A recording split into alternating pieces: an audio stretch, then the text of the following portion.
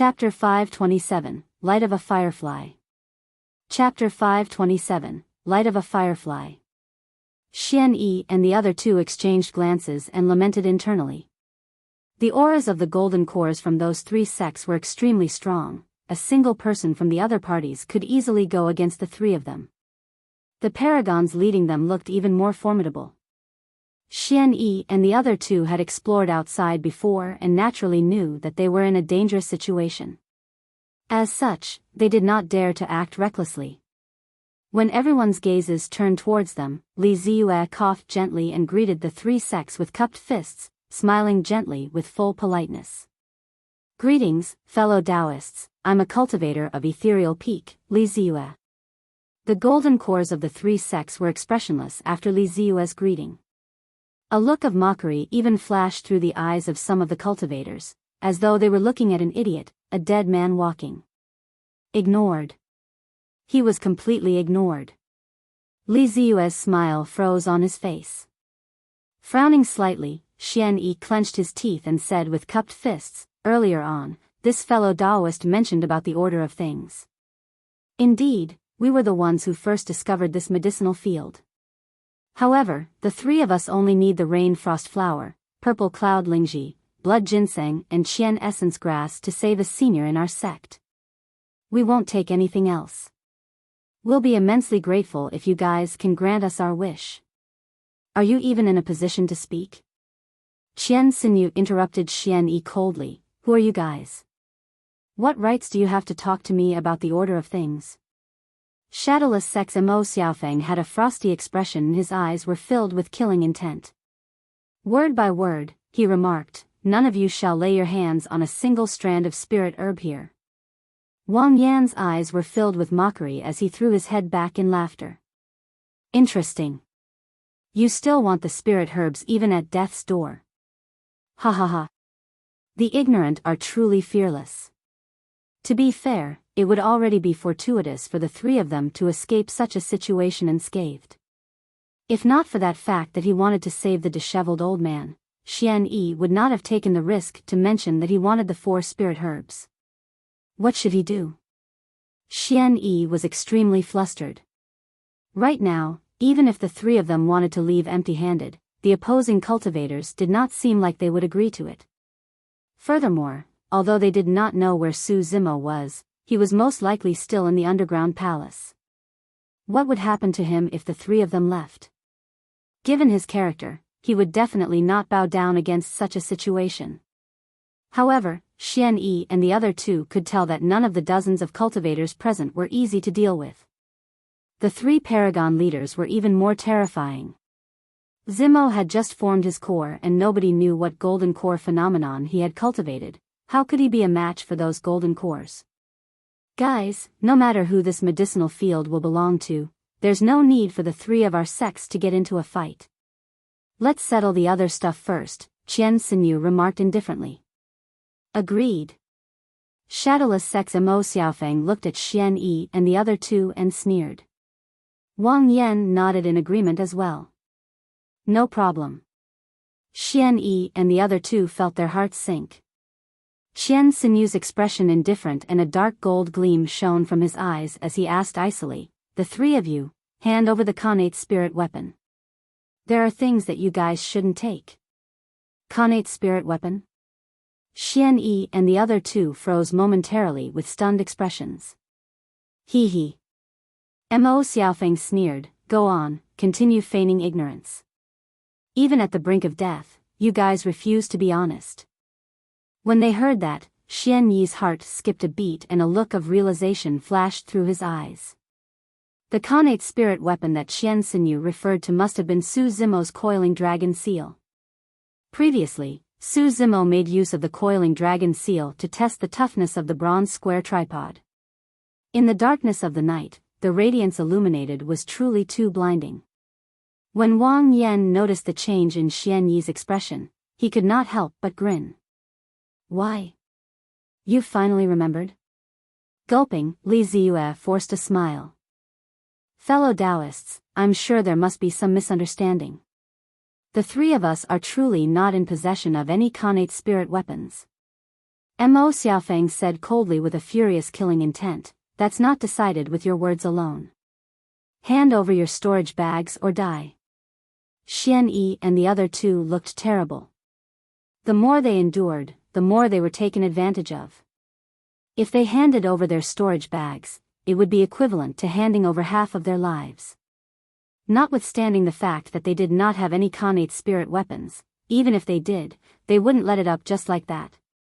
Gripping his fist to repress the rage in his heart, Xian Yi said with a dark voice, "Fellow Daoist, we're all golden cores.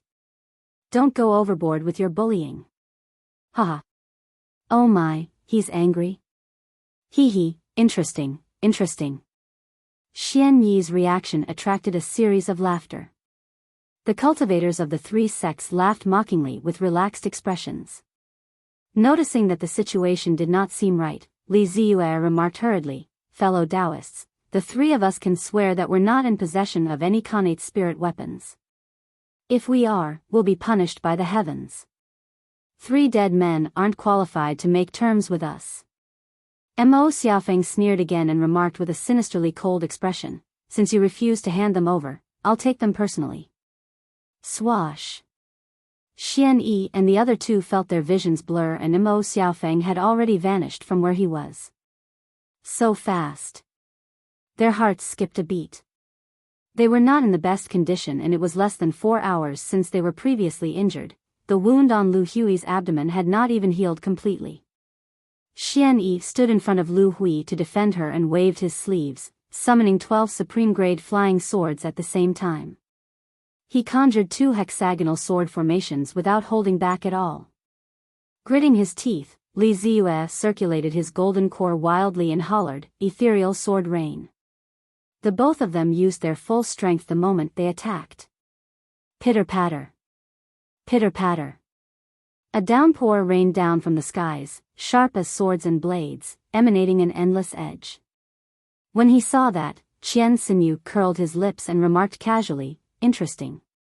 To think that you've managed to cultivate a golden core phenomenon as well. It's just that, your phenomenon is way too weak." Mo Xiaofeng reappeared by Xian Yi and the other two sighed with a sinister gaze. If Li Ziyue had released his golden core phenomenon slightly slower, Mo Xiaofeng would have definitely ambushed them silently. The 3 of them might have already been corpses by now. At this moment, they were protected by the ethereal sword rain. If Mo Xiaofeng wanted to attack them, he would have to go through the golden core phenomenon. How dare you embarrass yourself with such an inferior golden core phenomenon? Circulating his golden core, Mo Xiaofeng's eyes illuminated 2 dark streaks of light as he hollered, "Golden core phenomenon, shadowless twin darts." 2 dark gold darts appeared behind Mo Xiaofeng, resembling 2 short spears with a sharp aura. How dare the light of a firefly try to compete against the shine of the moon for glory? Break it. Mo Xiaofeng pointed forward. Shoo! Shoo! The long darts disappeared and 2 dark streaks of light appeared in midair, shooting forth with a terrifying shockwave that smashed against the screen of rain. Bang! Bang!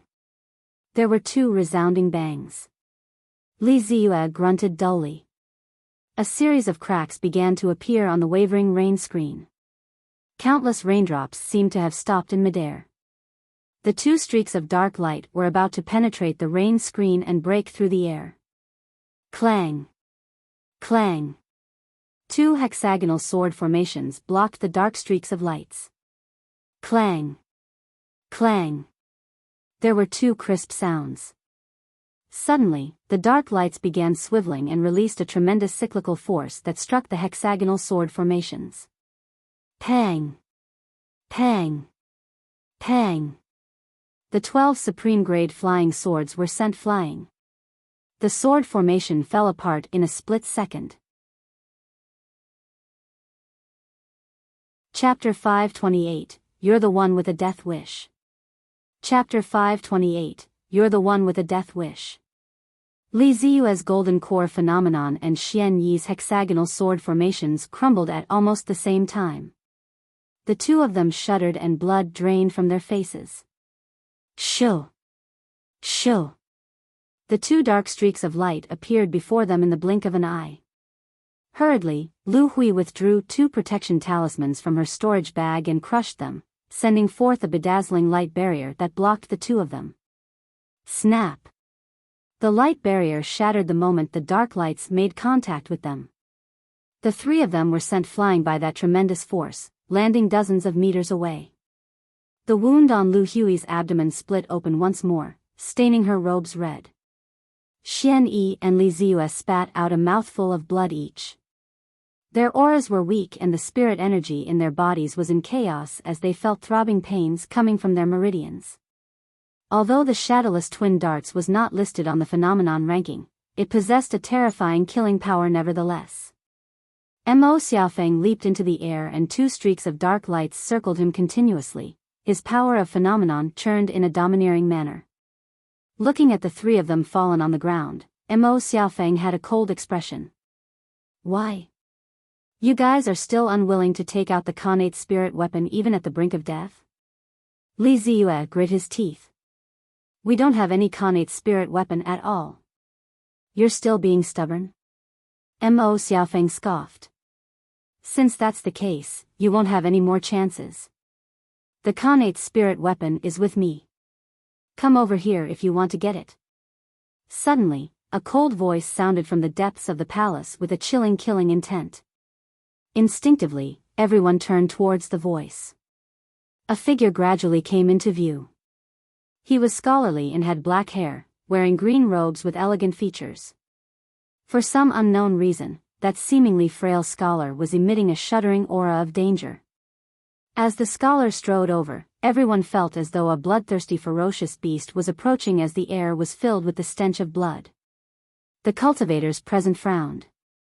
Wang Yan and Qian Xinyu, the 2 paragons, were slightly surprised and their gazes shimmered. They hadn't expected that there would be another cultivator in the depths of this underground palace. Furthermore, nobody realized when he appeared, not even them. Before long, the green-robed cultivator had already arrived before them. Here I was wondering how powerful this person is. So, he's only an early-stage golden core. Another person who wants to die. The golden cores present heaved a sigh of relief after checking out the intruder's cultivation realm using their spirit-peering arts. No matter how strong he was, an early-stage golden core wouldn't be able to cause much trouble. Zimo, you're back. When he saw Su Zimo appear, Xian Yi sighed internally, knowing that today's matters would definitely not end peacefully. Arriving beside the 3 of them, Su Zimo squatted down and checked their conditions. His expression only relaxed after seeing that they were in no danger of death. With a grim expression, Lu Hui whispered, Zimo, these guys are not easy to deal with. How about throwing out the Connate spirit weapon for them to fight among themselves first while we seize the chaos to escape? It's fine if we are bullied, what's important is that we get out alive. That's right. Li Ziyue added softly, there's too many of them and there are 3 cultivators with terrifying strength. You won't be a match for them alone, don't be reckless. Heis. Xian Yi sighed softly. If things don't look good, get out alone, Zimo. Don't be impulsive. It's alright, I'll settle this. Su Zimo had a calm expression and gestured for the 3 of them to feel assured. Wang Yan and Qian Xinyu glared at Su Zimo for a little while before relaxing. Although that scholar gave off an extremely dangerous aura, he was in a bad condition and his expression was somewhat pale. In fact, there was a hint of blood in his breath. That person was severely injured and seemed to have just gone through an intense battle. What a false alarm. He's of no threat. Qian Xinyu grinned and those words flashed through his mind. Lad, hand over the Connate spirit weapon, I can let you die with a whole corpse. Mo Xiaofeng glared down from above in a domineering manner. Rising slowly, Su Zimo did not look at Mo Xiaofeng, merely scanning his surroundings. His gaze swept by Qian Xinyu and Wang Yan as he asked instead, who else wants to get their hands on my Connate spirit weapon? Everyone was stunned. Was that scholar a fool? Wasn't he aware of the situation he was in? Ignored by Su Zimo, Mo Xiaofeng was thoroughly embarrassed as he snarled with killing intent spewing from his eyes, "Lad, I'm talking to you." Su Zimo did not look over at Mo Xiaofeng still, as though he did not know that the latter existed. "Isn't anyone going to reply?" Raising his brow, Su Zimo smiled and said with deep intent, "I'll be direct then. If you guys leave now, you'll get a chance to live. Don't regret if the fight truly breaks out." "Ah. Haha." The crowd first went silent. Right after, it burst with laughter. Some people clutched their stomachs while others bent over, as though they had heard the greatest joke in the world. Everyone looked at Su Zimo like they were looking at an idiot. Su Zimo smiled as well. In midair, Mo Xiaofeng's expression was menacing as he gripped his fists tightly. The two dark gold long darts around him were shuttling so quickly that they were even buzzing. Su Zimo's continued obliviousness towards him was driving him nuts. "You are courting death." The veins on Mo Xiaofeng's neck popped out and blood surged through him as he snarled word by word. Finally, raising his head slightly, Su Zimo looked at Mo Xiaofeng and replied indifferently, "You're the one with a death wish. Kill." No longer able to tolerate, Mo Xiaofeng hollered and the power of his phenomenon burst forth immediately. Two long darts turned into streaks of light that arrived instantly. Expressionless, Su Zimo was not flustered and swiped his storage bag gently. A gigantic golden seal appeared in his palms with a domineering aura, as though it could suppress all things. When they saw that gigantic golden seal, Wang Yan and Qian Sinyu's gazes turned incomparably fervent. Any single bit of hesitance they had disappeared as well. Everything else aside, that Connate spirit weapon made everything worthwhile. Su Zimo's power of his golden core was circulating wildly inside him. The coiling dragon seal in his palm expanded swiftly with an immense brightness akin to a blazing sun. Flying away from him, it blocked in front of Su Zimo. Clang! Clang! The two streaks of dark light could not dodge in time and struck the coiling dragon seal. However, they were repelled instantly. The coiling dragon seal did not budge at all. Mo Xiaofeng shuddered and a look of fear flashed through his eyes. That collision nearly shattered his golden core phenomenon. "You want to see a Connate spirit weapon?" Su Zimo's gaze lit up as he smiled sinisterly. "I'll let you see all you want." Boom! Descending from the skies, the coiling dragon seal turned into a gigantic golden mountain with a tremendous force. Roar! The dragon roar reverberated through the world and coiled around the mountain peak, causing it to descend at a faster speed with a fiercer power and more intense aura. Under the shroud of the coiling dragon seal, many golden cores felt their hearts skip a beat and retreated right away. Snap! Slamming against Mo Xiaofeng's shadowless twin darts, the coiling dragon seal shattered the former's golden core phenomenon instantly. Mo Xiaofeng shuddered and spat out a huge mouthful of blood with a battered expression. A dark shadow engulfed Mo Xiaofeng and he could not escape at all. Utterly scared out of his wits, he crushed a protection talisman hurriedly while yelling, "Fellow Daoist, please show mere." Before he could finish, a sludge of blood appeared beneath the golden mountain peak. The paragon of shadowless sect was killed by the coiling dragon seal without a corpse left. Chapter 529, Start of the Massacre. Chapter 529, Start of the Massacre. Silence ensued in the underground palace instantly. Cultivators of Stellar Luna Sect, Shadowless Sect and Blaze Columbus Valley looked at everything with widened eyes in disbelief. Prior to this, no one would have imagined that a single attack from a seemingly frail scholar would kill the paragon of Shadowless Sect instantly. Against the suppression of the Connate spirit weapon, the shadowless twin darts that destroyed the ethereal sword rain, hexagonal sword formations and protection talismans was akin to a piece of paper, unable to withstand a single blow. Decisive to kill. 3 words flashed across everyone's mind. It was too ruthless. In such circumstances, unless they were paragons of the immortal, Buddhist and Fiend super sects, any other golden core wouldn't dare to be reckless. With the death of Mo Xiaofeng, there was now no way of reconciliation for both parties. Although everyone was shocked, their gazes remained cold. To them, Xian Yi and the other two were severely injured and their combat strength could be ignored, whereas Su Zimo was alone. No matter how strong he was, he could not defend against the combined attacks of so many golden cores. Furthermore, Su Zimo was only at early stage golden core. The remaining 7 cultivators of Shadowless Sect left slowly, delving into the darkness without a trace, as though they had disappeared. Qian Sinyu and Wang Yan glared at the gigantic golden seal with fervent gazes. The fact that an early-stage golden core could produce such terrifying killing power proves that the gigantic seal was extraordinary. If either of them got their hands on it, their combat strength would double at the very least. With the seal, they could definitely dominate everyone when they enter the intermediate ancient battlefield 20 years later and gain fame. All right. Wang Yan roared into laughter. Good moves, fellow Daoist. I'm rather impressed. Hand the Connate spirit weapon to me first and I can make the decision to let you join Blaze Columbus Valley so that you can follow me from now on. Su Zimo smiled with a flash of mockery in his eyes.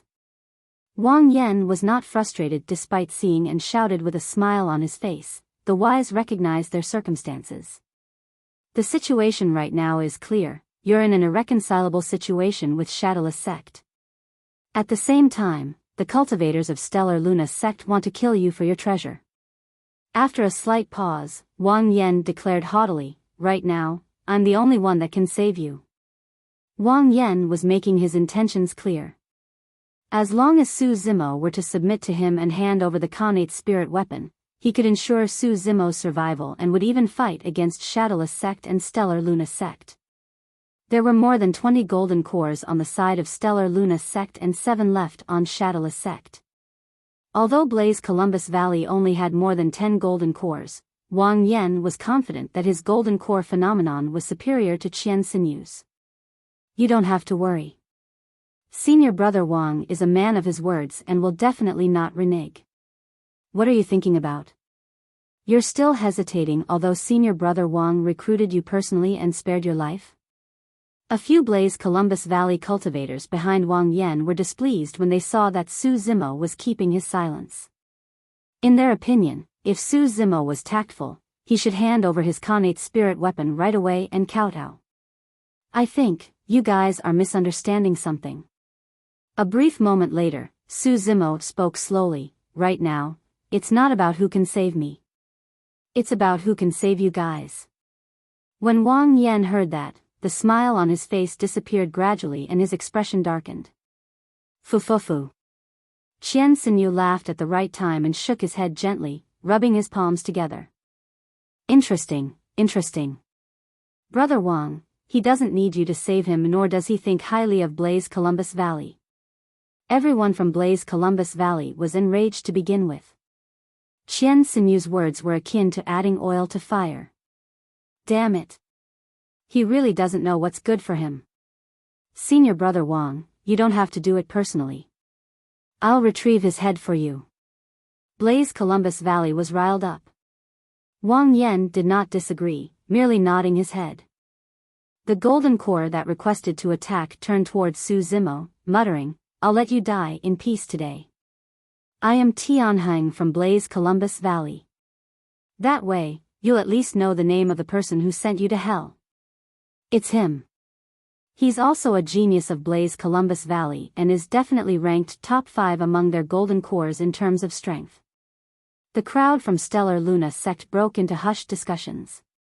Tianheng did not circulate spirit energy nor did he summon any spirit weapons, merely walking over barehanded. Su Zimo's expression did not change at all as he glanced at Tianheng and understood. All of a sudden, when he was around 10 feet away from Su Zimo, Tianheng increased his speed. There was a boom. Extending his feet, Tianheng stomped on the ground and his blood chi burst forth. Like a sharp arrow, he arrived before Su Zimo instantly and his killing intent was so sharp that it almost materialized. Su Zimo did not move at all, as though he could not react in time. Although Tianheng was at late-stage golden core, he did not underestimate his opponent. He knew that Su Zimo was in possession of a connate spirit weapon and was tough to deal with, enough to pose a threat to him. That was the reason why he feigned weakness and only struck when he was close enough. Prepare to die. With a menacing expression, Tianheng slung his fists onto Su Zimo's head. Sneering coldly, Su Zimo did not dodge nor avoid and instead, punched in return against the incoming attack. Snap! The sound of bones cracking could be heard. The bones in Tianheng's palms were shattered and his wrist snapped, revealing white bones. Instantly, cold sweat rolled down. Tianheng's face was already distorted. As for Su Zimo, he did not stop at all and his punch continued with its momentum after crushing Tianheng's hand. His palm opened up like it wanted to engulf the entire world. A patch of darkness shrouded over Tianheng's head. Su Zimo's palm landed on the top of Tianheng's head and pushed down forcefully. Crack! Crack! Crack! Tianheng's massive head was pushed right into his chest and the tendons and bones on his neck snapped. He died on the spot, turning into a mist of blood. Tianheng would have never imagined that his foundation and pretense was exposed with a single glance from Su Zimo. More than that, he would not have expected that Su Zimo was almost invincible within 10 feet. To Su Zimo, his actions, calculations and attacks were akin to a joke. In less than a single round of exchange, Blaze Columbus Valley's Tianheng's corpse was laid on the ground. Almost at the same time, a cold glint appeared behind Su Zimo at his blind spot. Immediately after, a vague shadow appeared on the ground. The cultivators of Shadowless Sect made their move. It was an extremely precise timing, but the only miscalculation was that Tianheng died too quickly. The cicada senses autumn coming before the wind even starts to blow. With the warning from his spirit perception, Su Zimo slapped in reverse without even turning back. His arm swept through the void, thick as the trunk of a primordial divine elephant. A crisp sound exploded in the air and met the incoming long sword. Clang! An ear-piercing sound rang and the sword quivered violently. Right in front of countless gazes, the superior-grade sword that carried the power of a golden core was shattered into shards by Su Zimo's seemingly limp arm, scattering on the ground. Poof! Pointing forward, Su Zimo tapped the glabella of the Shadowless Sect cultivator. A bloodied hole formed. Grisly fresh blood began to flow. Su Zimo's body was way too strong. He could snap a spirit weapon with his palm and that finger penetrated the bones of that cultivator with ease. In the blink of an eye, 2 more golden cores were dead. As for the massacre, it had only just begun. Chapter 530, Battle Against the Cultivators. Chapter 530, Battle Against the Cultivators. How dare you! Wang Yan hollered, wanting to stop things, but it was too late. Tianheng died too quickly without even lasting a single round. When he witnessed Tianheng's death, Wang Yan was enraged. His eyes seemed like they were burning with fire. Kill him. Qian Xinyu waved his hand indifferently. Many golden cores behind the 2 paragons swarmed forward with furious killing intents, attacking in succession. The cultivators that accompanied Wang Yan and Qian Xinyu to the Great Qian ruins were not weaklings in their sects, and there were extremely few early-stage golden cores. Most of them were at mid or late stage. Instantly, sword chi streaked through the air and resplendent light filled the skies. Many flying swords and spirit weapons howled like the wind. Countless spirit arts released terrifying energy shockwaves, causing the spirit chi in the void to fluctuate in chaos. The attacks were everywhere. Su Zimo was situated in the center of the battlefield all alone, similar to a sampan in a raging ocean that could sink at any moment. However, his expression was still calm and composed, as though he could not sense that he was in danger. His black hair swayed gently and 2 beams of divine lights shone from his eyes as he took a deep breath before opening his mouth. Kill! His voice was like thunder, shaking the 9 heavens. After cultivating his inner core, Su Zimo's skin, flesh, tendons, bones, marrow and organs underwent yet another transformation. The power of his thunderclap kill rose as well. That single howl was akin to an ancient demon's howl. Arriving suddenly, the underground palace trembled as dust fell endlessly. The shadowless sect cultivators that were initially hiding in the darkness with the help of blind spots and the environment shuddered, revealing themselves. The cultivator closest to Su Zimo had a pained expression and his features were contorted. Bending over, he clutched both ears and blood seeped through the gaps in his fingers. Su Zimo's howl ruptured that person's eardrums right away. All the flying swords, spirit weapons and even spirit arts that were directed towards Su Zimo paused for a split second. That single second might not have amounted to much for anyone else. However, in this battlefield, it was the difference between life and death for some cultivators. In a flash, Su Zimo lunged towards the shadowless sect cultivator closest to him. Seizing the opportunity while that person was stunned by thunderclap kill and had yet to react, he leaped up and tapped the front of his feet on that person's head gently. Snap! That person's head split into pieces and he died on the spot. Using that person's head as a support, Su Zimo changed directions rapidly and arrived before another shadowless sect cultivator. That cultivator was shocked and could not react in time at all. He had just raised his arms when Su Zimo's punch had already landed on his chest. Poof! That person's chest caved in and protruded out from his back. His body was penetrated by a single punch from Su Zimo and he fell forward stiffly. Blood gushed out from the gaping hole and his gaze dimmed. It was clear that he could not survive. Rise! At the same time, Su Zimo's eyes lit up and he waved his sleeves. Not far away, the coiling dragon seal rose from the ground and illuminated with a blinding golden light.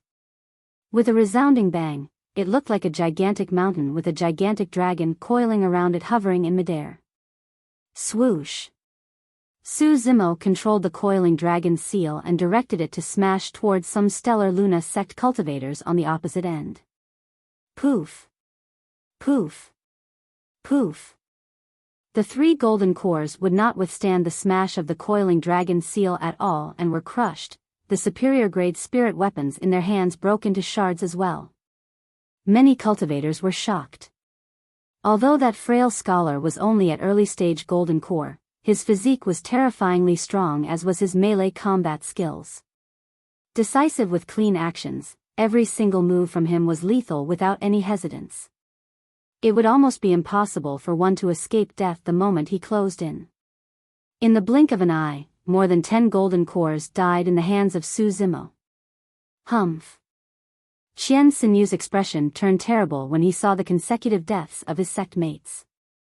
In his opinion, it was extremely easy to deal with an early-stage golden core like Su Zimo, even if the latter had a connate spirit weapon in his possession. After all, even if Su Zimo had 3 heads and 6 arms, he wouldn't be able to defend against more than 10 golden cores attacking him at the same time. However, as time passed by, be it Qian Sinyu or Wang Yan, both of them felt things getting troublesome. This Su Zimo was much more frightening than they had imagined. He was extremely strong in melee combat and had unusual movement techniques. Shuttling through the crowd with a pair of spirit wings, no one could injure him at all. A while later, it was the 3 sects that was suffering immense losses with golden cores falling one after another instead. If this continued, all their fellow sect mates would be massacred by Su Zimo before the 2 of them had their chance to attack. In reality, the reason why both Qian Sinyu and Wang Yan did not strike immediately was because they were wary of one another. Both of them expected an immense battle to break out between Stellar Luna sect and Blaze Columbus Valley after Su Zimo's death. They were not only fighting for the medicinal field here, but the connate spirit weapon as well. Both of them were guarding against the other. But now, the way the situation unfolded had gone beyond their expectations. Narrowing his gaze, Qian Sinyu suddenly said, "Brother Wang, there's no need for us to continue wearing each other down as such." "Oh? What do you mean?" Wang Yan asked instead. "Let's join hands and kill this person first. As for the connate spirit weapon and medicinal field, we'll make a decision for it later." Qian Sinyu replied with a deep voice. All right. The moment he replied, the two of them attacked together with a tacit understanding. Meteor fall. Qian Sinyu shifted his fingers and pointed forward, shouting softly while channeling his spirit perception. Spirit qi gathered towards Qian Sinyu's fingertip continuously. Boom! In the blink of an eye, a gigantic meteor hovered before Qian Sinyu and crashed down towards Su Zimo's head. The meteor descended at a terrifying speed and was even blazing with flames on its surface, letting out a frightening might that threatened to pierce the vast lands. Su Zimo was expressionless and slapped his storage bag. Instantly, 18 supreme-grade flying swords appeared before him. With his control, 18 flying swords streaked horizontally, leaving streams of sword chi and a piercing frost. Clang! Clang! The 18 flying swords buzzed and quivered, swiftly forming a sword formation that resembled a blazing sun. It spun continuously and surged towards the incoming meteor. Boom! The meteor collided against the sword formation with a loud bang. The collision of the two opposing powers caused a massive energy light wave to spread out in all directions. The aftershock of that power was extremely terrifying, surging towards the medicinal field in the distance. The 10,000-year vermilion fruit that was in the center swayed, letting out an invisible energy that caused the aftershock to dissipate. Clang! Clang! Clang! The sword formation engulfed the meteor and slashed it repeatedly, leaving countless scars behind. After a brief pause, the meteor exploded. No longer able to sustain, the candlelight sword formation fell apart as well. Qian Sinyu's expression was grim when he saw that. That spirit art could be considered as Stellar Luna Sect's killing move. Its true power did not lie in the moment the meteor landed, but the terrifying power that was released during its final explosion. Any cultivator that did not notice that would definitely be severely injured by the explosion of the meteor. Unfortunately, that spirit art was blocked by the candlelight sword formation and the meteor fragments could not get close at all, let alone injure Su Zimo. Chapter 531, Two Great Phenomenons. Chapter 531, Two Great Phenomenons. Wang Yan's fingertips danced the moment Qian Sinyu attacked, conjuring a spirit art that heated up the surroundings instantly. Flame Spear. He shouted and a long spear condensed in the void before him, blazing with raring flames. The spear was red from the heat and burned with a crystalline luster. Go! Surging forward, the flaming spear emitted a heat wave that caused the air to sizzle. Su Zimo channeled his bloodline while controlling his candlelight sword formation to defend against Qian Sinyu's meteor fall. The power of thunder that was hidden in Su Zimo's bloodline sizzled in his palms, forming an electric spear that was blinding. Boom! The two different powers of thunder and fire collided and let out a resounding bang. Although Su Zimo was 2 cultivation realms below Wang Yan, he achieved the legendary Extreme Foundation Establishment realm. Even at early-stage Golden Core, he was not inferior to late-stage Golden Cores in terms of strength. Furthermore, that Thunder Spear was created from the Void Thunder Manual. The Void Thunder Manual was a mental secret skill that was compiled from the Thunder Emperor's lifelong learning. Although there was only a single remnant page, the power it contained was unimaginable. The flaming and thunder spear clashed. Lightning flashed everywhere and sparks flew. In that collision, Wang Yan did not gain any advantages and was instead being pushed back. While defending against the attacks of the two Paragons, Wang Yan and Qian Sinyu, Su Zimo channeled his coiling dragon seal and smashed it towards the crowd. Tragic shrieks sounded as a blood mist spread through the palace. When he was at Extreme Foundation Establishment Realm, Su Zimo could already kill early mid-stage golden cores with his coiling dragon seal. Now that he had formed his core and was able to release the full power of the coiling dragon seal, coupled with the terrifying power of the golden core realm itself, no ordinary golden core could withstand the might of the coiling dragon seal. Even if there were any golden cores that could conjure golden core phenomenons, they could only survive by a bare margin. Against the repeated collision and suppression of the coiling dragon seal, the golden core phenomenons of the golden cores could not hold out at all and broke apart. Not only did Wang Yan and Qian Xinyu fail to control Su Zimo after attacking, cultivators of the three sects were falling apart instead. Brother Wang, let's not hold back anymore at a moment like this. Qian Xinyu's gaze was grim as he said with grit teeth. Wang Yan's expression was solemn and his gaze flashed fiercely. In reality, although the both of them attacked, they had yet to use their full strength and were still wary against the other. For golden cores, golden core phenomenons were their greatest killing moves. However, they could not release their golden core phenomenons repeatedly within a short period of time. Between Wang Yan and Qian Xinyu, if either of them were to release their golden core phenomenons first, the power of their phenomenons would weaken after Su Zimo was dead, and that was equivalent to them losing an ace up their sleeves. At that time, they would definitely be disadvantaged in the fight for the Khanate spirit weapon and medicinal field. Therefore, although the two of them joined the fray on the surface, they were still mindful of one another and hiding tricks up their sleeves. But now that the cultivators of their sects were dead and gravely injured, they would most likely be the only two remaining if this continued. Both of them could not hold out for much longer. All right. Wang Yan's eyes flashed with a look of resolve as he said deeply, let's join hands and release our golden core phenomenons to kill this lad first. Completely agreed. Qian Xinyu nodded. The two of them exchanged glances and circulated the power of their golden cores tacitly, releasing their golden core phenomenons. It was rare for two paragons of different sects to have such a chemistry at this moment. Although neither of them said it, both of them knew in their hearts that they were already feeling pressure against the frightening combat strength displayed by Su Zimo. Golden core phenomenon, solar luna stellar lumen. Qian Xinyu's eyes flashed like the dazzling stars of the night. A sky seemed to appear above him with a gigantic moon and stars dotted everywhere, spilling endless starlight. Although it looked mysterious, it possessed a shocking killing intent and let out a shuddering energy shockwave. Su Zimo narrowed his eyes. The solar luna stellar lumen was ranked 92 on the previous phenomenon ranking. It was created by harmonizing with the moon and countless stars while forming a core.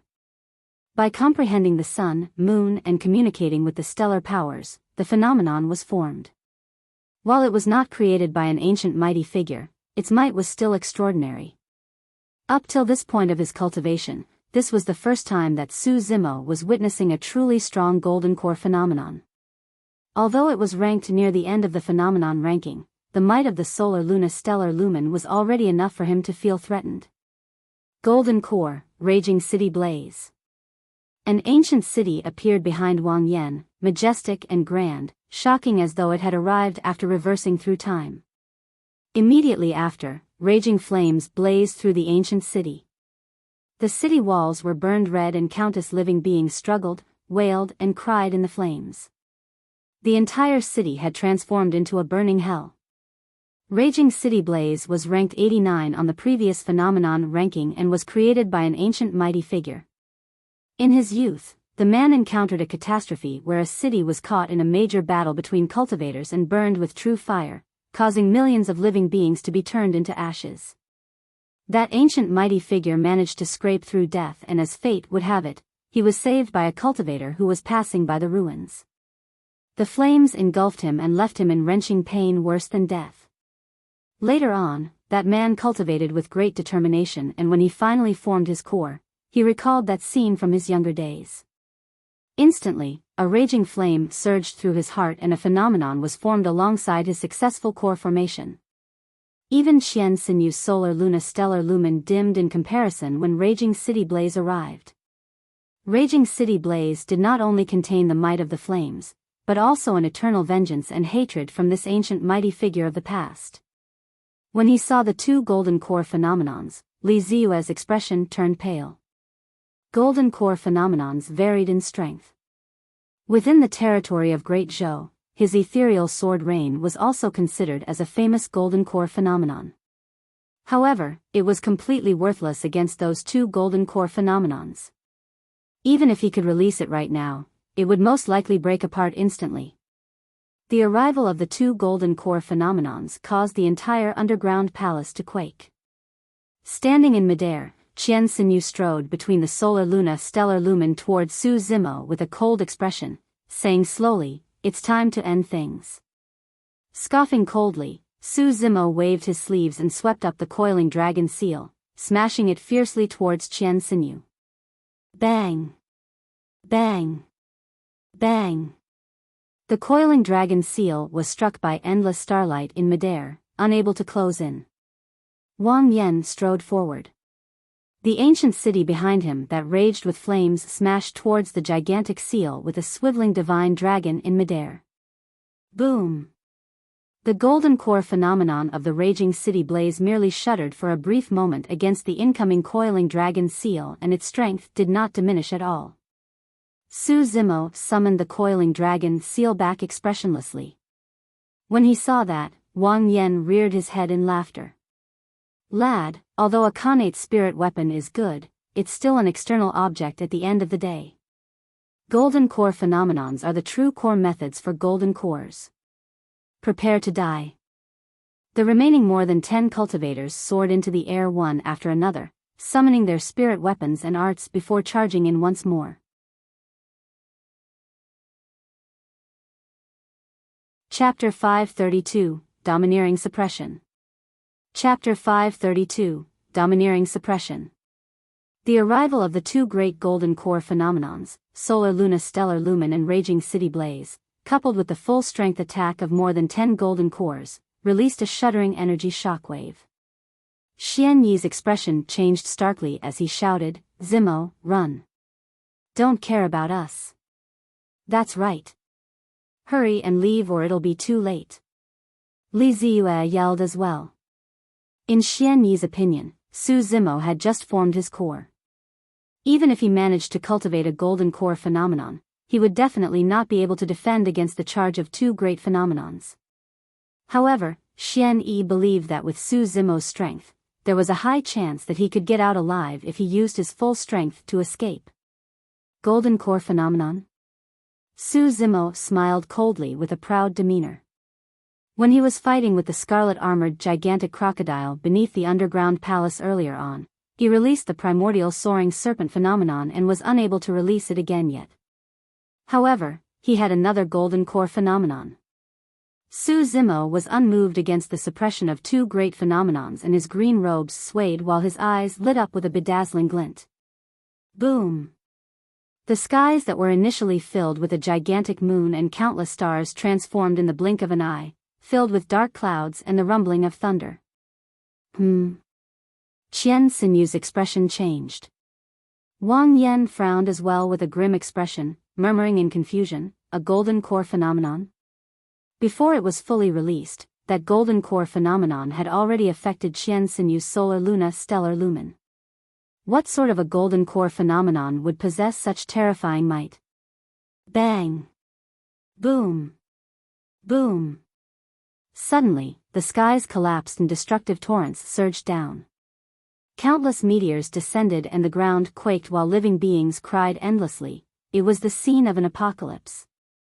Instantly, the starlight dimmed.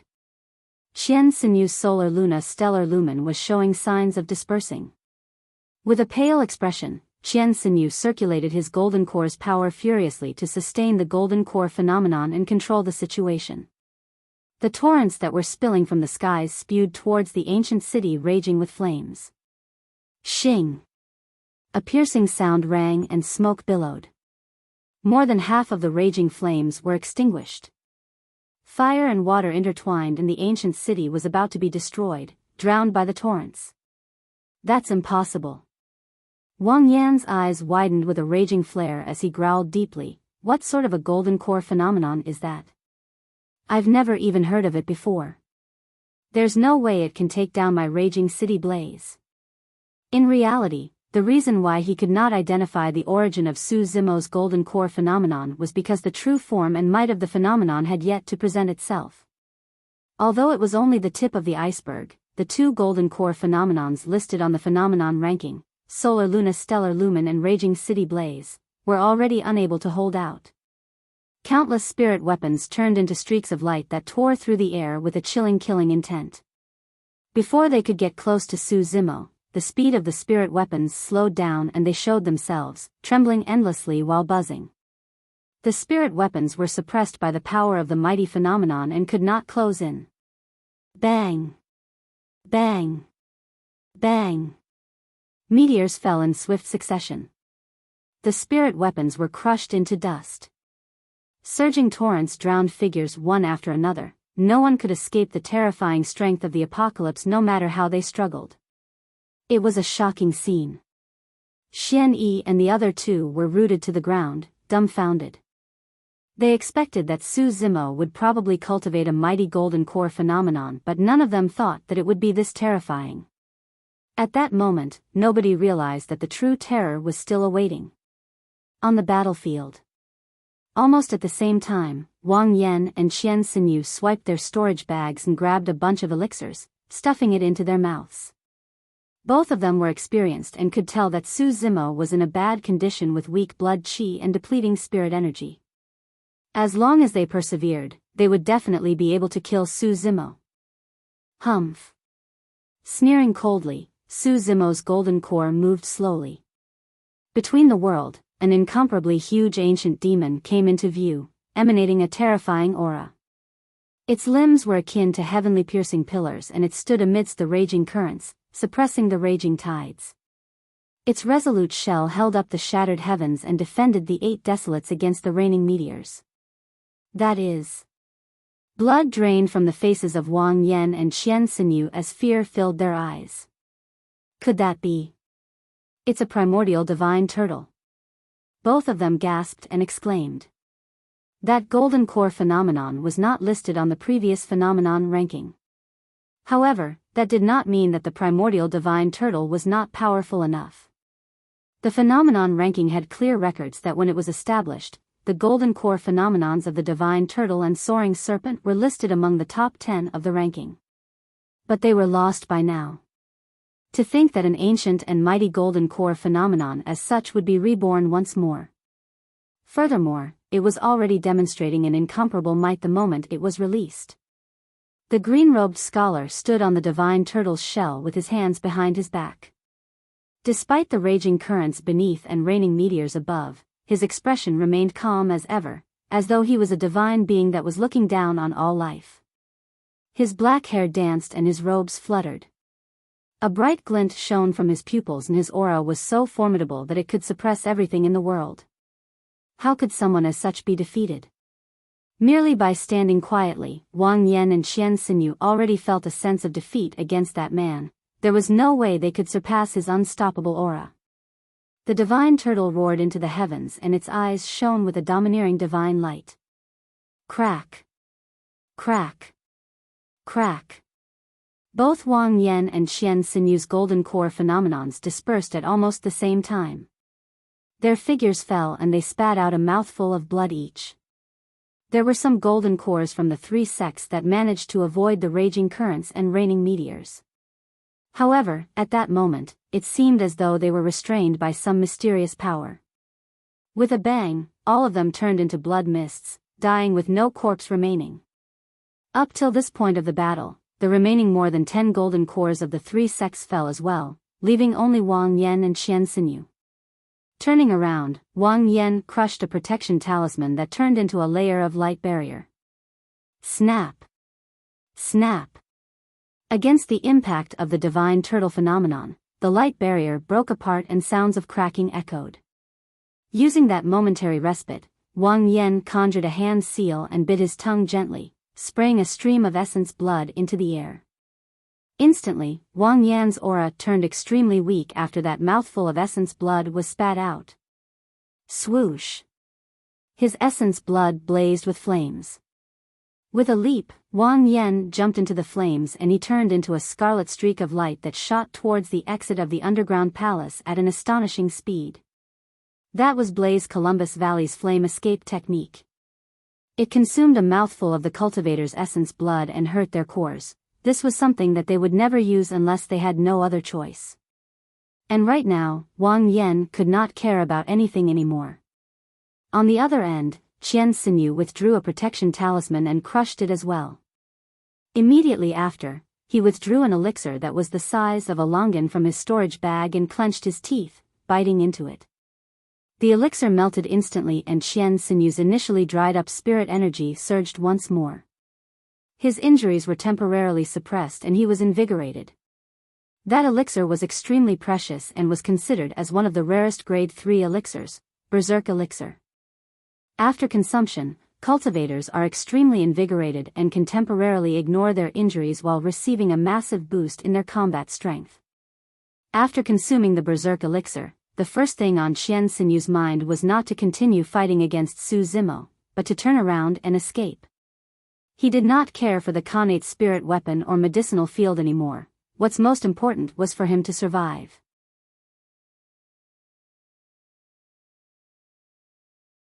Chapter 533, Absolute. Chapter 533, Absolute. In the Tianhuang North region, the strength of Stellar Luna Sect and Blaze Columbus Valley was above Ethereal Peak. As the paragons of those two sects, Wang Yan and Qian Xinyu had survival methods and were difficult to kill in the first place. Furthermore, Su Zimo was severely injured by the scarlet-armored gigantic crocodile in the underground cave and was now battling with heavy injuries. Qian Xinyu and Wang Yan escaped frantically and Su Zimo's golden core phenomenon was already unable to hold out, fading gradually while his golden core throbbed in pain. That was a sign that his spirit energy was being pushed to its limits. Su Zimo was filled with killing intent and a fierce gaze. He must not let the two of them escape. If they got out, the location of the medicinal field would definitely be leaked out.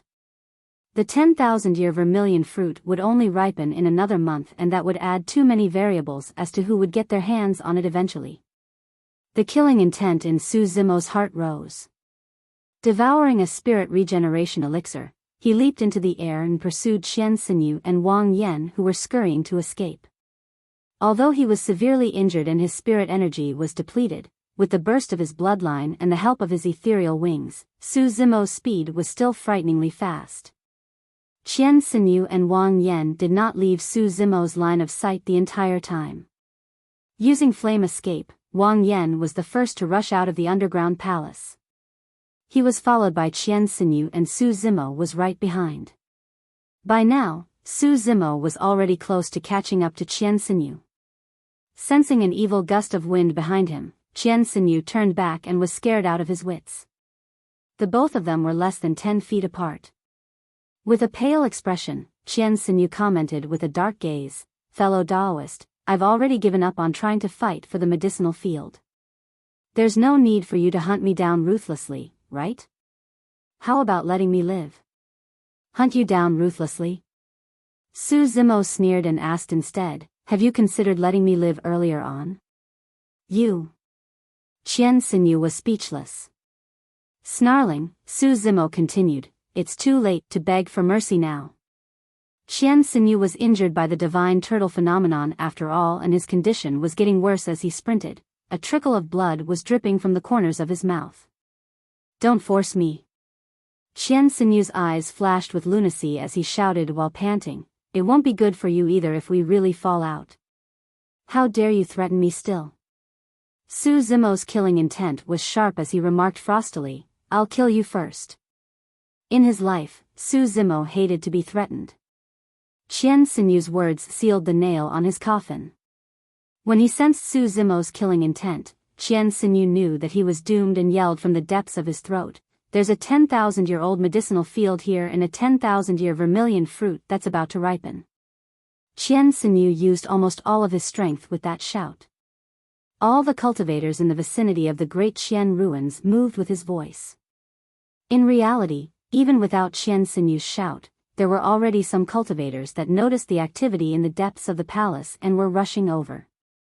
Some of their movements were already heard by Su Zimo. There were also cultivators appearing in his line of sight. He could not let things drag on anymore. With a cold gaze, Su Zimo slapped his storage bag and withdrew a moon-white gigantic bow. Pausing in his tracks, he loaded the bow and aimed at Qian Xinyu's back. Whoosh! 5 spirit patterns shone on the moon-white gigantic bow brightly. If anyone focused their attention, they would vaguely see that there was a 6th spirit pattern on the bow. However, that 6th spirit pattern had not formed and materialized completely. It was the quasi-connate spirit weapon, Moon Concealment Bow. Channeling his bloodline, Su Zimo drew the bow with a shocking divine power as though he was hugging a full moon. Shoo! A sharp arrow tore through the air at an extremely fast speed, arriving instantly like a flash of lightning. Qian Xinyu felt the killing intent behind him as well. Without even turning back, he crushed a protection talisman right away and dodged to the side with all his might. A flash of blood appeared. Even so, Qian Xinyu was still a step slower and his right chest was penetrated by Su Zimo's arrow, causing blood to spurt out. There was no way of withstanding the might of the Moon Concealment Bow unless he was using a top-tier protection talisman. That arrow did not pierce Qian Xinyu's heart. However, his lung was pierced and the tremendous force ripped his lung apart, almost rupturing his other organs as well. Qian Xinyu let out a weird sound as though his throat was a windpipe that was leaking air. Even if you kill me, you won't be able to survive. Fresh blood was being coughed out of Qian Xinyu's mouth as his eyes turned bloodshot. Although he could struggle to stand in midair, he could not survive for much longer. Shoo! Shoo! Shoo! There was a loud sound of arrows piercing through the air. A series of dark lights shot into Qian Xinyu's body. The chase had already led the two of them away from the forbidden grounds of the palace and they were now outside. Not far away, a pair of archers patrolling the palace fired more than 10 malevolent arrows, almost riddling Qian Xinyu's entire body with holes. Bang! Qian Xinyu's body exploded and he turned into a blood mist that spread out in midair. The golden core paragon of Stellar Luna sect was buried in the great Qian ruins. Wang Yan had already fled far away using flame escape and was almost out of Su Zimo's line of sight. There were ways for Su Zimo to kill Wang Yan as well. If he were to release blood escape, he would definitely be able to catch up to Wang Yan. Otherwise, if Su Zimo were to circulate his inner core and burst forth with his blood qi, he could receive a boost in speed and hunt down Wang Yan with his demon form. In that case, Wang Yan would almost definitely be dead as well. But now, there were already more and more cultivators rushing over to where he was. Those two methods were both inappropriate. Furthermore, if Su Zimo were to continue chasing, it would mean leaving Xian Yi and the other two alone in the underground palace. Given their severe injuries, they could meet with danger at any moment. More than 10 archers in the palace turned their sights towards Su Zimo and started drawing their bows in unison, prepared to attack once more. After a moment of contemplation, Su Zimo decided to retreat to the forbidden grounds of the palace and turned around, speeding in the direction of the underground palace. Before he arrived at the entrance, he already caught sight of multiple cultivators swarming towards the underground palace. The remark that Qian Xinyu shouted prior to his death had still attracted quite a bit of trouble. All of you, get lost. Before he arrived, Su Zimo sprinted over and shouted like a god of war, his black hair swaying while his gaze burned. Xian Yi and the other two were severely injured in the underground palace. Su Zimo would definitely not allow the three of them to be met with danger. The treasures of the world belong to the strong. Who are you to stop us? Someone swept his gaze at Su Zimo and sneered after seeing that the latter was only at early-stage Golden Core realm. Without saying anything more, Su Zimo raised the Moon Concealment Bow in his hands and fired an arrow. Shoo! Poof! A dark light streaked by and that person's throat was pierced, dying on the spot without making a sound. Perfect spirit weapon? No, there seems to be a 6th spirit pattern that's almost forming. That's a quasi-connate spirit weapon. Insolent. When someone saw the Moon Concealment Bow in Su Zimo's hands, greed filled his eyes as he hollered, "Unknown demon, how dare you act so insolently here?" Su Zimo scoffed coldly and loaded an arrow. Shoo! Poof! A flash of blood appeared. Yet another golden core fell from midair. 2 consecutive arrows murdered 2 golden cores one after another. Su Zimo's torrential ferocity was absolute and stunned almost all the cultivators present instantly.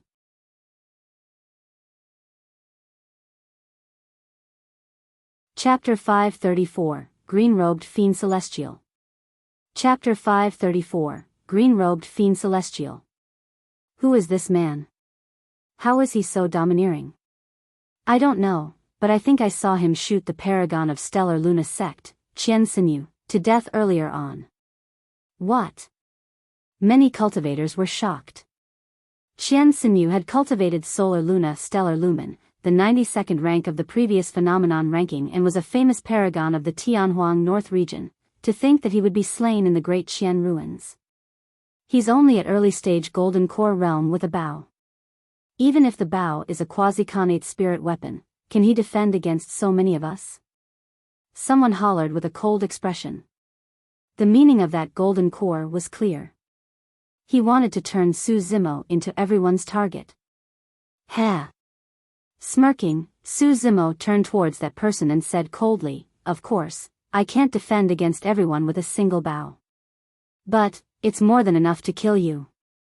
Raising his moon concealment bow, Su Zimo drew the bowstring. Splash! His bloodline surged with a torrential might, akin to raging tsunamis. Many cultivators were shocked. Tsunami blood. Some cultivators exclaimed. Squeak, squeak. The bowstring quivered and was gradually drawn, letting out a squeaking sound. The moon concealment bow was not heavy by itself, but one would not be able to draw its bowstring unless they possessed shocking divine might. That was also the reason why the killing power of the moon concealment bow was so terrifying. A single arrow that was shot out did not only possess the might of the quasi-connate moon concealment bow itself, but also the burst of the bloodline that was used to draw the bowstring. An arrow tore through the air with a tremendous might at lightning speed. The moon shone brightly up in the night skies. As though it was sucked in by some mysterious power, moonlight streamed into Su Zimo's embrace continuously, letting out a shuddering energy shockwave. Su Zimo looked like he was hugging a full moon. The cultivator that spoke and was now targeted by the moon concealment bow felt his hairs stand on end and gasped. In fact, he saw a hallucination from the depths of his heart. There was no way for him to avoid that arrow at all. Instantly, cold sweat poured down from his forehead. The sweat trickled into that man's eyes, but he did not dare to blink at all. He was afraid that he would never open his eyes again after blinking. His line of sight was turning blurry after being covered by sweat. Su Zimo's figure seemed like it had already vanished, leaving only a full moon in midair with a chilling killing intent. Buzz! Su Zimo released his fingertip and the bowstring quivered violently. A divine light burst forth and delved into the voids. The pupils of that golden core constricted fiercely. Just as he withdrew a defensive spirit weapon from his storage bag, his chest was pierced by an arrow with blood gushing out. That person fell from midair and died on the spot. Fast. It was too fast. Although he was mentally prepared, he could not dodge it at all. This man is so ruthless and evil in his ways. He's definitely someone of the fiend sections. Cultivators, let's work together and kill an evildoer like him. Another cultivator yelled.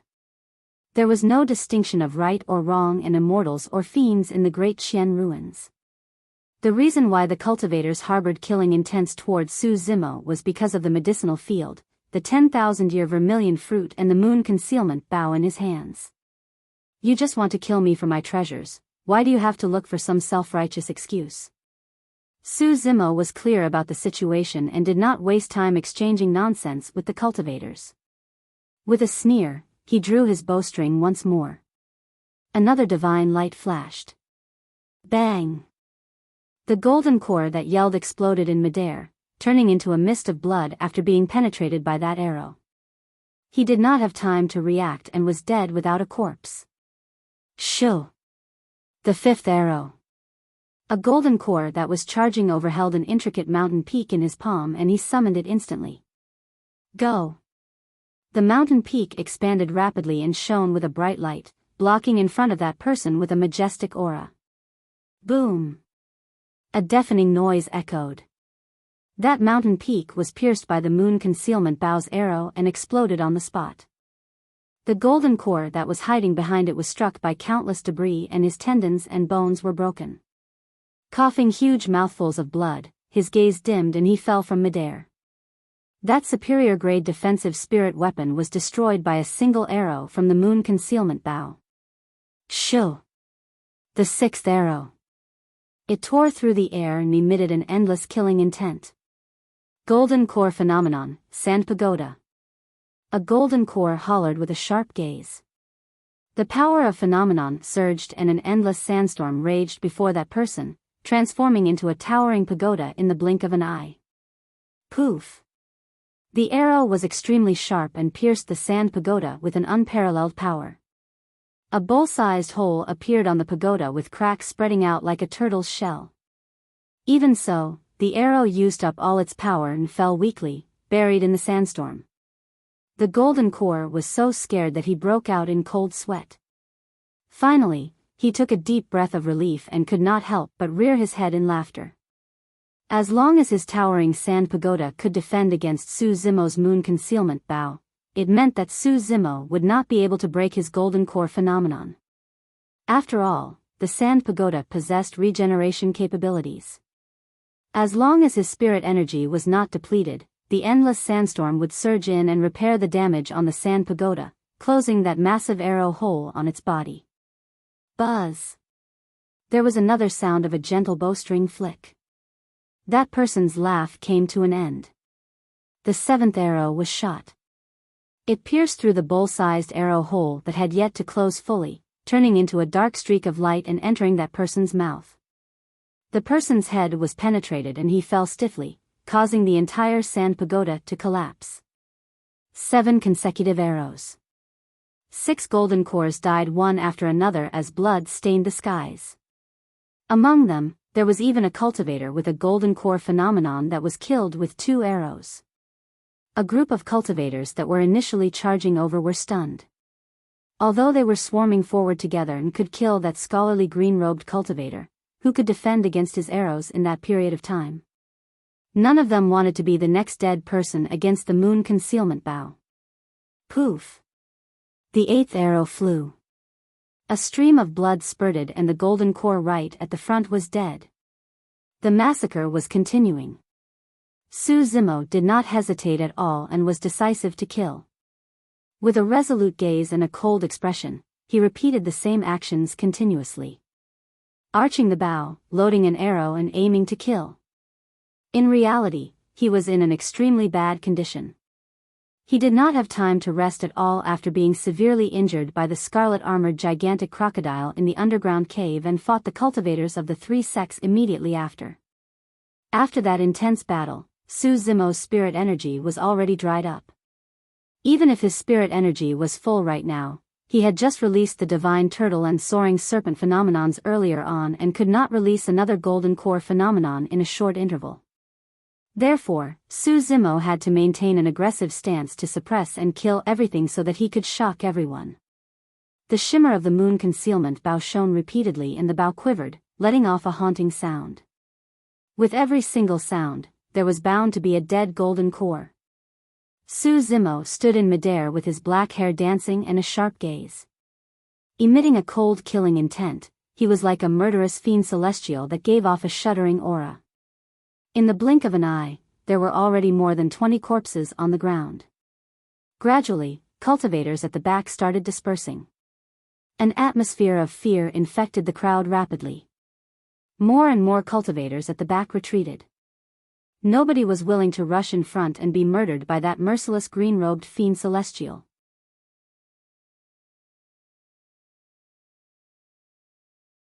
Chapter 535, Departure. Chapter 535, Departure. Many cultivators retreated one after another at the back and had already created a distance with Su Zimo in the blink of an eye. Everyone watched from afar, not daring to advance. Even so, none of them left. The entrance of the underground palace that was buried for 10,000 years was exposed and everyone wanted to explore it. Sneering internally, Su Zimo put away the moon concealment bow and entered the underground palace once more in a flash. Sprinting the entire time, he arrived at the medicinal field before long. Zimo, are you alright? Xian Yi and the other two hurried over when they saw Su Zimo return. All of them were severely injured and did not have the chance to do anything for the previous battle. Now that they had rested for a while and consumed a few elixirs, Xian Yi and the others recovered some stamina and their injuries were stable for the moment too. Seeing that they were in acceptable conditions, Su Zimo said darkly, "We can't stay here for too long. Let's take away the spirit herbs in this medicinal field and leave the great Xian ruins as soon as possible." Wang Yan had already escaped. There were many more cultivators surrounding outside and even more were gathering towards them. This underground palace could not remain hidden. There was another month to go before the 10,000-year vermilion fruit ripened.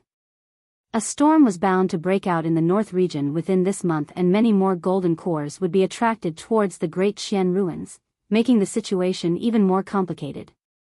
Any single misstep could cause them to die here. Even Su Zimo could not dare to guarantee that he could escape unscathed, let alone Xian Yi and the other two. Xian Yi and the other two agreed. The four of them split up and took away the spirit herbs in the medicinal field, keeping as much as possible in their storage bags. During this period of time, Su Zimo consumed a stalk of blood ginseng and a scarlet flame fruit directly, leaving Xian Yi and the other two dumbfounded. There were many spirit herbs that could not be consumed directly. That was because their medicinal powers and energies were too intense and often required other spirit herbs to moderate their effects. It was the first time that the three of them were witnessing someone consume the blood ginseng and scarlet flame fruit directly. Zimo, is your body going to be fine consuming them as such? Xian Yi could not help but ask. Ugh. Burping, Su Zimo released a heat wave with a blood stench from his mouth. It's fine, they taste rather alright. He sucked his lips with a relaxed expression. Ordinary golden cores would truly not be able to withstand the blood ginseng and scarlet flame fruit. However, Su Zimo cultivated both as an immortal and demon and had formed a core for both Daos. His blood qi and physique was terrifyingly strong and could absorb the energy of both spirit herbs completely. Right now, he was severely injured and his spirit energy was depleted while his blood qi was weak. The most direct method for him would be to consume the spirit herbs directly. After devouring the blood ginseng and scarlet flame fruit, Su Zimo's bloodline circulated violently and absorbed the energies of the two different spirit herbs continuously. Coupled with his body's strong regeneration capabilities, his condition was getting increasingly better. When he saw that it was working, Su Zimo continued consuming spirit herbs as he collected them. It did not matter how they tasted, how tough they were or whether they had shells, he munched on them and ate everything. Li Ziyue broke out in sweat looking at Su Zimo. He had a hallucination. Su Zimo did not seem like he was human. Instead, he was like an ancient demon that was extremely hungry, grabbing food greedily. Although he sensed the strange gazes of Xian Yi and the other two, Su Zimo did not stop. They were surrounded by strong foes outside. This was the only way for him to recover in the fastest possible time. Before long, Su Zimo and the other three collected most of the spirit herbs in the medicinal field other than those that were nearby the vermilion fruit. Prior to this, Su Zimo had instructed Xian Yi and the other two to not get close to the vermilion fruit no matter what. At that moment, Li Ziyue was a little reluctant to let those spirit herbs go to waste and could not help but inch forward, wanting to collect them. However, he was held back by Su Zimo. Don't go. Su Zimo had a grim expression and frowned slightly, saying with a soft voice, the vermilion fruit has already started absorbing. Instead of a great tonic, an unripened vermilion fruit possessed immense poison. Before it was ripe, the vermilion fruit would absorb all the life essence of nearby living beings, whether they were humans or demons. A surging heat wave started spreading. The first to be implicated were the many spirit herbs in the vicinity of the vermilion fruit. Under the shroud of that aura, the spirit herbs withered at a speed visible to the naked eye. In less than 10 breaths, many spirit herbs turned into ashes. When he saw that, Li Ziyu gulped and felt a sense of trepidation. If Su Zimo had not held him back earlier on, he would be engulfed by that heat wave when he charged forward and would most likely be doomed. Let's leave this place first. After consuming many spirit herbs, Su Zimo was clearly in a much better condition, looking refreshed with rosy cheeks. After leaving the underground palace, Su Zimo ignored all the other cultivators and headed in the direction to exit the ruins along with Xian Yi and the other two. Xian Yi and the other two were still carrying injuries that had yet to heal, and it was not convenient for them to battle. Su Zimo did not barge through the palace. Instead, he made use of his powerful vision, hearing and spirit perception to avoid the patrol of the otherworldly soldiers, leading the other three to leave the palace stealthily. Outside the palace, countless malevolent ghosts swarmed over when they sensed the stench of blood from Xian Yi and the other two. A sinister wind gusted and specters surrounded them. However, before long, the malevolent ghosts were scared out of their wits and dispersed when they caught sight of the green-robed cultivator at the front, never appearing again. Su Zimo only stopped when he led Xian Yi and the other two outside the great Xian ruins. At that moment, daybreak was slowly arriving on the horizons. A resplendent ray of light spilled onto the ruins, making it seem desolate and mysterious. Su Zimo turned back and surveyed the ruins for a short moment before nodding. No one's following us anymore. Peak Master Xian Yi, the three of you can leave from here. Head straight back to the sect and don't stop. Along the way, Su Zimo made use of his moon concealment bow and killed many cultivators that were following them. Gradually, the cultivators realized that they could not hide their tracks from Su Zimo's senses and wisely chose to give up. Zimo, you're not coming back with us? Xian Yi frowned tightly with a worried expression. He had lived for hundreds of years and could naturally sense that a blood storm would break out at the Great Xian ruins a month later when the 10,000-year Vermilion fruit ripens. Once news of the 10,000-year Vermilion fruit was spread, all the golden core Paragons of the North region would definitely gather here. In fact, there might even be people from the Immortal and Fiend sects coming forth. At that time, there would definitely not be any one-on-one bouts. Although Su Zimo was strong in combat, he had only just formed his core. How could he deal with so many peerless foes from powerful factions? Zimo, we've benefited immensely from this trip. It's time for us to stop. Lu Hui said meaningfully, in the cultivation world, most cultivators die because of their greeds. You have an extreme foundation establishment and have cultivated such a powerful golden core phenomenon. There's a long way ahead for you. There's no need for you to risk your life over a vermilion fruit. Those words came from the bottom of her heart and was also the most logical and safe decision. Xian Yi added, there are many factions that are stronger than us in the North region. Furthermore, we are too far from the sect. Even if you meet with danger, the sect won't be able to come to your rescue. Zimo, you must be careful. Su Zimo smiled and nodded. Don't worry, Peak Masters. If the situation doesn't seem right, I'll give up on the vermilion fruit.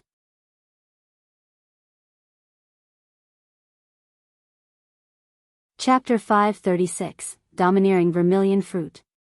Chapter 536, Domineering Vermilion Fruit. Xian Yi was only relieved when he heard Su Zimo's remark. After pondering for a moment, Su Zimo said again, however, I've got to return because I've still got something on. Peak Masters, please return to the sect first. Don't wait for me. Su Zimo had to get his hands on the 10,000-year vermilion fruit. However, what was even more important to him was the Connate spirit fire that was hidden in the depths of the underground palace. Utmost treasures of the universe as such were often sentient, rare and way too difficult to create. Since he came across it, there was no way Su Zimo would miss it. He was not only going to reforge a new set of 27 supreme-grade flying swords, he even wanted to make use of the Connate spirit fire in the cave to try and repair the mystic gold silk armor and 5 black gold arrows in his storage bag. If he managed to succeed, he would be in possession of a Connate defensive spirit weapon. Even just at early-stage Golden Core, Su Zimo was confident that he would not be defeated. As for the Connate-grade black gold arrows, coupled with his moon concealment bow, the killing power released by them would be even more terrifying. If someone of a similar combat strength as himself was using the moon concealment bow and fired the black gold arrows, Su Zimo would not dare guarantee that he could escape unscathed. Zimo, you. Xian Yi frowned slightly but did not continue. He knew that Su Zimo had a decisive character. It was hard for outsiders to change a decision made by him. After a moment of hesitation, Xian Yi instructed, "Be careful. Don't push beyond your limits." "All right."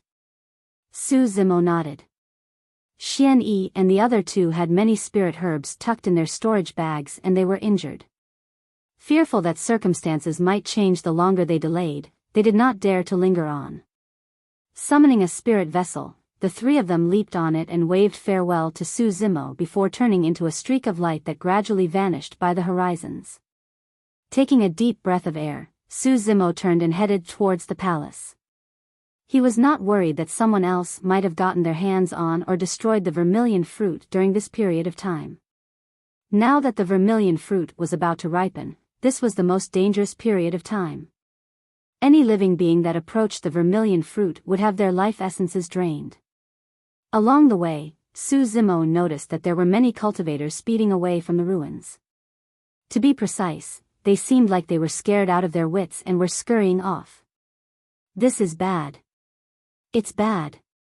A cultivator panted in a pathetic manner. "Everyone, run. The vermilion fruit's eating people." Some cultivators had disheveled hair and were only left with one arm. The flesh on their other arm had disintegrated, leaving a hanging white bone as they fled for their lives. Su Zimo sneered internally. There were still ignorant and greedy cultivators that tried to pluck the vermilion fruit, resulting in their life essences drained and their fleshes taken in as a nutrient for the vermilion fruit. Before long, Su Zimo re-entered the underground palace. After walking for a while, he paused in his tracks and looked at the medicinal field. After Su Zimo and the other three collected the spirit herbs, it became bare and barren, leaving a single stalk of vermilion fruit that was extremely striking. And now, fresh white bones were scattered in the vicinity of the vermilion fruit. Every single set of skeleton on the ground had a hand that was reaching forward, as though it was trying to pluck the vermilion fruit. A rough calculation showed that there were around 100 corpses around the vermilion fruit. The vermilion fruit seemed to have gotten even more vibrant.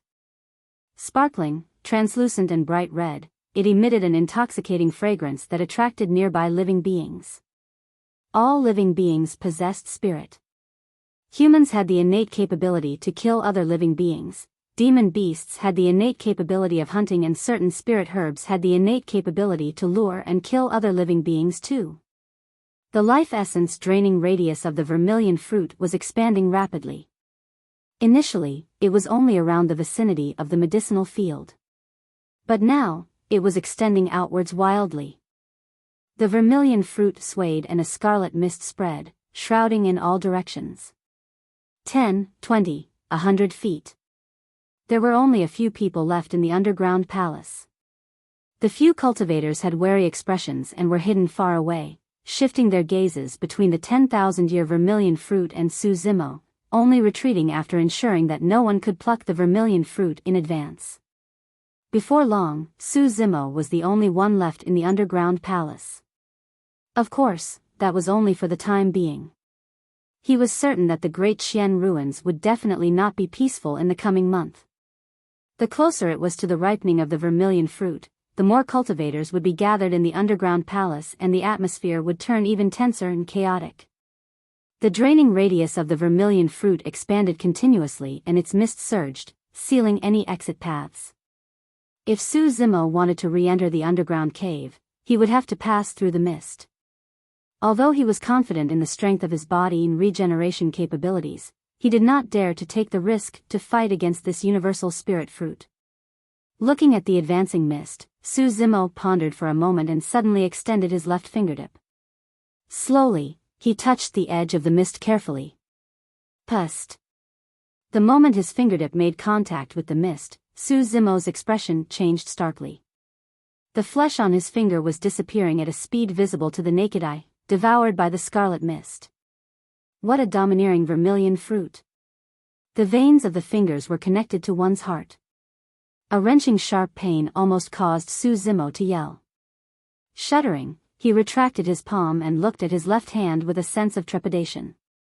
That momentary contact already caused the flesh on his finger to vanish, revealing stark white bones beneath. Su Zimo's gaze shimmered and extended his right hand, touching the fog in an experimenting manner. It was perfectly fine. He could clearly sense a mysterious energy trying to drain the life essence of his right hand, but retreated in shock as though it was met with something fearful. Although the vermilion fruit was strong and its mist was domineering, it could not do anything to the divine phoenix bone. Unfortunately, only Su Zimo's right hand had the divine phoenix bone. He could not make it through the scarlet mist still. Su Zimo frowned. If he was stuck at the corner, unable to enter the cave, he would have to wait an entire month for the vermilion fruit to ripen and the fog to dissipate before he could refine his flying swords and repair the Khanate spirit weapons. However, there would be many additional factors by then. No, I've got to think of a way. Su Zimo paced around the underground palace and contemplated deeply. After a moment of silence, he paused in his tracks and slapped his storage bag, withdrawing a battered bronze square tripod that was filled with cracks. Since this bronze square tripod was able to withstand the corrosion of the scarlet-armored gigantic crocodile, it should have no issues dealing with the mist. Su Zimo placed the bronze square tripod into the mist. True enough. The scarlet mist shrouded around the bronze square tripod but was unable to penetrate it. Success! Smiling gently, Su Zimo leaped into the bronze square tripod and became one with it, traveling through the scarlet mist until he arrived beside the spirit spring. After exiting the bronze square tripod, Su Zimo turned to look at the mist that was turning thicker and thought to himself, actually, it's not a bad thing that the mist is around. At the very least, it would ensure that no one would cross it for a month and discover the secret of the cave. Surveying his surroundings for a while and twitching his ears to ensure that no one was hidden here, Su Zimo pressed the switch on the wall of the pool. The stone slab beneath his feet slid to both sides silently, revealing a pitch-black passageway. Leaping down, Su Zimo's figure disappeared.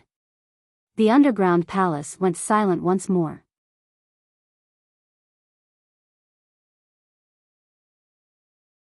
Chapter 537, Underground Volcano. Chapter 537, Underground Volcano. Underground Cave. The red lava was flowing slowly, giving off a scorching heat wave. On a parcel of land in the middle of the lava ocean, the little fox stood on both hind legs and placed its tiny paws before its chest. Gazing at the corpse of the demon fox in front of it, a lost, hazy look could be seen in its big, bright eyes. She had been living in fear for the past dozens of years. The fire-blocking basket that looked like a black pot beside her was the final treasure left for her by her mother. The little fox hid in the fire-blocking basket every day, as if that little space was the only place that could make her feel safer. However, in reality, the little fox also knew that it was extremely easy for that gigantic crocodile to kill her. She had never thought about escaping from the claws of that crocodile one day, or even taking revenge for her mother. Everything was all thanks to that demure scholar. The first time she caught sight of the scholar, the little fox had a hunch that he wasn't a bad person. That was the reason why she reminded him to watch out previously. When the demure scholar was devoured by the crocodile, the little fox was despaired, thinking that he was dead for sure and that she would be trapped here for all eternity. However, she was completely shocked by what happened later on. An extremely terrifying flame lit up within the gigantic crocodile and burned its body to complete ashes. As for that demure scholar, he escaped unscathed. Left with no other choice, the crocodile escaped with its essence spirit that was nearly destroyed with a single howl from the scholar. The little fox hurriedly covered the fire-blocking basket and burned the gigantic crocodile's essence spirit to ashes. But now that she had gotten her revenge, the little fox felt hollow within. Just like that, she stood there in a daze for a long time. Suddenly, the furry ears of the little fox twitched and caught wind of some footsteps. There were people coming over. Extremely alert, the little fox locked the fire-blocking basket and hid within immediately, peering through the hole of the basket with its shiny, black eyes. Before long, a green figure appeared from the corner. It was the demure scholar who had left in a rush earlier on. Lifting the fire-blocking basket, the little fox tilted its head and blinked its eyes, looking at the demure scholar. At the same time, the demure scholar caught sight of the little fox the moment he turned the corner. Just like that, the man and beast exchanged looks without moving. It was more like a test of trust. After dozens of years of captivity, the little fox turned distrusting and wary toward strangers. Even though the demure scholar helped her kill her enemy, she was also worried that this was the arrival of an even scarier and crueler being after the death of the crocodile. The little fox had witnessed the capabilities of the demure scholar. She was definitely not a match for him. If he were to charge at her with evil intents, she truly did not know what she should do. Right as the little fox was lost in her imagination, the demure scholar smiled and nodded towards her. Instantly, the little fox was relieved and much less guarded upon seeing the demure scholar smile. Looking at the terrified little fella not far away, Su Zimo's eyes flashed with a look of pity and he sighed internally.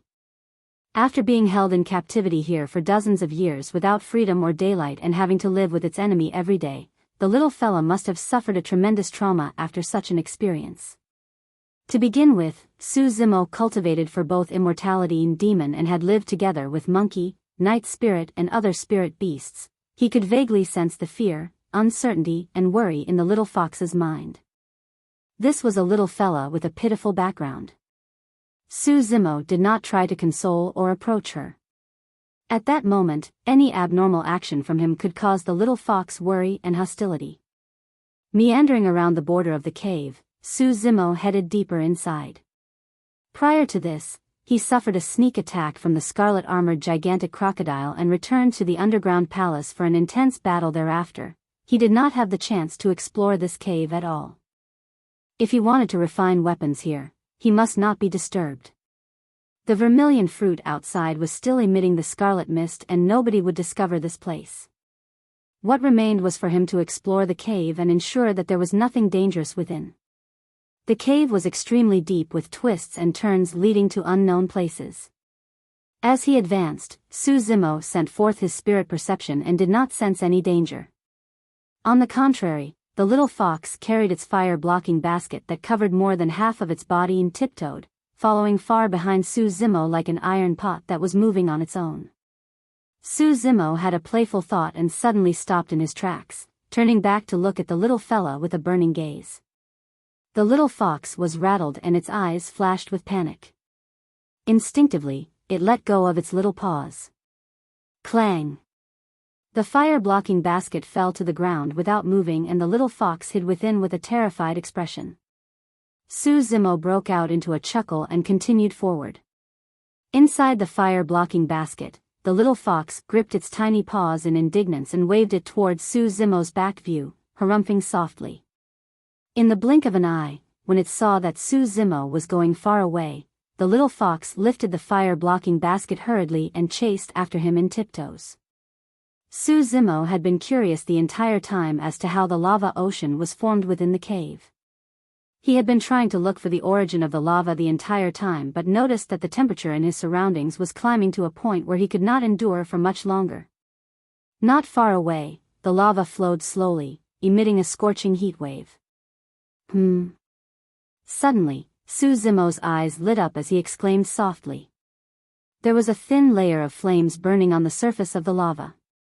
However, those flames had a faint yellow color to them. Su Zimo closed in slightly before retreating hurriedly.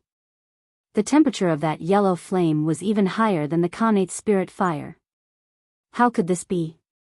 Narrowing his gaze, he peered ahead of the lava stream. He had a hunch that the origin of the lava was right ahead. Growl. Suddenly, Su Zimo heard a hurried sound coming from behind him. Turning back, he saw the little fox placing the fire-blocking basket at the side and panting heavily against the heat. Its fiery red fur was already drenched with sweat, looking like it had just climbed out of water. The little fox who had been living in a world of lava could not withstand the temperature here anymore. It shook its head repeatedly, gesturing for Su Zimo to not venture deeper. Hesitating for a moment, Su Zimo spoke, "Your cultivation realm is too low, don't follow me. I'll go in and take a look. If I can't withstand it, I'll definitely retreat." It was only when he spoke that Su Zimo realized his voice had gone hoarse. Taking a deep breath of air, he felt his throat prickling with heat.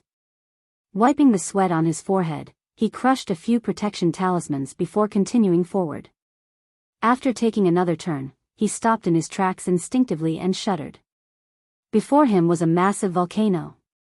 The lava was spewed from that volcano. At the mouth of the volcano, the lava was golden. Each time the golden magma was spurted, a few drops would flow down along the volcano and melt the rocks along the way. When it flowed down, it turned into the magnificent lava ocean that was seen in the cave.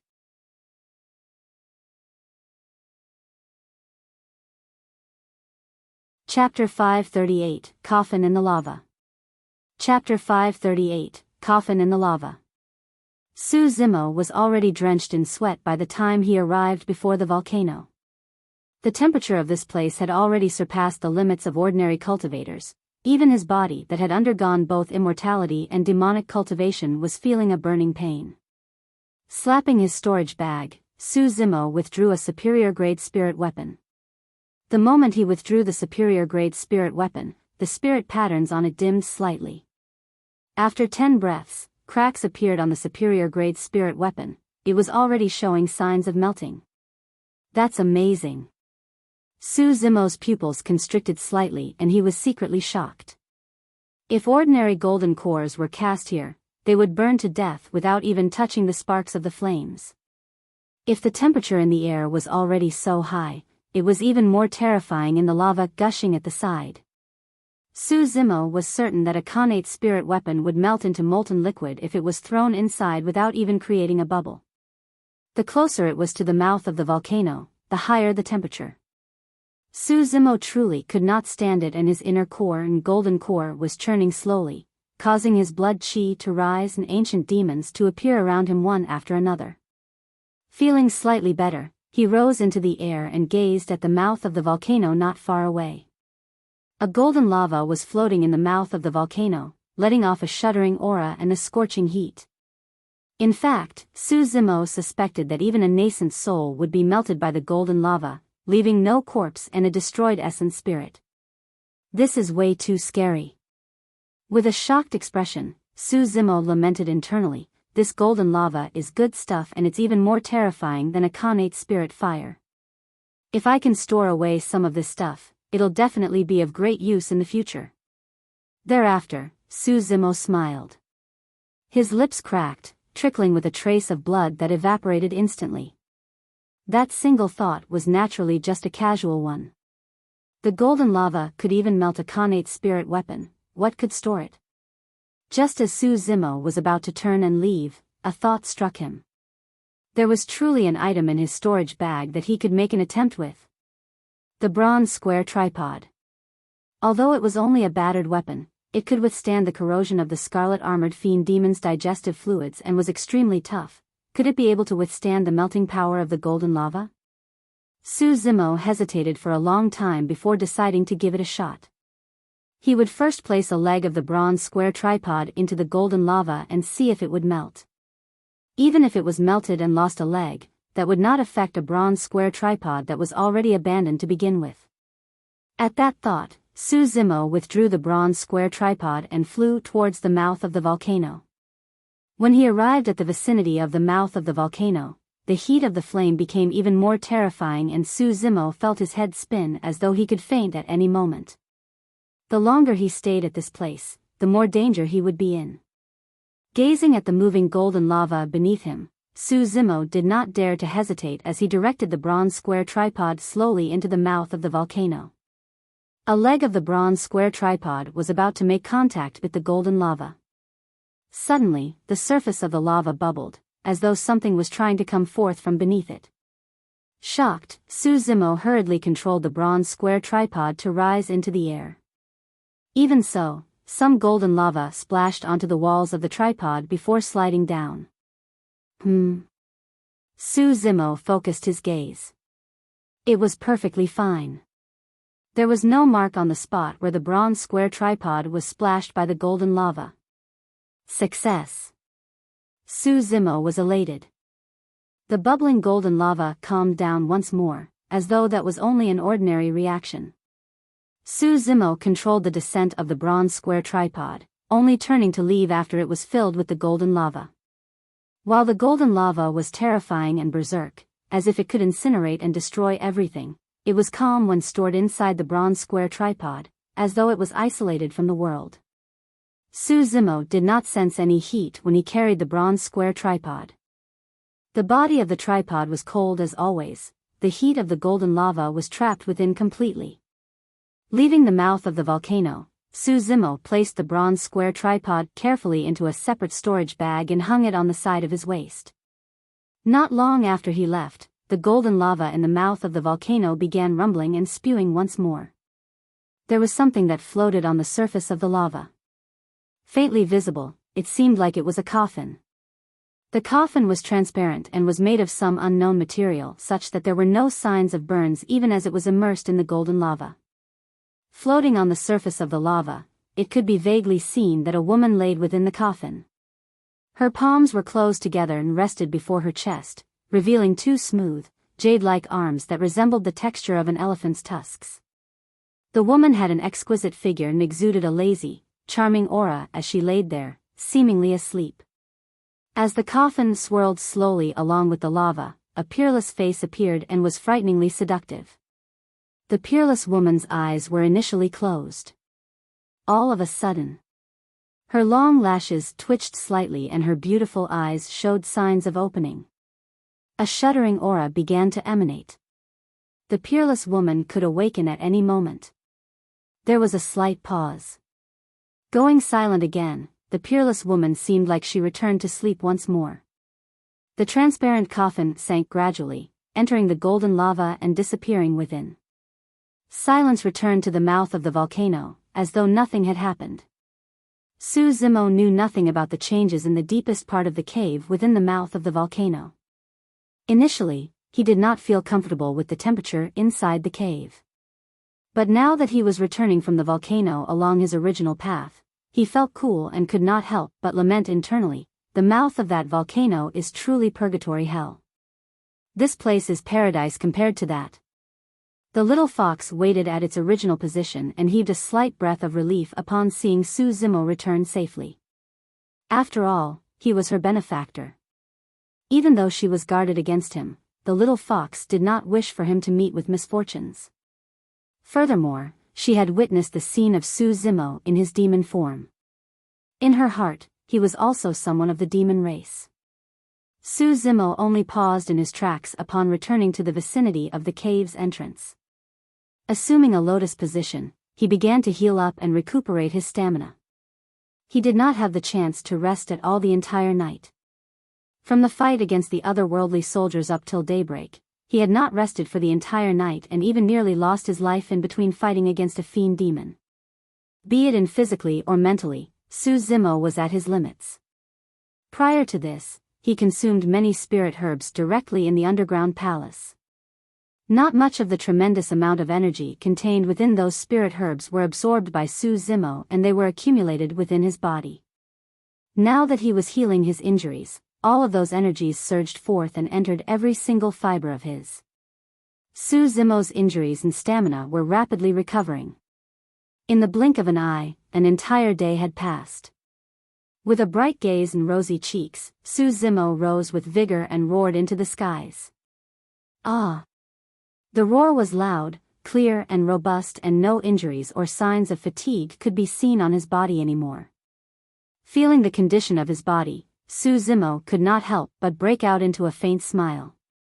Those spirit herbs carried fire attribute spirit energy and coupled with the environment of this place, he discovered that his cultivation had advanced by quite a bit.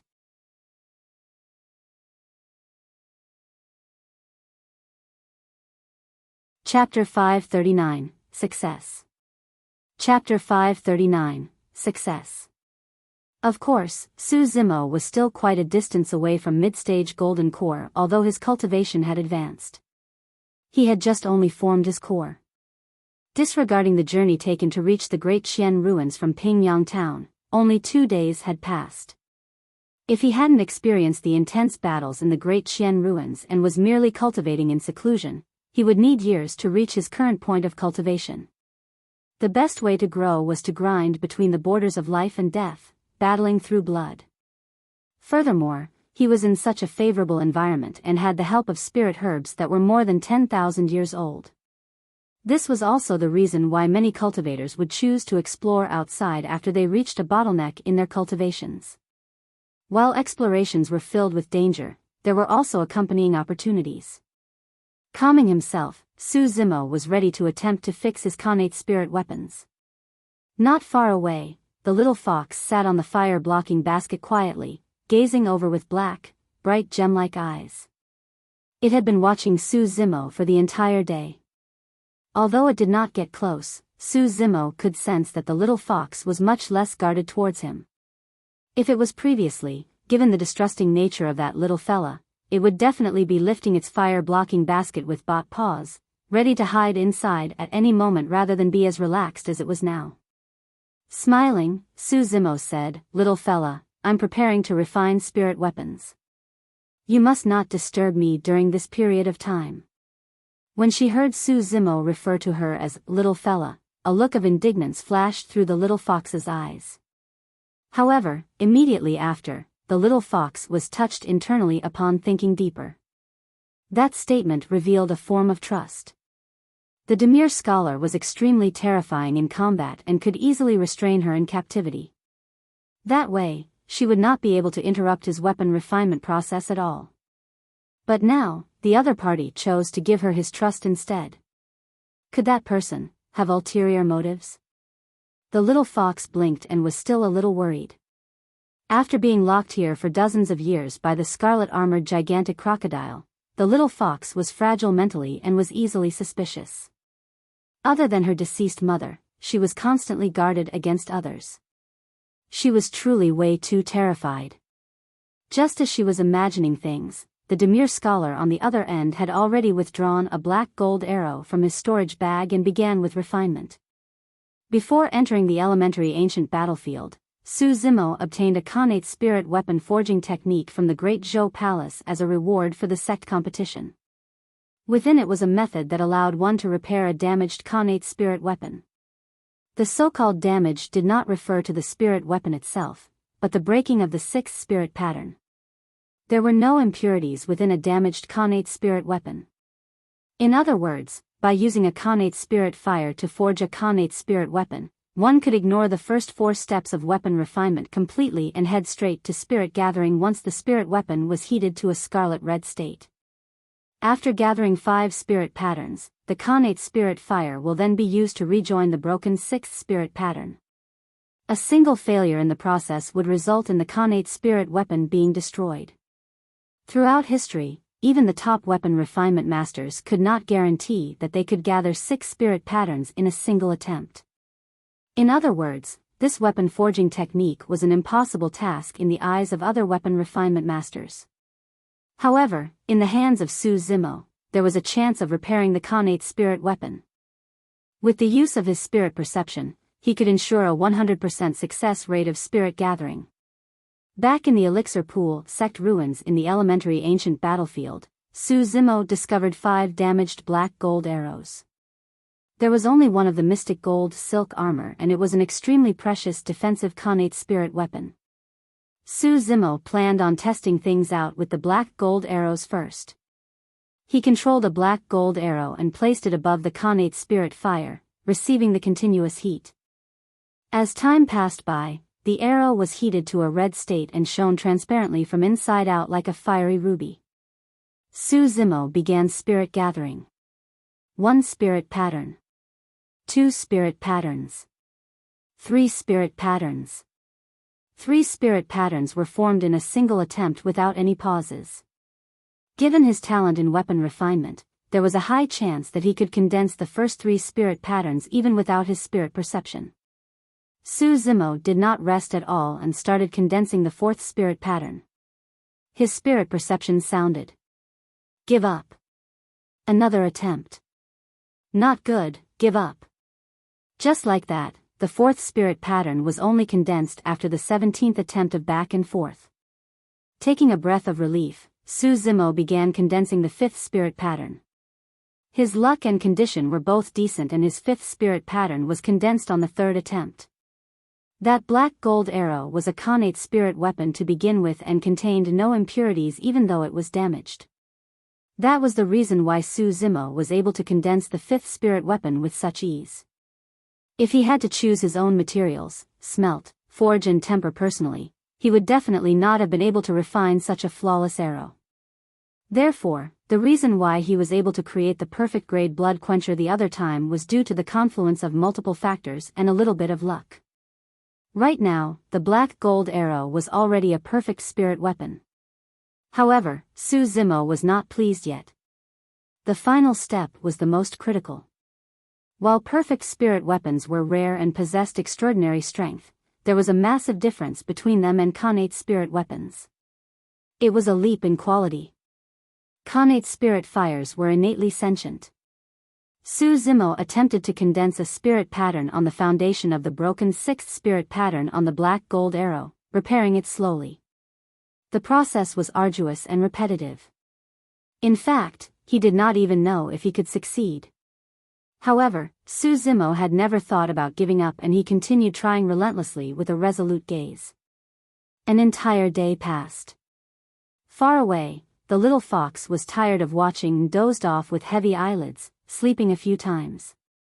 Each time she reopened her eyes, Su Zimo was sitting there in the same position and repeated the same motions over and over again. Not only did Su Zimo not take a break throughout the entire day, he maintained the same focus and it was a great test of his stamina and determination. Of course, all of his efforts were worth it. Su Zimo could clearly see that the 6th spirit pattern on the black gold arrow, its originally broken Khanate spirit pattern, was showing signs of reparation and was turning brighter. The spirit energy fluctuation on the black gold arrow was also getting more obvious. 2 hours later.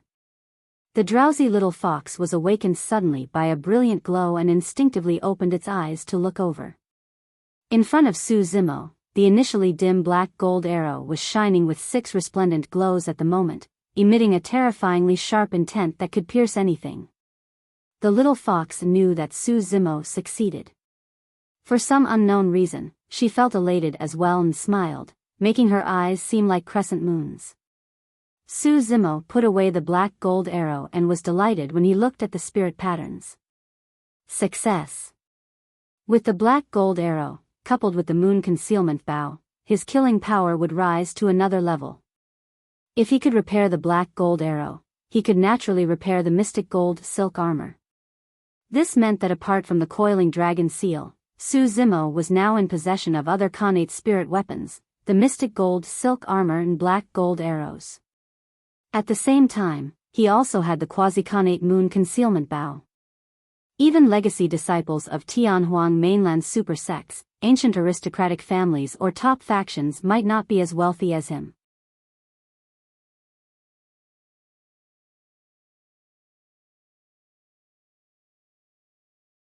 Chapter 540, for Gentries. Chapter 540, for Gentries. When the news of the 10,000-year Vermilion fruit spread, countless gazes were attracted. Various other news, real and fake, accompanied it. There was talk of an underground palace hidden beneath the great Xian ruins. There was talk of a medicinal field with countless treasures in the underground palace. There was talk of a cultivator obtaining an extremely powerful Khanate spirit weapon in the ruins. The entire north region was shaken. The interest towards the great Xian ruins from the cultivation world of the north region had gradually died down in the past 10,000 years. But now, with the massive spread of news one after another, it proved that there were possibly undiscovered secrets in the great Xian ruins. Furthermore, the allure of the 10,000-year Vermilion fruit was way too great for golden cores. Nobody could resist such a temptation. Cultivators from the 4 dynasties of the North region started moving. The successors of multiple major sects and factions came out of seclusion, claiming boldly that they wanted to fight for the Vermilion fruit. Even some of the reclusive cultivation gentry clans declared that they were sending their respective golden core paragons towards the Great Qian ruins. Right away, the world was moving. In less than half a month, a storm gathered in the vicinity of the Great Qian ruins with countless heroes. Instantly, the atmosphere turned tense and murderous. There was only one Vermilion fruit. Who in the North region could obtain it? 15 days later. 2 cultivators arrived in the vicinity of the Great Qian ruins, a man and a woman. The man had a face full of beard and rough facial appearances, striding widely while wearing heavy armor. The woman had extraordinary features and carried a long sword on her waist. Her black hair fell like a waterfall and her robes were white as snow, extremely graceful. They were Mu Dongqing and Bai Yuhan, leaders of the capital of Great Zhou's Azure Falcon and White Hawk squads respectively. Both of them had already cultivated to perfected Golden Core realm and were here on the orders of the Emperor. The Emperor of Great Zhou saw through the situation clearly and knew that the Great Qian ruins would definitely be filled with paragons competing. The Great Zhou dynasty did not stand a chance at all. That was the reason why the Great Zhou did not send any army of cultivators but instead, only Mu Dongqing and Bai Yuhan. They were not here for the Vermilion fruit, merely to check out the secrets of the Great Qian ruins and see if they could come across any opportunities. There were many sects and factions bearing the same thoughts. There were also a number of itinerant cultivators that headed over, wanting to take advantage of the chaos. All of those itinerant cultivators were not strong and would not have dared to venture into the Great Qian ruins alone. Now that there were many paragons of various major sects and gentry families opening the path, the malevolent ghosts and otherworldly soldiers were not a threat at all. Those itinerant cultivators could also seize the chance to explore the Great Qian ruins. Mu Dongqing and Bai Yuhan looked at the desolate, mysterious ruins ahead with hesitant expressions. Normally speaking, the 2 of them should enter and explore it first. But now, the situation at the Great Qian ruins was overly chaotic and they had already witnessed much fighting along the way here. The closer they got to the Great Qian ruins, the more tense the situation became. All of a sudden, Mu Dongqing's expression changed and he pulled Bai Yuhan down to squat as the both of them hid in the wild grass around them that was taller than a man's height. "Someone's here," Mu Dongqing whispered.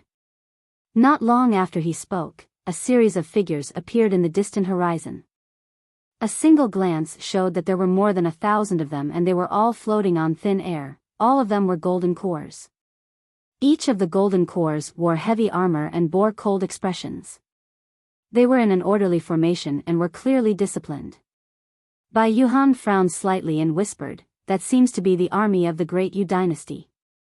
"Yes." Mu Dongqing nodded. Someone leaked the news that the other 3 dynasties made their move as well. To think that the Great Yu dynasty would send this many people. Their leader seems to be the golden core genius of the Great Yu dynasty, Gu Luonan. "It's him." Mu Dongqing had a stern expression. By the looks of it, the Great Yu dynasty seems to want to fight badly for the Vermilion fruit.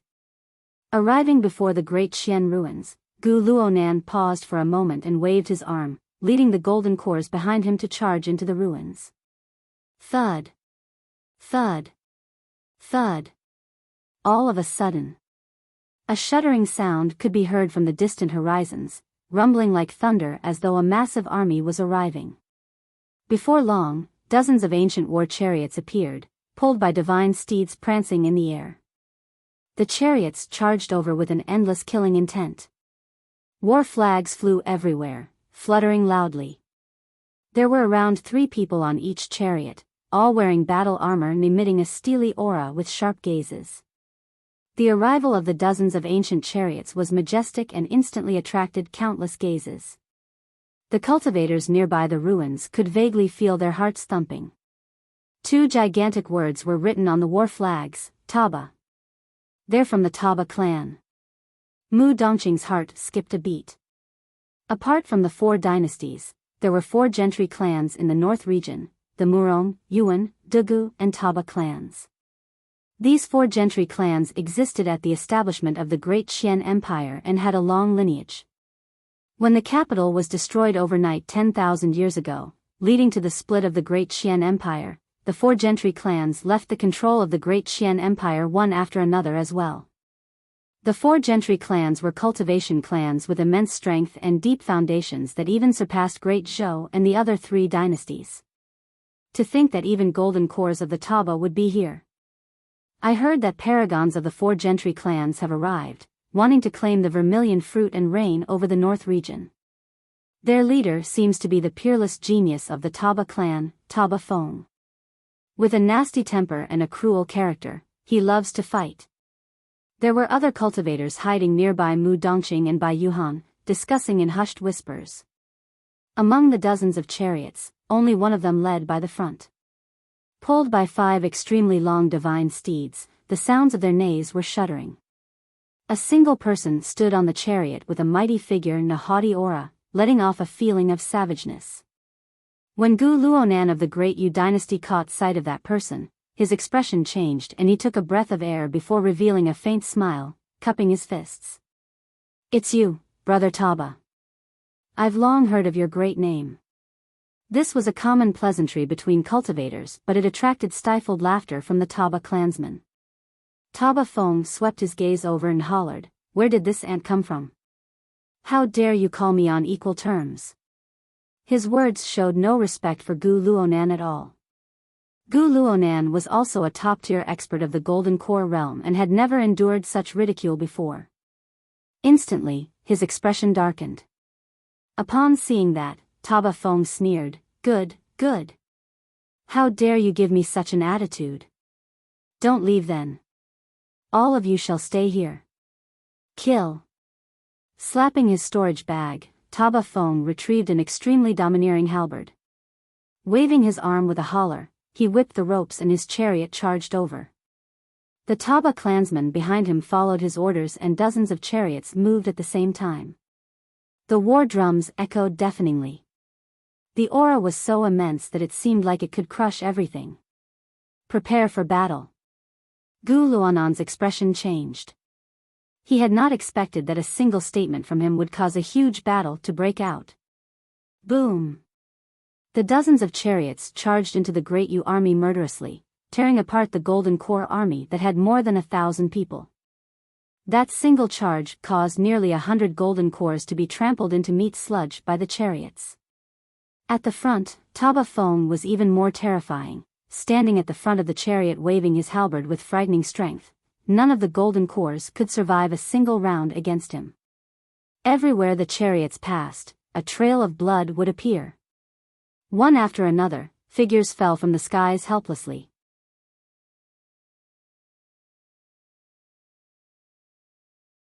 Chapter 541, Grand Gathering. Chapter 541, Grand Gathering. It was too tragic. In the ruins, the lives of Golden Cores were akin to grass. In less than 15 minutes, that orderly Golden Core army of the Great Yu dynasty was trampled by the dozens of chariots from the Taba clan and more than half were injured or dead. Corpses were strewn everywhere and tragic cries howled. The Great Yu army had broken apart completely and the remaining cultivators fled far away without turning back. The Golden Core genius of the Great Yu dynasty, Gu Luonan, was defeated by Taba Feng within 3 blows. Slicing Gu Luonan's head off with his halberd, Taba Feng held the head in his hand. With a torrential aura, he stomped on Gu Luonan's corpse and smacked his lips, sneering, "What dog's hit genius is this? There are no lack of geniuses in this generation."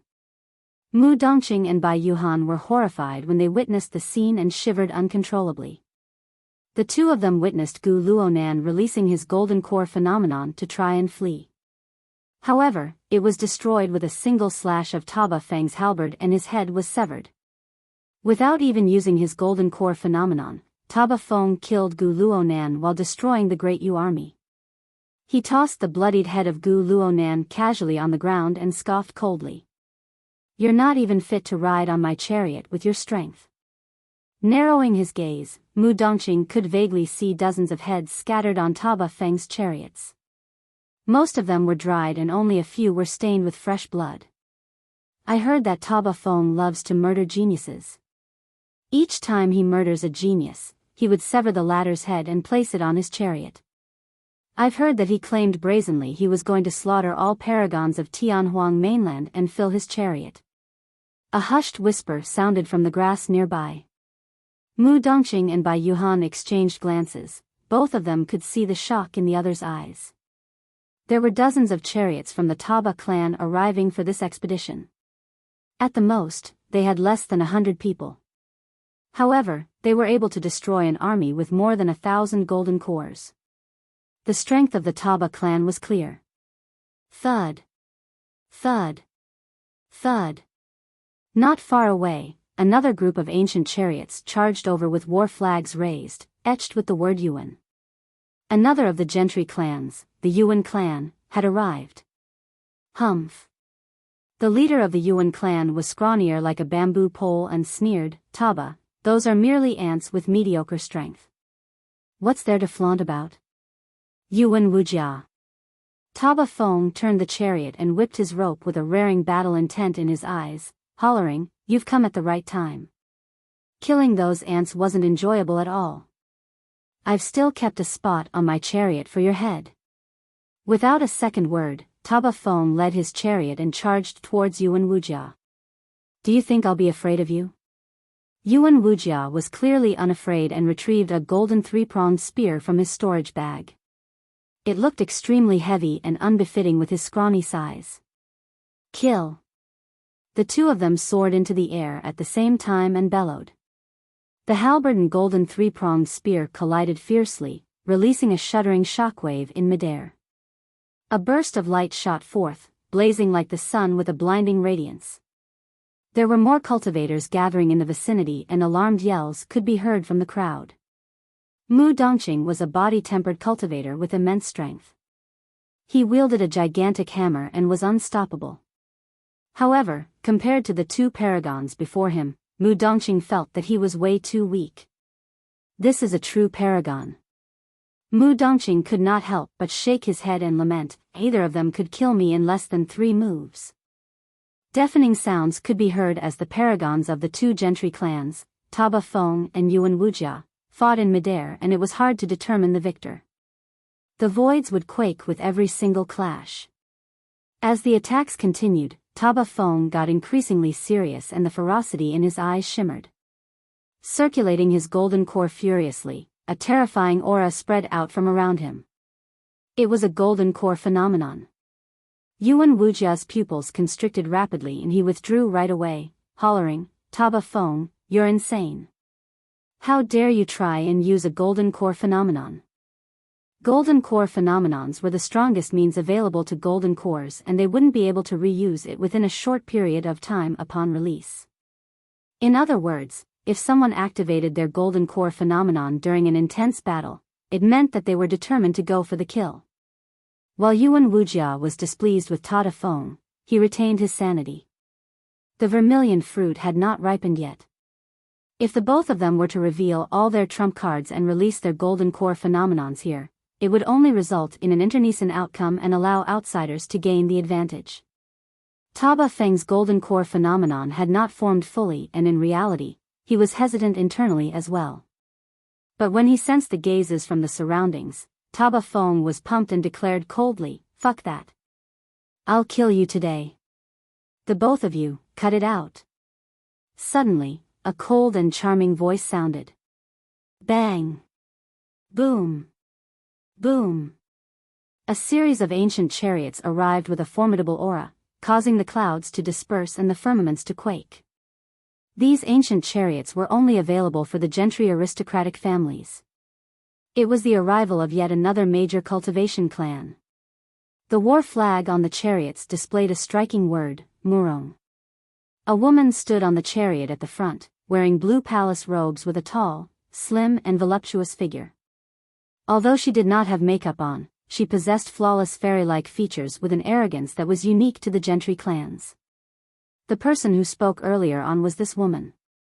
When he saw the woman, Yuan Wujia yelled hurriedly, "Murong Wushuang, you've come at the right time. Help me control this madman." "Humph, none of you shall control my actions today." Although that was what Taba Feng said, it was clear that his tone had softened. "Our 4 gentry clans are related through history.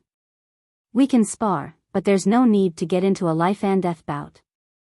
Murong Wushuang commented indifferently, "Besides, the vermilion fruit isn't ripe yet. What's the point of you guys fighting?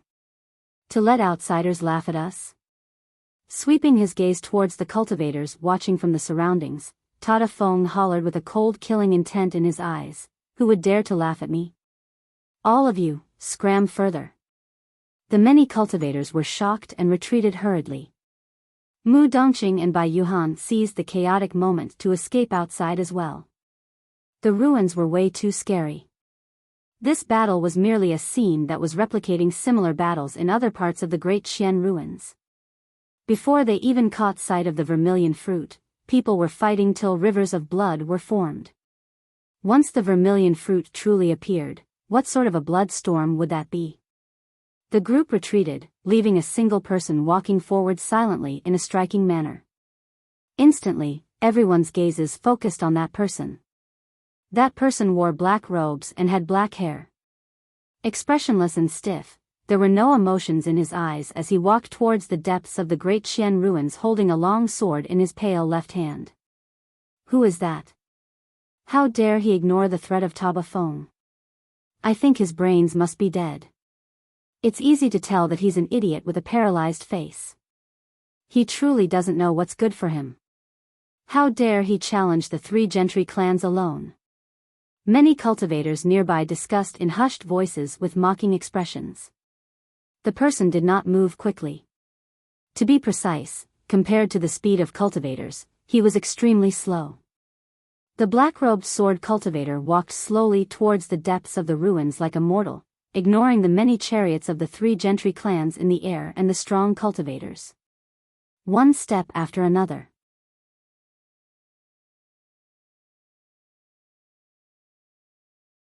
Chapter 542, 10 Upper Sects. Chapter 542, 10 Upper Sects.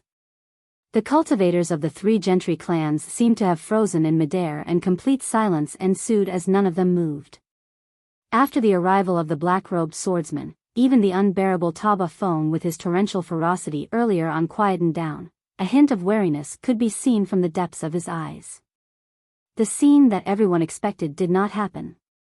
On the contrary, the black-robed swordsman continued walking beneath the 3 gentry clans in an unhurried manner, step by step just like that under countless gazes. That was not a distance that was considered far for cultivators.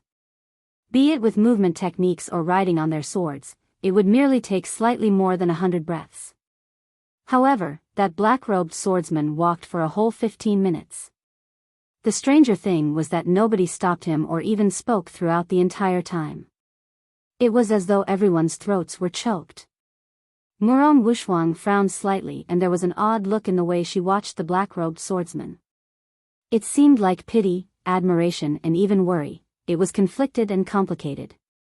The black-robed swordsman seemed indifferent towards everyone's fiery gazes. His gaze was a little lost, seemingly unable to find a focal point. Walking forward step by step unhurriedly, he maintained his speed and slowly disappeared from everyone's line of sight. Who was that man? The cultivators watching were no fools and gradually returned to their senses. There's still one more gentry clan. There's a high chance that he is the paragon of the Duga clan. Now that you mention it, I seem to recall that there's a frightening golden core sword cultivator of the Duga clan known as Duga Jian. He lives for the blade. I've also heard about him before. It's said that he keeps to himself and has no kin or friends. For the past dozens of years, he is only accompanied by his black sword and has truly reached the realm of requiring nothing but his sword. When she heard the discussions nearby, Bai Yuhan whispered, "Dongqing, seems like the Duga clan has given up on the fight for the vermilion fruit. Otherwise, they wouldn't have sent him here alone." "Not necessarily." Mu Dongqing shook his head. Apart from people like us that have given up on fighting for the Vermilion fruit and are just here to take advantage of the chaos, there's another possibility why some of them are here alone or in pairs. Why? Bai Yuhan asked. That man is so scary that he doesn't even need the help of others. In midair, Taba Feng had already retracted his golden core phenomenon when the black-robed swordsman appeared. After the black-robed swordsman was gone, he heaved a sigh of relief and laughed. Here I was thinking why there was no one from the Duga clan with our 3 clans here. So, they sent that man with the paralyzed face. The black-robed swordsman was expressionless the entire time, and Taba Feng was naturally only mocking him with the paralyzed face term. Not far away, a cultivator could not help but chuckle. Paralyzed face. Hee, how befitting. Murong Wushuang's expression darkened and she turned slightly. Without a single word, she waved her sleeves and a streak of light appeared instantly, shooting into that cultivator's glabella before vanishing. There was a thud. That person's head exploded and he fell to the ground, dead with his blood and brain juices splattering everywhere. The crowd fell into an uproar. The cultivators nearby were frightfully pale and retreated instinctively, looking up into the skies with a sense of trepidation at that murderous peerless woman on the ancient chariot. With a cold face, Murong Wushuang said slowly, "Do you think the likes of you can make fun of anyone from the 4 Gentry clans?" No one replied. Taba Feng, Yuan Wujia, and Murong Wushuang stood on midair with a bedazzling aura, resembling gods that were looking down at puny mortals with judgmental gazes. Who would dare reply under such pressure? Turning around, Murong Wushuang glared at Taba Feng and remarked coldly, "Taba Feng, don't say that I didn't warn you, but you had better watch your mouth. Trouble stems from the mouth." Ha! Taba Feng regained his arrogance after the departure of the black-robed swordsman and roared into laughter. "It's none of your business. I can say whatever I like." "All right." With a frosty stare, Murong Wushuang said, "Since you're so daring, go chase after Dugu and repeat your words." Taba Feng's expression darkened and he harumphed without retorting. Heaving a deep breath, Murong Wushuang composed herself and said indifferently, "Don't blame me for not reminding you guys, but there's news that the legacy disciples of the 10 upper sects of the North region are coming."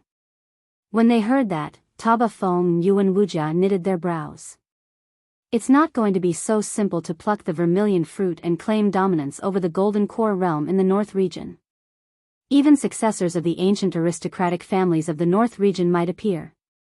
With that said, Murong Wushuang waved her hand and led the dozens of chariots behind her to speed into the great Qian ruins. Taba Feng and Yuan Wujia calmed down as well and left respectively, giving up on their fight with a tacit understanding. In the blink of an eye, peace returned to the skies at the boundaries of the ruins. Ha! With so many talents aiming for the same goal, even the Paragons of the 4 Gentry clans may not be able to get the Vermilion fruit. That's right. Haven't you heard that the legacy disciples of the 10 upper sects are rushing over too?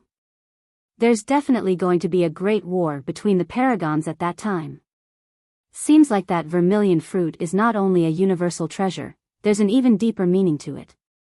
Whoever gains the Vermilion fruit is the #1 perfected being of the North region.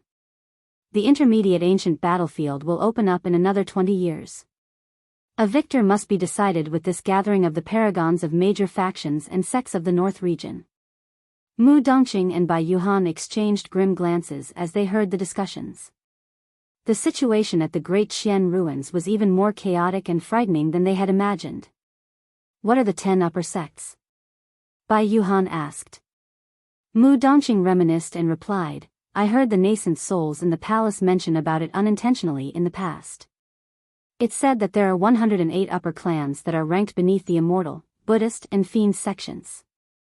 Most of them are congregated within the Middle Continent and some of them are scattered in the North, South, East and West regions.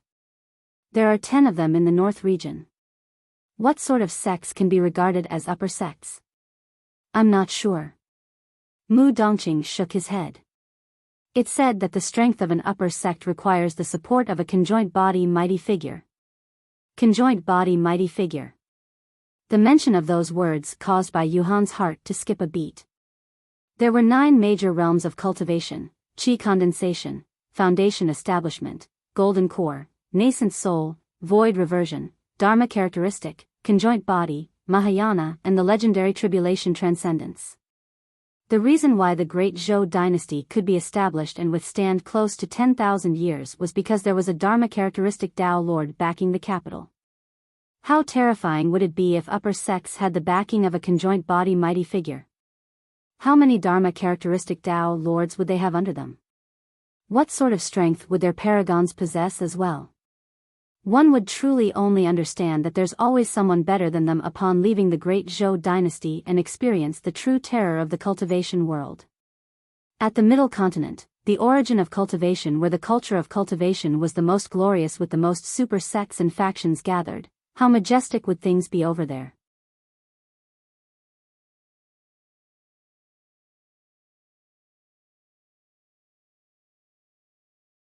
Chapter 543, Trust.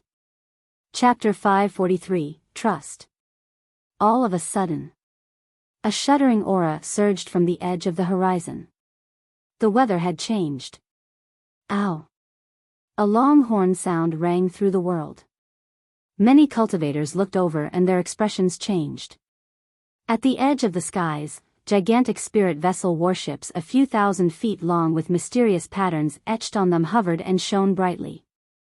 Tearing through the air, the spirit vessels had a domineering aura and a rampant might. One after another, figures with powerfully shuddering auras stood at their bows. The successors of upper sects have arrived at the ruins. That's the spirit vessel of one of the 10 upper sects, Heaven Motion Sect. Their leader should be the paragon of Heaven Motion Sect, Long Wenyu. The spirit vessels passed over the cultivators one after another, forming gigantic shadows that covered the skies. Not long after Heaven Motion Sect passed, many more spirit vessels tore through the clouds. The vessels were pitch black and eerie, resembling hell boats floating in the seas of hell. One of the 10 upper sects, Dark Ghost Sect. Be careful not to be targeted by anyone from Dark Ghost Sect or you'll definitely live an existence worse than death.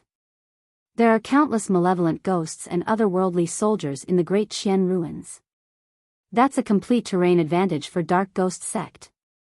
The spirit vessels of Dark Ghost Sect steered into the Great Qian ruins. Not long after, more battleships arrived. The first ancestors of the Gentry clans were cultivation warriors that conquered deserts. Therefore, their clansmen would travel with ancient chariots. The upper clans were different from the North Region Gentry clans. Most of them traveled using spirit vessels. That's the worship of one of the 10 upper sects, Blaze Columbus Valley. Raring flames blazed on the newly arrived warships and the clouds in the air were burned scarlet, displaying a dismal beauty.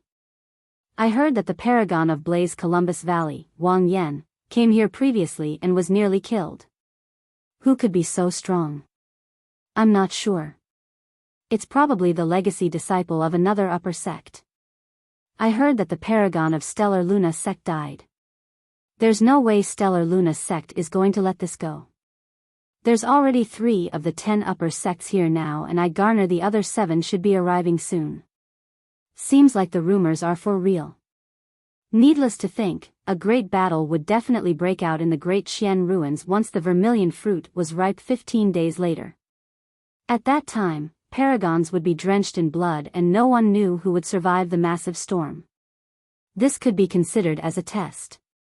Only paragons that survive bloodbaths could truly be considered as peerless paragons and leave an unshakable name in the intermediate ancient battlefield 20 years later. With a stern expression, Mu Dongqing contemplated for a long time before saying slowly, "The situation is getting way too complicated in the Great Qian ruins." Why do you say that? Bai Yuhan could tell that he had more to his mind. Mu Dongqing frowned. Have you noticed that despite the grand commotion at the Great Qian ruins, a single nascent soul has yet to appear? Bai Yuhan nodded, she had noticed this long ago too.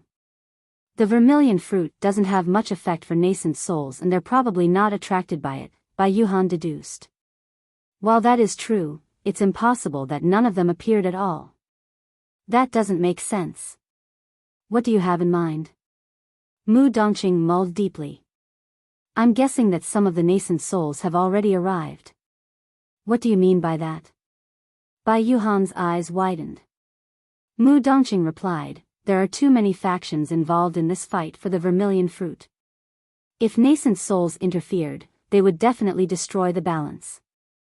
As you've mentioned, it's truly not worth it for nascent souls to fight for a single vermilion fruit. Therefore, I garner that there's most probably a silent agreement between the nascent souls of the various major factions to not interfere so that the younger generation can take a truly decisive battle to see who could reign supreme among the Golden Core realm. It's very likely that all the nascent souls are hidden and watching to see the outcome of this battle. Bai Yuhan frowned and fell into deep thought upon hearing his guess. Underground cave. A resplendent light shone above the scarlet lava and a faint yellow inner armor hovered in midair beautifully. On the shore, a demure green-robed cultivator wiped away the sweat on his forehead and heaved a sigh of relief, finally letting off a faint smile. The green-robed cultivator was none other than Su Zimo. After entering the underground cave, he merely spent 5 days repairing the 5 black gold arrows. However, it took him 10 days to repair the mystic gold silk armor. For the past 15 days, Su Zimo did not rest for a single moment and was tense. He was already at his limits physically and mentally by doing spirit gathering continuously. However, it was all worth it.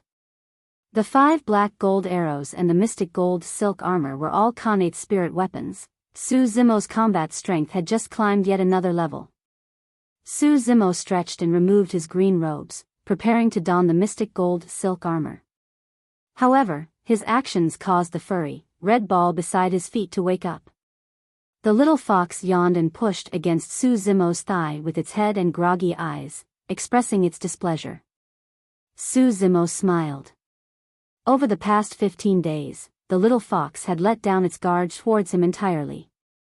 Initially, this little thing hid and watched him from afar.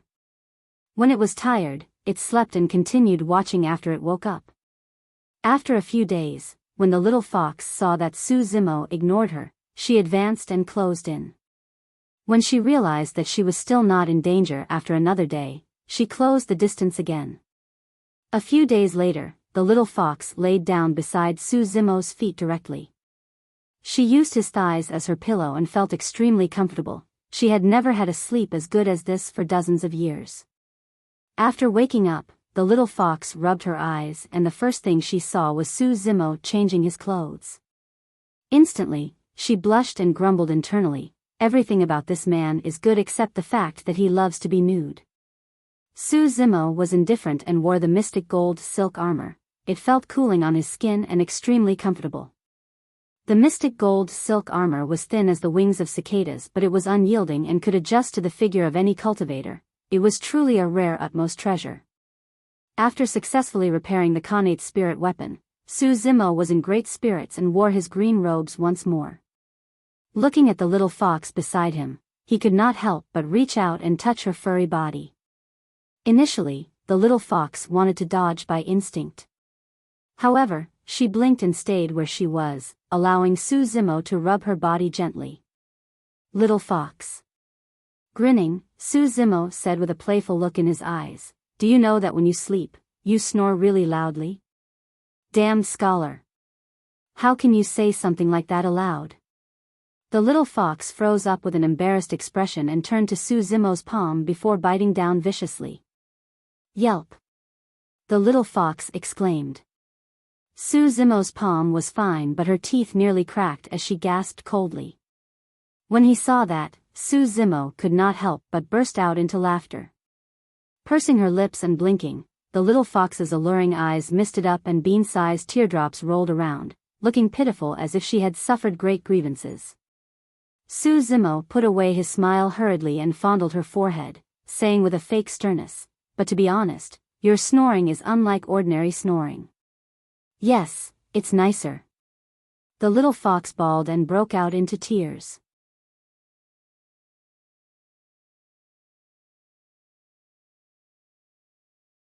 Chapter 544, Gathering of Nascent Souls. Chapter 544, Gathering of Nascent Souls. The little fox bawled and lifted the fire-blocking basket with her tiny paws, running away in a huff. Smiling, Su Zimo sat down and laid backwards, using his arms as a pillow for his head. Closing his eyes, a faint demonic glint flickered as he fell into thought. After crying for a little while, the little fox hid in a corner and drew circles on the ground, grinding her brain juices to insult Su Zimo. Stupid scholar, why you really suck. Stupid scholar, you're a bad person. You're even badder than that stupid dead crocodile. The little fox spent her entire life in this underground cave and had never seen the outside world or come into contact with anyone. Although she was wary by nature, she was also innocent and naive like a virgin. The most vicious words she could come up with were to compare Su Zimo as being worse than the crocodile. Even though she had lived for dozens of years, it was a negligible amount of time compared to the long lifespans of demons, and her mind was similar to a human child. Before long, she was bored. Turning around, the little fox looked at Su Zimo instinctively. His eyes were closed and he was motionless except for his ears that were twitching. What is he doing? The little fox was curious and tiptoed over, completely forgetting that he made fun of her earlier on. Because her cultivation realm was not high enough, she could not hear the sounds coming from the palace above the cave. However, Su Zimo possessed universal hearing. Even thousands of feet underground, he could vaguely hear the sounds above in the palace. The palace had not been peaceful for the past half a month. Furthermore, the commotion was clearly getting bigger. All the golden core paragons of the North region might have gathered here with the birth of the Vermilion fruit. Although Su Zimo managed to defend against strong foes of the immortal, Buddhist and Fiend sects single-handedly when the human emperor's palace descended in the ancient battlefield, the current situation was not looking good for him. At that time, he was a 7 Meridian Foundation establishment cultivator for his immortality cultivation and had attained greater mastery on his orifice clearing section for his demonic cultivation. He was almost at the peak and was a single step away from forming a core. At that time, he was comparable to the Paragons of the immortal, Buddhist and Fiend sect Paragons in terms of cultivation realm. But now, he was at early stage golden core and had yet to attain lesser mastery of his inner core. The weakest of the Paragons that gathered were at late stage golden core, and there might even be perfected golden cores. There was a difference of up to 3 minor realms. Of course, those 3 minor realms did not mean much to Su Zimo, who had both immortality and demonic cultivation. He was still confident that he could suppress everyone in a one-on-one battle. However, there's a high chance he might make enemies with all the Paragons of the North region by fighting for the Vermilion fruit. At that time, it would be hard to stand victorious against the combined attacks of countless Paragons. He managed to cultivate twin phenomenons, and both of them were lost primordial phenomenons. However, at the end of the day, he only had 2. At that time, there would be hundreds or thousands of golden core phenomenons by Paragons, and that was a destructive power that was unimaginable. He might not be able to handle everything with his spirit energy as an early stage golden core. Furthermore, there were golden core phenomenons stronger than the soaring serpent and divine turtle as well. Glass Palace of the 9 Immortal Sects and Malevolent Earth Sect of the 7 Fiend Sects were located in the North region. If the Paragons of those 2 super sects were to head over, it would definitely be a threat for Su Zimo.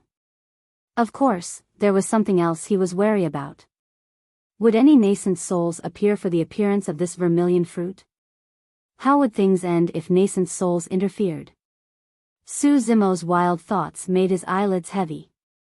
He was truly way too tired, and right now, the only thing he wanted was to have a good night's rest. His comprehension on weapon refinement had advanced again as he repaired the Connate spirit weapons. There's another 15 days left. That's enough for me to refine a set of 27 supreme-grade flying swords. With that thought, Su Zimo drifted into sleep. The little fox had just arrived beside Su Zimo when she saw that he had fallen asleep. Furthermore, there was a strange sound coming from his nose. It sounded like tigers, leopards, and thunder. Humph. Pouting, she thought to herself, how dare this stupid scholar laugh at me when he snores so loudly. Even though those were her thoughts, she did not disturb Su Zimo. She could tell that he was tuckered out. The sound from Su Zimo's nose was naturally due to the marrow cleansing section. The breathing and expiration method of the mystic classic of the 12 demon kings of the great wilderness was already infused in Su Zimo's marrow and would activate instinctively even if he was asleep. Body tempering, tendons transformation, bones strengthening, marrow cleansing, organs refinement, orifice clearing, core formation. The 7 sutras reverberated within his body, forming a cycle.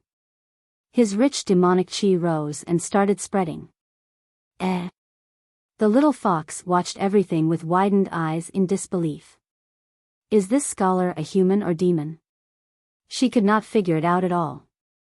To her shock, she realized that her exposure to the demonic chi that was released from Su Zimo's cultivation moved her cultivation that had been stagnant for a long time. Hee. Delighted, the little fox inched forward again and stuck closely to Su Zimo's arm before starting to cultivate. There was a big pavilion 5 kilometers away from Great Qian ruins. Unlike the desolate ruins, this place was lush with greenery and willow trees stood in rows, filled with life. There were 4 stone tables in the pavilion. Beside each table sat 3 to 4 cultivators in weird attires. Some of them wore robes, some of them wore armor and others wore tight exercise attire. More than 10 people sat by sipping tea idly with relaxed expressions, discussing with soft voices. Outside the pavilion, there were more than 100 cultivators waiting. Standing outside, all of their expressions were much worse as they looked at the people inside the pavilion with deep fear and wariness. If Mu Dongqing were to see this, he would definitely be shocked. Be it the 10-odd people inside the pavilion or the 100-odd outside, all of them were nascent souls. As he had expected, the nascent souls made their moves for the vermilion fruit. In the pavilion, 3 people sat around one of the stone tables with badges on their waists that stated Murong, Yuan, and Taba. They were from the 4 Gentry clans.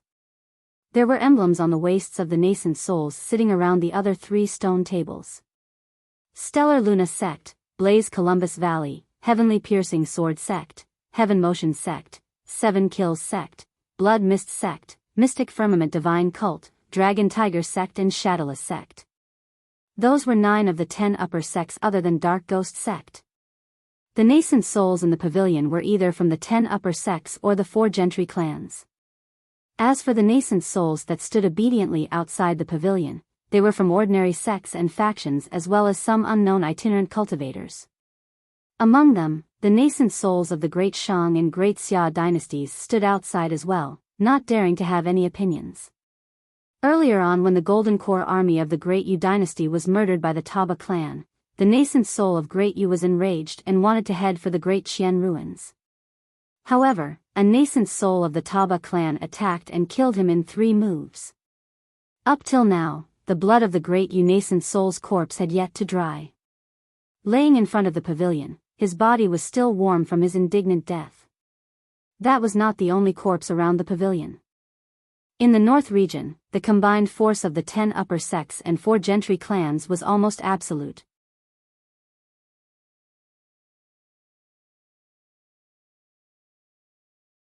Chapter 545, Revenge. Chapter 545, Revenge.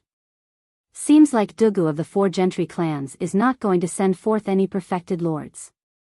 The perfected lord of Stellar Luna sect sipped his tea and said idly. Dugu Jian has an introverted nature and was born from a servant.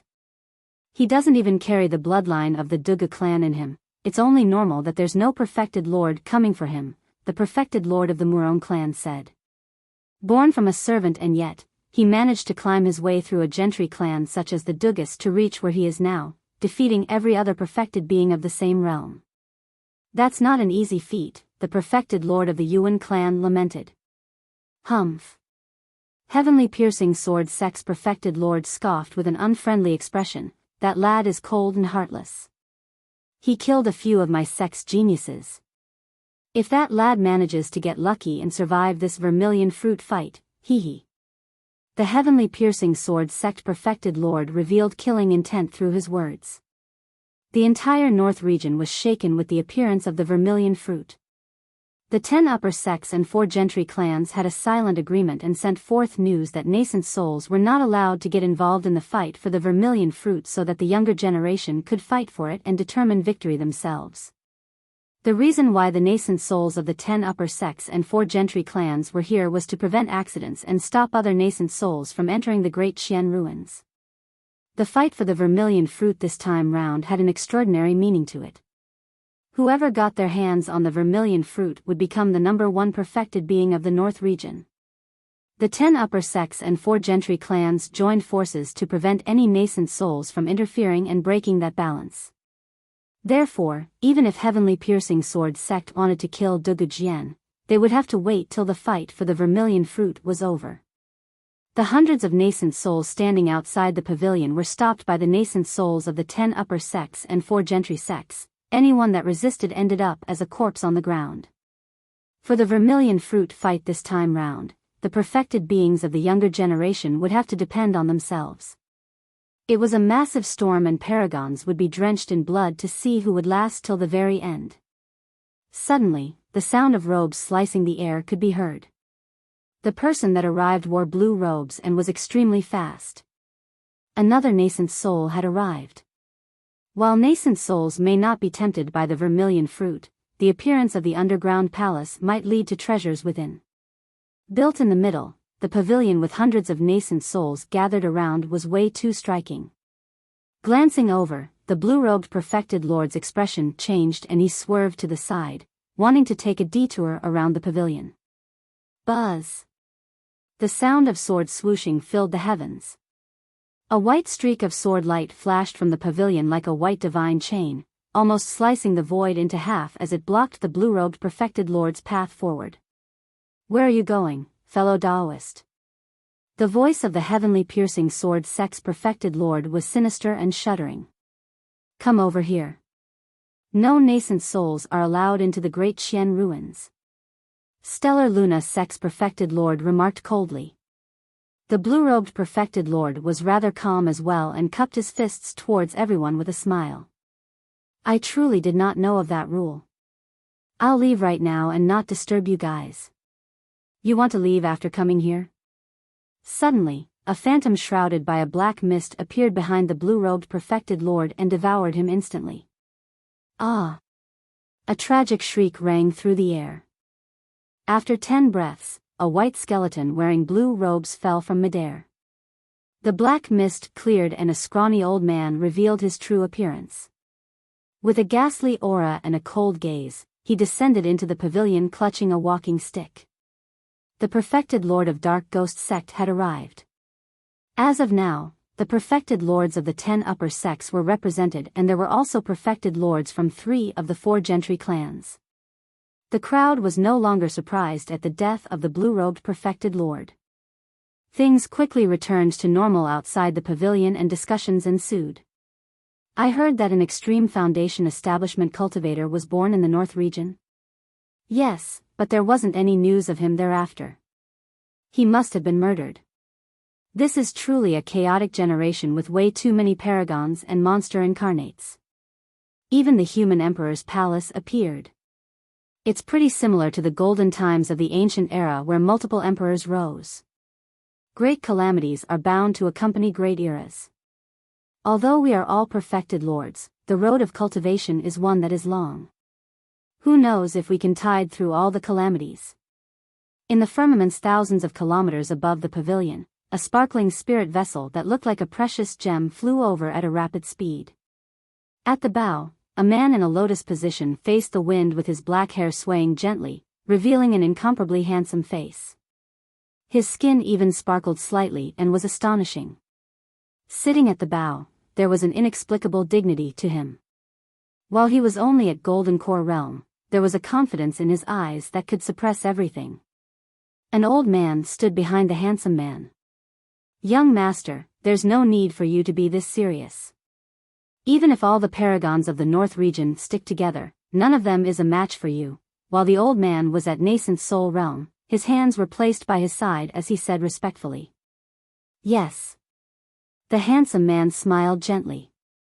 "My opponents will be in the intermediate ancient battlefield 20 years from now." However, the gathering of the North region's Paragons due to the birth of the Vermilion fruit makes me want to come forth and explore to see how strong the Paragons of this generation are. You're the number one perfected being of the North region, young master. How could any of those Paragons be a match for you? The old man declared with pride. There's naturally nothing to worry about in a solo fight. The handsome man replied idly, I just want to see if those so-called Paragons can stop me from getting my hands on the Vermilion fruit if they work together. Foo-foo, that gets my hands itchy. There were two other people sitting in the cabin of the spirit vessel. One of them wore luxurious robes and had a mask on, covering every single bit of exposed skin on his body and merely revealing a pair of vengeful eyes. In front of that person sat a middle-aged man with pale yellow skin that looked like gold. Chunyu, how about staying by my side? Don't go and fight for that Vermilion fruit, the middle-aged man said slowly. Don't worry, Grandpa. Senior brother Shi is the number one perfected being of the North region. I won't be in any danger following him. The voice of the masked man was hoarse and he sounded terrible, as though he had been through a burn. Yes. The middle-aged man nodded. It's also good for you to go explore and train with him. Take care of your safety. Keep this jade pendant with you, it's enough to defend against the full-powered attack of a golden core. The masked man received it and hung it on his waist. After a moment of silence, the masked man raised his head and snarled, Grandpa, you've got to take revenge for me. I won't be in this shameful state if not for Su Zimo. Rest assured, he won't be able to hide for much longer. Glass Palace is the overlord of the North region. As long as Su Zimo remains in the North region, I'll be able to seek him out even if I have to overturn the earth. I'll make him pay 100 times more for everything he's done to you. With that said, the middle-aged man's eyes shone coldly and he released a shuddering, terrifying aura. Even the old nascent soul that stood at the bow was frightened and jerked briefly. That was the power of a void reversion, that was an entire major realm above him. The middle-aged man continued, I won't appear after sending you guys to the Great Qian ruins. There's a great Zhou dynasty nearby here. At that time, I'll head over and ask if they've got any news of that lad.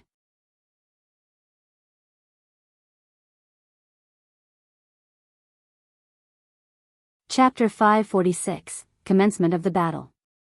Chapter 546, Commencement of the Battle. The birth of the Vermilion fruit shook the entire North region and Paragons were gathered. As the deadline approached, the legacy disciples of the 10 upper sects had all arrived in the Great Qian ruins. Those of the 4 Gentry clans had waited for a long time as well. In the outer perimeter, geniuses of other factions and sects were biding their time alongside itinerant cultivators, creating a force not to be reckoned with. This day. Suddenly, a heatwave shot forth from the palace. In the blink of an eye, the skies were filled with a scarlet glow, as if a blazing sun was slowly descending into the depths of the palace as it stained half the firmaments. Ha ha ha ha. Taba Feng's eyes lit up and he laughed with raring battle intent. The Vermilion fruit's about to ripen. Everyone, follow me and kill our way into the underground palace to get our hands on it. Let's go. Yuan Wuxia waved his hand. Thud. Thud. Thud. Hoo hoo hoo. The ancient chariots of the Gentry clans tore through the voids with a rumbling sound as their war flags fluttered in a terrifying manner. The spirit vessels of 10 upper sects streaked through the air and their horns sounded with a shuddering aura. Taba Feng, Yuan Wuxia, and Murong Wushuang stood on their chariots and looked down at the world. On the spirit vessels, legacy disciples of the 10 upper sects stood with their hands behind their backs fearlessly, revealing fervent and excited gazes in the depths of their eyes. After the 3 Gentry clans and 10 upper sects, the remaining Paragons from all over the place surged forward like a tsunami wave. On the ground, a black-robed swordsman walked forward step by step expressionlessly with lost eyes that could not seem to focus. The strange thing was that there was no one around him at all. Although the crowd was dense, a path opened up instinctively when it encountered the black-robed swordsman.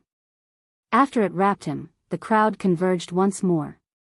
Within the palace. A sinister wind gusted and specters surrounded them. Millions of otherworldly soldiers were gathered at this place, forming an indestructible dark cloud that blanketed the skies above the palace. Although the otherworldly soldiers in the palace were not alive, they maintained their habits from their previous life. Now that the palace was met with external foes, all the otherworldly soldiers were gathered here to guard it. Kill! Kill! Kill! The millions of otherworldly soldiers chanted angrily in a dense, black crowd.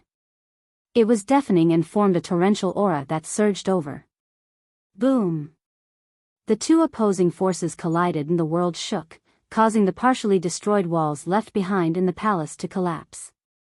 One side was the Paragons of the North region. The other side was the guards of the once #1 empire of the North region that had spanned through history. Meat and blood spewed as the collision happened, and a few golden cores died on the spot while countless otherworldly soldiers dispersed, turning into malevolent chi that dissipated into the void. The otherworldly soldiers that amounted in the millions were scary. However, almost all the Paragons of the North region were gathered here. This was a shuddering force that could destroy everything.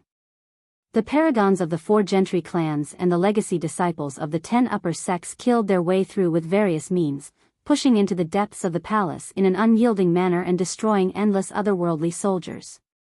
Mu Dongqing and Bai Yuhan followed the crowd and exchanged glances. Both could read the shock in the other's eyes. The Paragons were way too scary.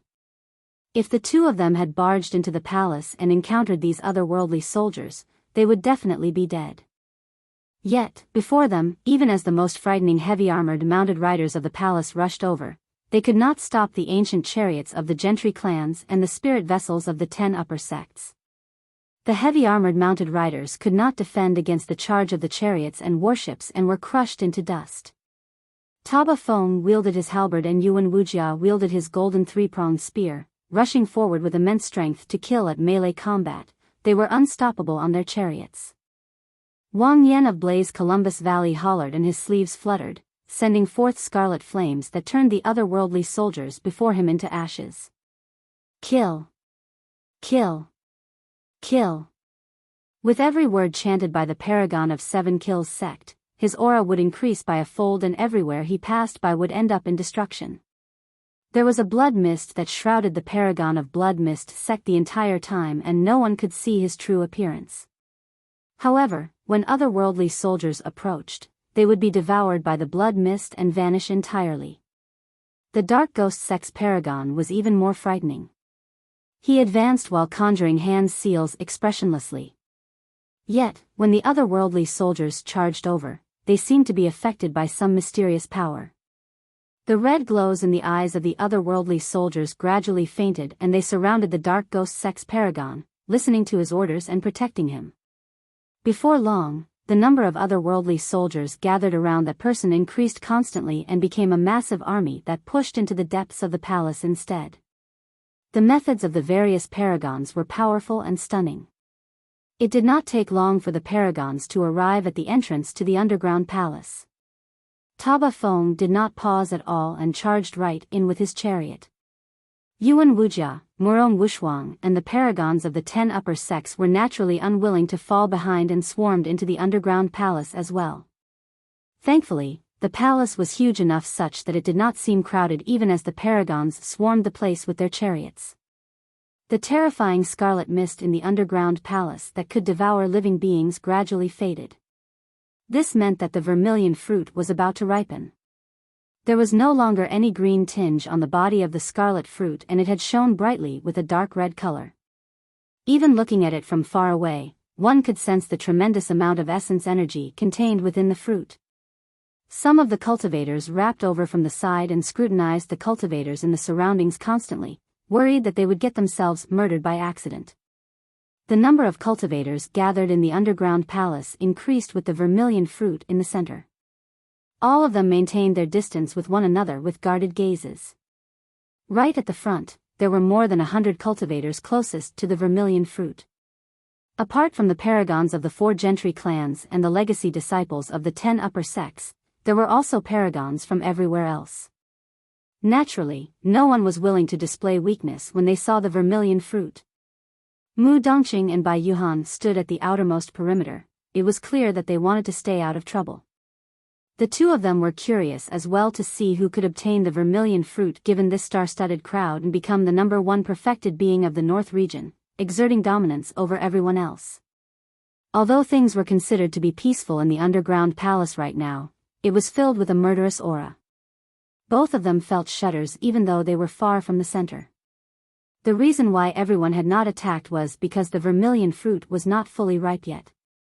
Once the scarlet mist surrounding the vermilion fruit dispersed completely and it was fully ripe, an unprecedented battle between the Paragons of the North region would break out. At that time, countless Paragons would be bathed in blood. No one knew how many of them would be buried in this ruin. At the same time, 1,000 feet deep beneath the palace, a scholarly green-robed cultivator stirred awake from his silent cultivation, opening his brilliant eyes slowly. It's finally about to begin? Murmuring softly, the green-robed cultivator had a calm expression with a faint hint of killing intent in his eyes.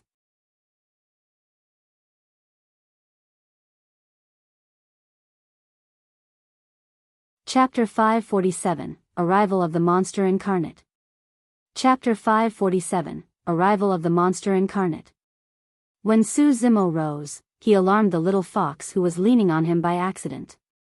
She sat up and rubbed her drowsy eyes, looking at him instinctively.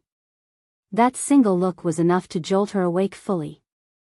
With a whimper, the little fox lowered her head shyly and covered her eyes with her tiny paws, grumbling internally, "Stupid scholar, you're stripping again."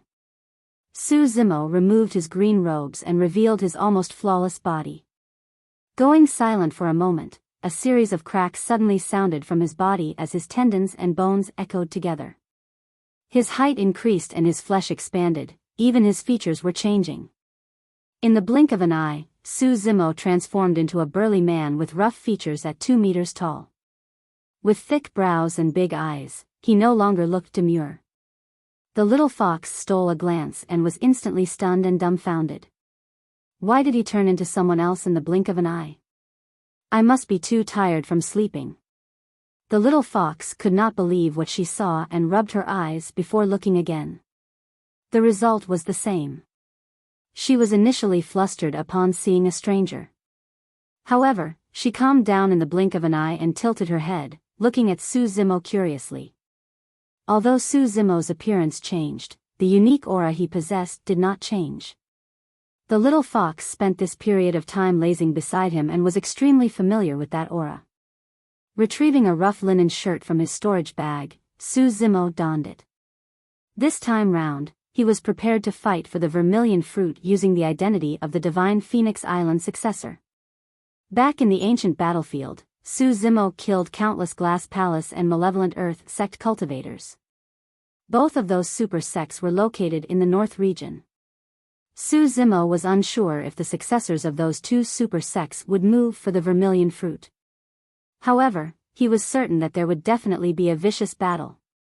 If he did not conceal his identity, even if he got his hands on the vermilion fruit, he would bring about an endless wrath and it would be impossible for him to remain in the North region.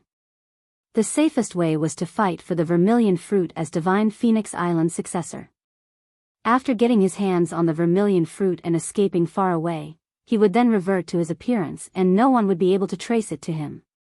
Furthermore, the identity of divine Phoenix Island successor had already offended many top factions and it did not matter if more foes were gained. Of course, with this, he could not use many methods that could expose him. The ancient dragonification manual, moon concealment bow, blood quencher and even the coiling dragon seal could not be used at all. During this period of time, he had already refined his 27 supreme-grade flying swords. However, the candlelight sword formation was way too striking and he could not release it easily. On the surface, it seemed like Su Zimo's combat strength was greatly decreased without those methods. However, in reality, with the mystic gold silk armor and both his immortality and demonic cultivation, Su Zimo was even more frightening using the identity as the successor of divine Phoenix Island. He was the monster incarnate that shook the entire Tianhuang mainland. The demonic existence that countless Paragons could not forget was about to descend upon the North region. At the side, the little fox seemed to sense something when she saw the murderous aura Su Zimo was exuding. He turned around and looked at the obedient little fox beside him. Although slightly reluctant, he still said softly, "I'm about to leave." Most likely, it would be difficult for him to return after this departure. He would definitely flee from the great Xian ruins the moment he got his hands on the vermilion fruit and would not return casually. The pitch-black gem-like eyes of the little fox dimmed gradually as she lowered her head. Her disappointment could barely be concealed. Initially, she thought that Su Zimo could stay here and live with her forever. While this place was cramped and small compared to the outside world, it was carefree and peaceful. She did not feel lonely as well with a companion. But now that Su Zimo was about to leave, she would be the only one left. After pondering for a moment, Su Zimo asked, "Do you want to leave with me?" The little fox had a lost expression and was silent. She was already used to this place after living here for dozens of years. Her presence was felt in every single rock and corner. Although her mother was already deceased and still, each time she looked at her mother, the little fox would calm down. This was her home. She had never thought about leaving here before. Even when she was locked in captivity by the scarlet-armored gigantic crocodile, she merely thought about chasing it away one day rather than leaving herself. But now, the little fox was at a loss for what to do and could only look at Su Zimo squarely. Su Zimo sighed internally.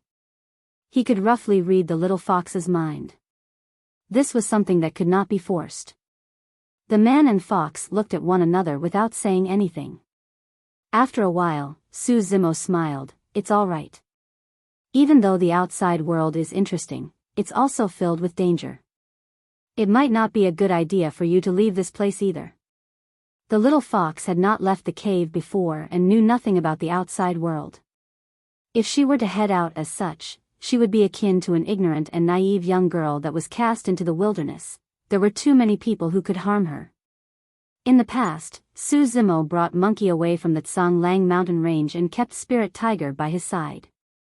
In the end, there was no news of the both of them for a long time after they left, and even now, he did not know if they were alive.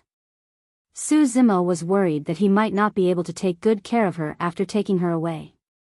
If that was the case, it would be better for her to remain here and lead a peaceful life away from the outside world. The little fox did not say anything and merely looked at Su Zimo blankly without blinking. Gradually, a mist fogged her eyes in a pitiable manner. Su Zimo was silent.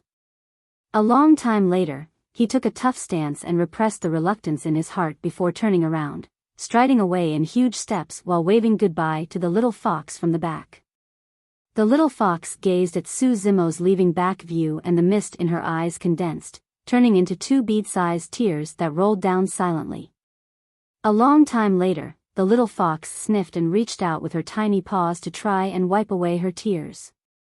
She had a resolute gaze, as though she had decided on something.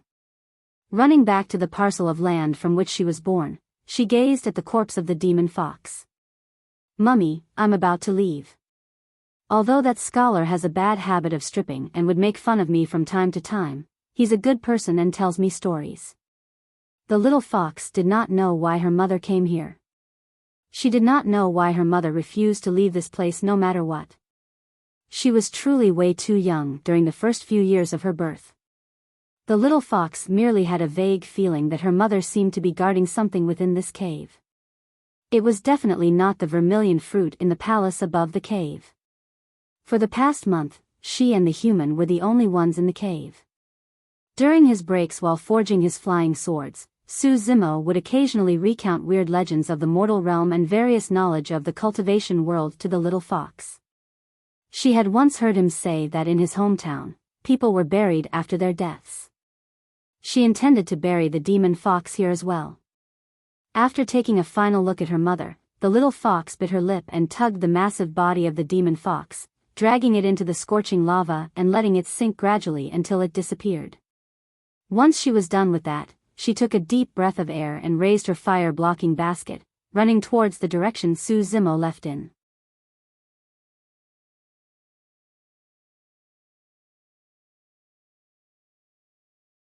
Chapter 548, Attack. Chapter 548, Attack. In the underground palace, countless gazes were fixed on that bright, shiny scarlet fruit, and they grew increasingly fervent. Nobody noticed that a massive figure was silently approaching from the depths of the palace. The mist around the vermilion fruit had almost dispersed entirely. The vermilion fruit was completely ripe. Suddenly, the air was still. There was tension and pressure. Many cultivators were motionless except for their roving eyes that darted all around. They did not even notice the sweat pouring down their faces.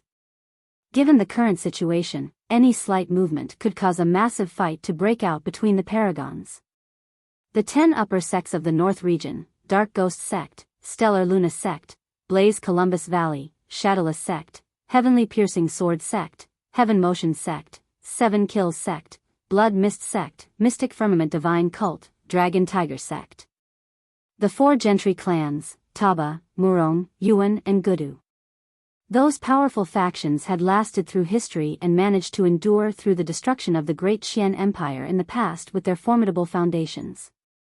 But now, all the Paragons of the 10 upper sects and 4 Gentry clans were wary, and none of them dared to be the first to attack. Although the vermilion fruit was already ripe, it was right in front of everyone, and the person who made the first move would definitely be at a loss and would probably be drowned in the attacks of everyone. Hee hee. Suddenly, Taba Feng's laugh broke the silence. The vermilion fruit is right here. Since no one dares to take it, I won't stand on courtesy.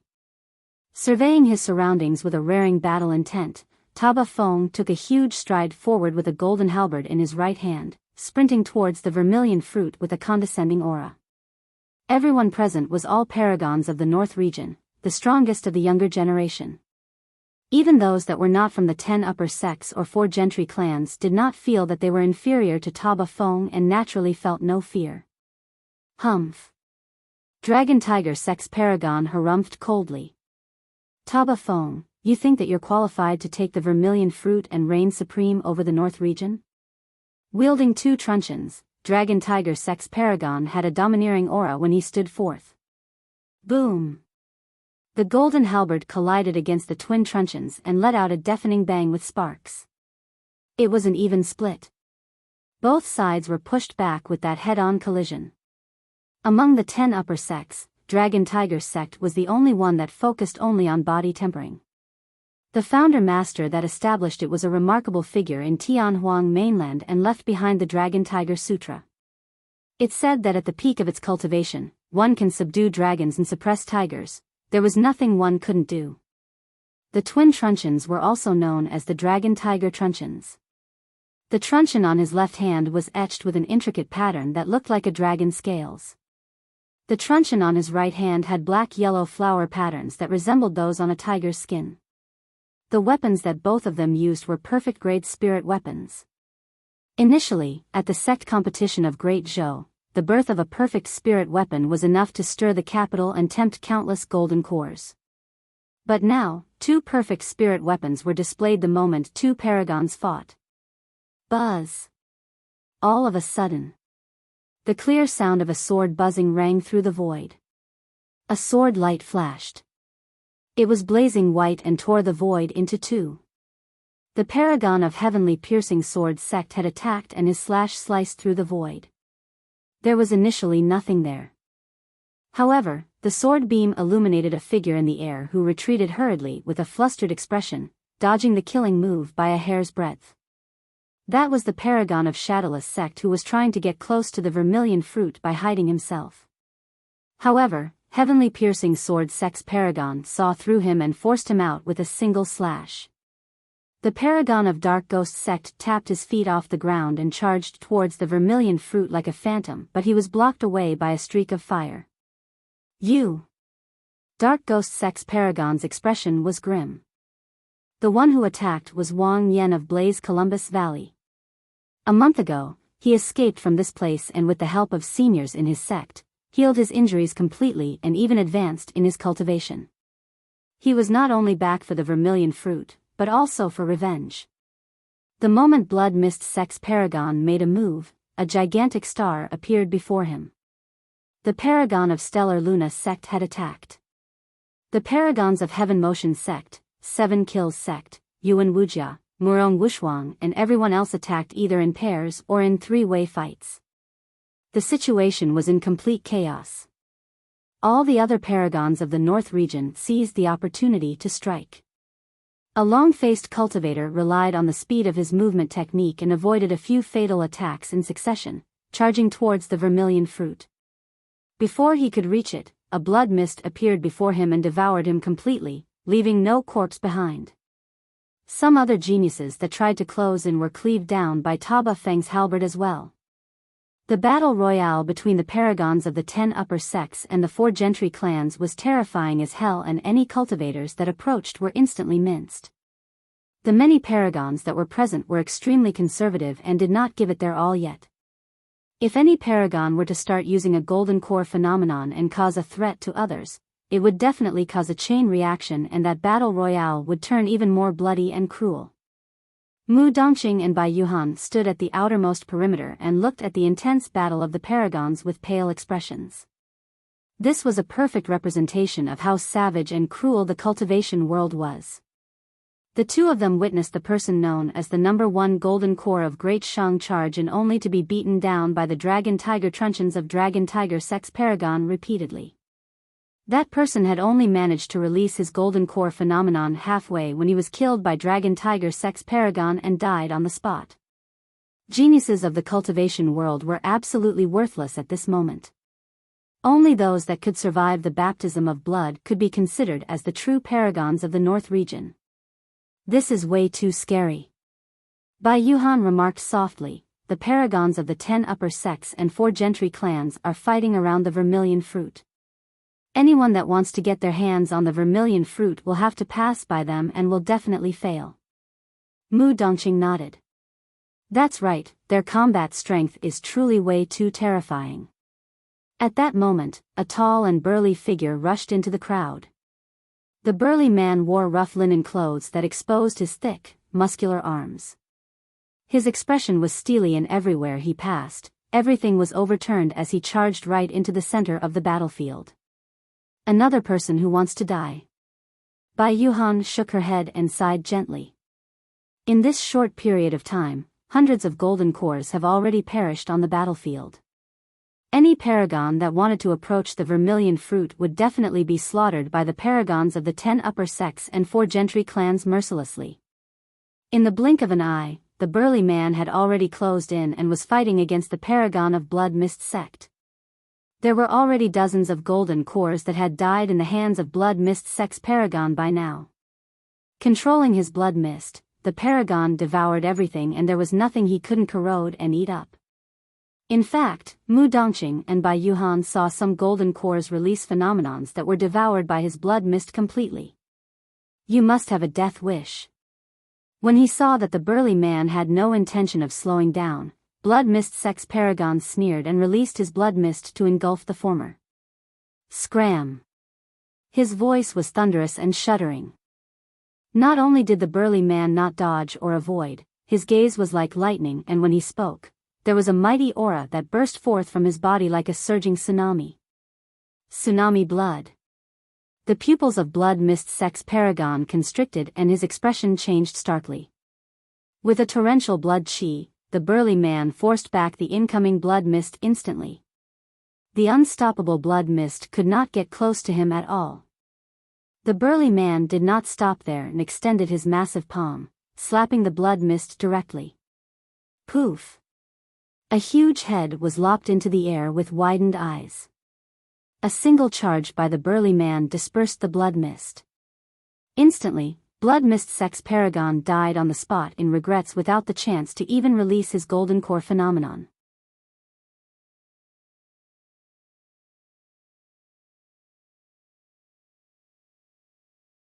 Chapter 549, Slaying Paragons in Succession. Chapter 549, Slaying Paragons in Succession. The initially chaotic battlefield was met with a momentary pause with the death of Blood Mist Sect's Paragon. It was too fast. Nobody expected the Paragon of Blood Mist Sect to die. Less than that, nobody expected him to die against a single move from this burly man who had appeared out of nowhere. His head was sent flying with a single slap.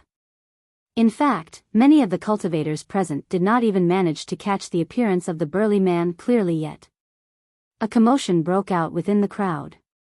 A variable had occurred. "How dare you!" Mystic Firmament Divine Cult's Paragon hollered in rage when he saw that the burly man was already close to reaching the vermilion fruit. Boom! A massive divine cauldron descended from the heavens with a blinding radiance and a terrifying aura that could suppress all living beings. The burly man's expression did not change and he did not stop at all. His bloodline burst forth alongside two divine lights from his eyes as the veins on his arms were exposed while his muscles knotted together like liquid steel. He threw a punch against the air. Bang! A loud bang sounded in the air. Is he crazy? He's trying to fight against a supreme-grade spirit weapon with his bare hands. He truly doesn't know what's good for him to underestimate the Paragons of the North region as such. Remarks could be heard from the crowd. Your arm is mine. The eyes of Mystic Firmament Divine Cult's Paragon shone cruelly as he controlled his divine cauldron to smash down fiercely against the burly man. The burly man did not avoid or dodge and the flesh on his fist expanded rapidly, resembling a gigantic seal that emanated a heavy blood stench. Boom! The fist and the divine cauldron collided with a huge bang. After a momentary pause, a series of cracking sounds echoed from the divine cauldron. It was extremely tragic and thin lines could be seen forming on the surface of the cauldron. Pust! All the cultivators present gasped in shock. The next moment, the divine cauldron was repelled more than 100 feet away and its radiance dimmed. The cultivators that witnessed that were dumbfounded and their eyes were filled with astonishment. Nobody expected that the unknown burly man would be able to take on a supreme-grade spirit weapon barehanded and even send it flying. What sort of a body was that? Could that person be wearing some sort of a perfect or connate glove spirit weapon? Otherwise, what could explain what just happened? The shock was even greater for Mystic Firmament Divine Cult's Paragon who was directly in the fight. Blood drained from his face and his mind went blank momentarily. It was way too domineering. A single punch from the burly man nearly shattered his divine cauldron. You. The moment Mystic Firmament Divine Cult's Paragon spoke with a single word, the burly man had already arrived before him in a flash with a suffocating ferocity. Breathing became difficult for him and he had to swallow whatever he wanted to say back. Instantly, things changed on the battlefield. Although Mystic Firmament Divine Cult's Paragon was dazed, the burly man did not hesitate and was decisive to kill, slashing a cold saber in his hand forward. Blood chi spread. Not good. The Paragon of Mystic Firmament Divine Cult snapped back to his senses and realized that his life was hanging on a thread.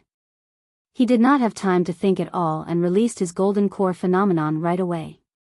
Ow! Suddenly, the tragic sound of ghosts wailing could be heard as the burly man's saber sliced through the air, distracting one's mind instantly. Mystic Firmament Divine Cult's Paragon could not support his golden core phenomenon fully and it dissipated in his moment of distraction. It's over, this is where I die. Instantly, his heart sank. Poof! A saber beam flashed. A thin red line appeared on the throat of Mystic Firmament Divine Cult's Paragon, expanding slowly before turning into a blood mist that stained the void. Mystic Firmament Divine Cult's Paragon was sliced on the throat and died on the spot. From the moment he appeared, the burly man had attacked for a total of 3 times and 2 Paragons died. What in the world is that person's cultivation realm? He seems to only be at early stage golden core. What? The many cultivators that were watching were shocked and used their spirit peering art on the burly man. He's truly at early stage golden core. The voices of the crowd grew louder. However, the situation in the battlefield had turned more ridiculous with the inclusion of the burly man. After killing 2 people in succession, the burly man now had a rather empty path between him and the vermilion fruit without any obstructions. At that moment, the only ones closest to the burly man with the potential to stop him were on his sides, the Paragon of Heavenly Piercing Sword Sect and a black-robed swordsman. The black-robed swordsman's sword had been in his pitch-black sheath the entire time. Up till this point of the battle, he had not withdrawn it at all. Each time he attacked, the black-robed swordsman was bare-handed and used his finger as a replacement for his sword, killing his enemies with streams of sword chi. At that moment, the initially dazed eyes of the black-robed swordsman that could not find a focal point were starting to converge upon seeing the might of the burly man. The lights of his pupils converged like two extremely sharp swords that gave off a chilling feeling. Slowly, the black-robed swordsman's right hand descended on his sword's handle. He could attack at any moment.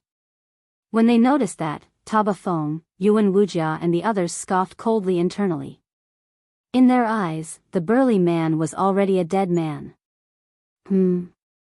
Sensing something, the burly man turned his gaze towards the black-robed swordsman. The black-robed swordsman gave him an extreme sense of danger. That was a really frightening person. It was acknowledged in the cultivation world that sword cultivators had the strongest killing power. In Tianhuang mainland, the strongest sect for sword cultivators was Sword Sect of the Nine Immortal Sections. The burly man had exchanged blows with Sword Sect's Paragon before. However, the feeling that the black-robed swordsman gave off was even more dangerous than Sword Sect's Paragon. Despite that, the burly man did not stop in his tracks. If he wanted to get his hands on the vermilion fruit, he would have to overwhelm everything with a thunderous might without any hesitation to allow anyone to react to him. How dare this unknown bastard try to get his hands on the 10,000-year vermilion fruit? Before the black-robed swordsman attacked, the Paragon of Heavenly Piercing Sword Sect on the other side lost his cool and shouted. Moving along with his sword, he appeared before the burly man in a flash. The black-robed swordsman frowned slightly when he saw Heavenly Piercing Sword Sect's Paragon attack. His right hand that was initially on his sword handle moved away slowly once more. Buzz! A blade quivered with a blinding radiance. 5 spirit patterns shone and the sword released a killing aura that seemed as though it could penetrate everything in the world. A perfect spirit weapon. The burly man narrowed his gaze as he looked at the incoming sword. His only consideration was the black-robed swordsman on the other side. However, at this moment, the black-robed swordsman had taken 2 steps back. It was clear that he did not want to join forces with Heavenly Piercing Sword Sect's Paragon. Feeling relieved, the burly man swung his saber towards the incoming sword. Ow! The saber glided through the void and released the tragic sound of ghosts wailing once more, as though specters surrounded them. Puny tricks. Heavenly Piercing Sword Sect's Paragon sneered and flicked his wrist, causing his sword to buzz. Clang! Clang! As the sword buzzed, it released an infinite sharpness that suppressed the tragic wails instantly while slicing the specters into dust.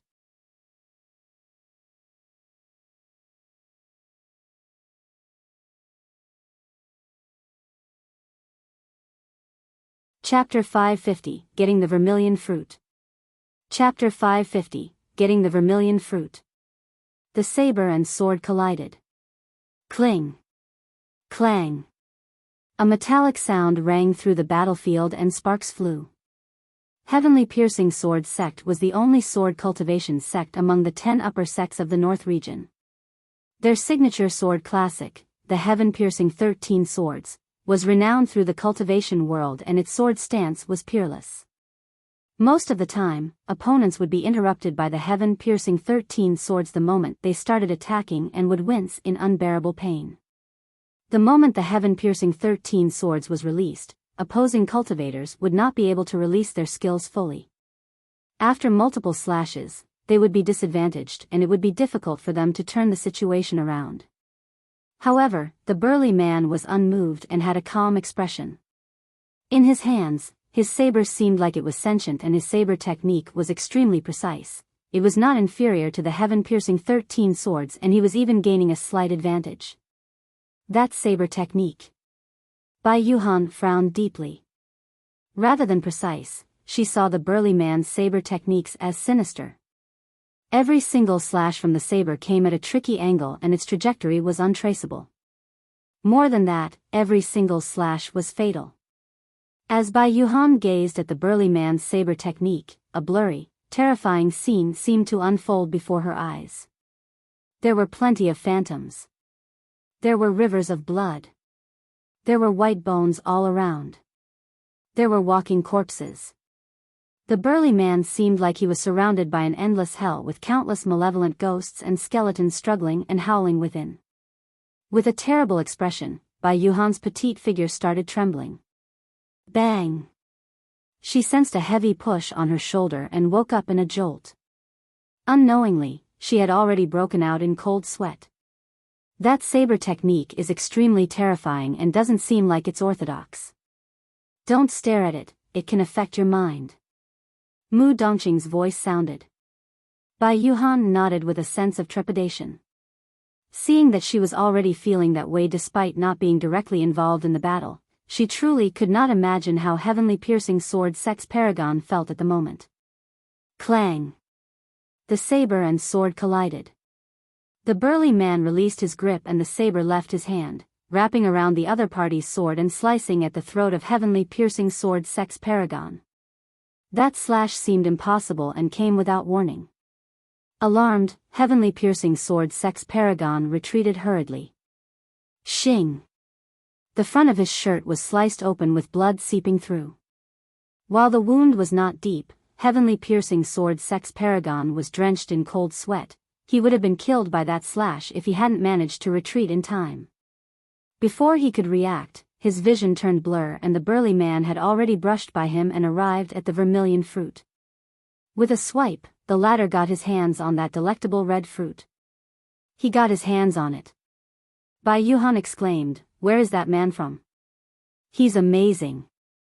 Mu Dongqing shook his head. The vermilion fruit had been there since the start of the battle and none of those paragons had the chance to pluck it.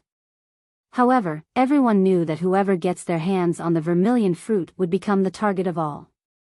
You mean to say? That man is not far from his death now that he plucked the vermilion fruit. On the battlefield. Simultaneously, all the paragons stopped what they were doing and everyone's gazes landed on the burly man. It's him. Finally, a cultivator from the crowd recognized the burly man and exclaimed frightfully with a trembling voice. He's the monster incarnate of Divine Phoenix Island. The burly man was Su Zimo, who had exited the cave. Taba Feng and the others frowned. Most of the golden cores present were at late stage or perfected golden core and had naturally not seen Su Zimo in the elementary ancient battlefield. However, a few of the cultivators in the crowd had once witnessed that unforgettable scene beneath the human emperor's palace from a distance.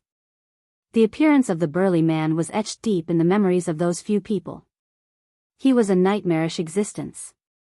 Divine Phoenix Island's monster incarnate? Although the many paragons present were wary, none of them were fearful. All of them were murderous and wanted nothing more than to rip Su Zimo apart. To think that even the successor of Divine Phoenix Island would come for the vermilion fruit. Interesting, Yuan Wuxia said with a fake smile. Humph. Dragon Tiger Sects Paragon had an unfriendly expression and hollered, "Since when did the successor of Divine Phoenix Island join the Fiend Sects?" That saber technique earlier on was clearly the Fiend Sects Azura saber. He was not the only one, most of the people present recognized Su Zimo's saber technique. Su Zimo's expression was calm, he had expected to be recognized as the successor of Divine Phoenix Island. He placed the vermilion fruit in his storage bag as now was not the time for him to consume it. The vermilion fruit had a tremendous amount of energy and he could only digest and absorb it in seclusion cultivation. Consuming the vermilion fruit in a battlefield as such was akin to committing suicide. Now that he had managed to pluck the vermilion fruit successfully, as long as he could escape and flee from everyone's pursuit, he would be free. I heard that you're the #1 monster incarnate throughout history. It's time for me to test and see if you live up to that reputation. Taba Feng had a raring battle intent and slammed his golden halberd heavily on the ground. The earth split and revealed a series of cracks while gravel and sand flew everywhere. Taba Feng's aura was torrential. To be fair, most of the cultivators present had heard of the monster incarnate of Divine Phoenix Island, but there were few that truly feared him. Furthermore, most of them were at late stage or perfected golden core while Su Zimo was only at early stage. Murong Wushuang commented indifferently, I heard that you once entered the human emperor's palace. I'm sure you must have benefited immensely from it. Those words caused a huge stir in the crowd. Some cultivators who initially planned on not getting involved were now tempted. Who wouldn't be tempted to get the human emperor's palace's inheritance? Hand over the vermilion fruit and the inheritance of the human emperor's palace and we can leave you with a full corpse. 7 kills. Sects Paragon wielded 2 daggers and his eyes blazed with furious killing intent that was almost corporeal. Ha ha ha ha. Su Zimo reared his head in wild laughter and pointed his saber at the group of paragons blocking his path, nodding. Good, good. How overbearing. You want to kill me even if I hand over the vermilion fruit? Let's see how many of you paragons manage to survive me today. Demon. Dragon Tiger Sects Paragon wielded his truncheons and hollered with a divine might, this is not the ancient battlefield. It's not a place for you to be brazen. What can you do to me if I want to be brazen? Su Zimo sneered and closed into the Dragon Tiger Sects Paragon with huge strides. Frostily, he remarked with an icy gaze, anyone that stands in my way shall be killed without mercy. His black hair danced wildly and his gaze was electric. With an intimidating aura, that figure that was over 2 meters tall seemed like it was a mighty Fiendcelestial that could murder immortals who was dashing over. Kill! The paragons roared in unison and attacked simultaneously. Instantly, the void shone with a bright spirit light. 10 paragons flew into the air, bedazzling like 10 blazing suns. Taba Feng, Yuan Wujia and Dragon Tiger Sects Paragon, the 3 cultivators who were the most apt in melee combat, had closed in. A halberd, golden 3-pronged spear and the Dragon Tiger truncheons flew through the air. Flying swords, daggers, spears and other spirit weapons turned into streaks of light that arrived instantly with a chilling intent as well. In the same cultivation realm, who could defend against the combined attack of those 10 paragons?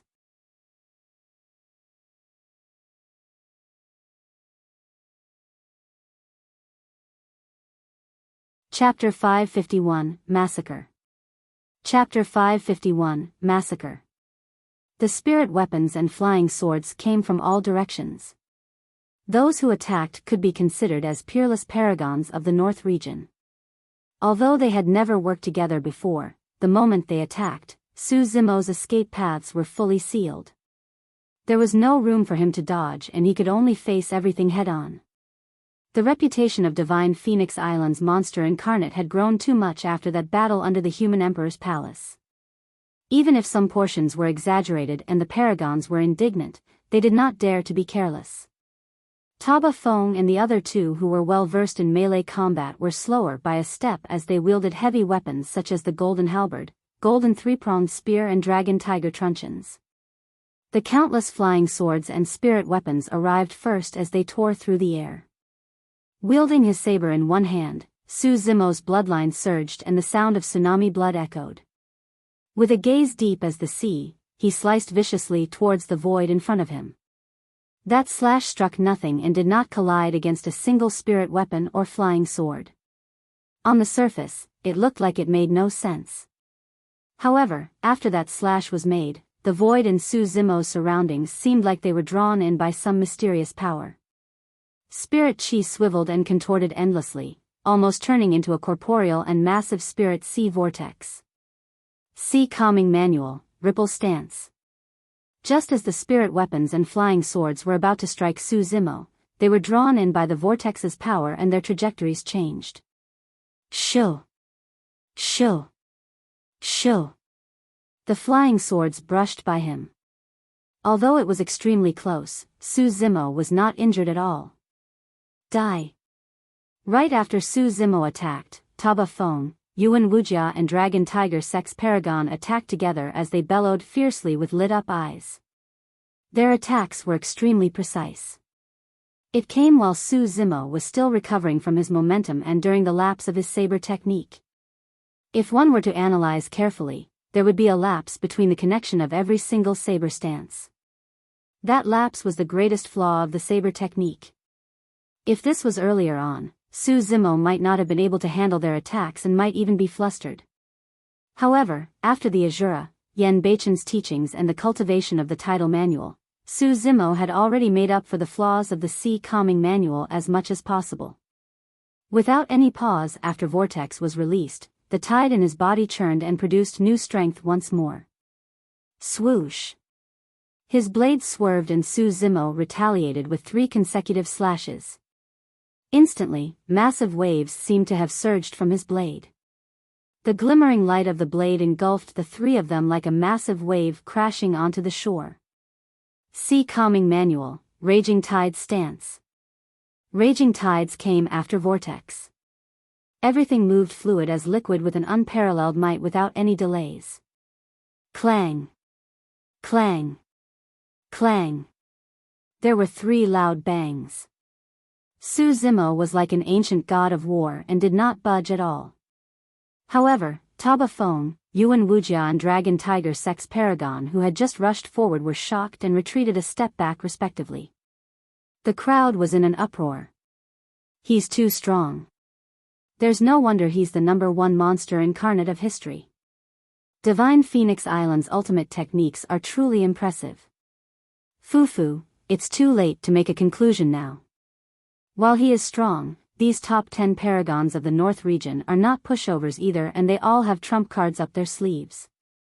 If they're really pushed to their limits, even the strongest monster incarnate in history will have to die. Taba Feng and the other 2 had grim expressions. Although it was merely a single head-on exchange, all 3 of them experienced the terrifying power of the tide that surged through their weapons into their bodies and almost caused them to suffer internal injuries. Indeed, he does have some skills.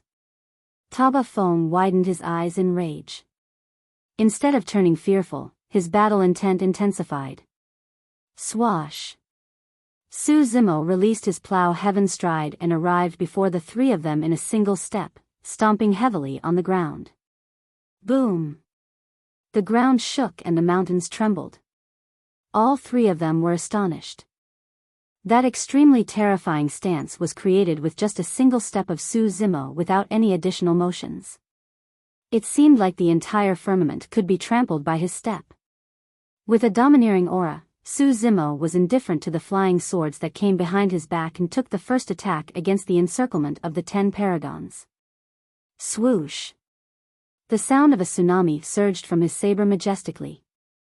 A torrential aura crushed down and could sink galaxies and the earth. The pupils of Dragon Tiger Sects Paragon constricted immediately.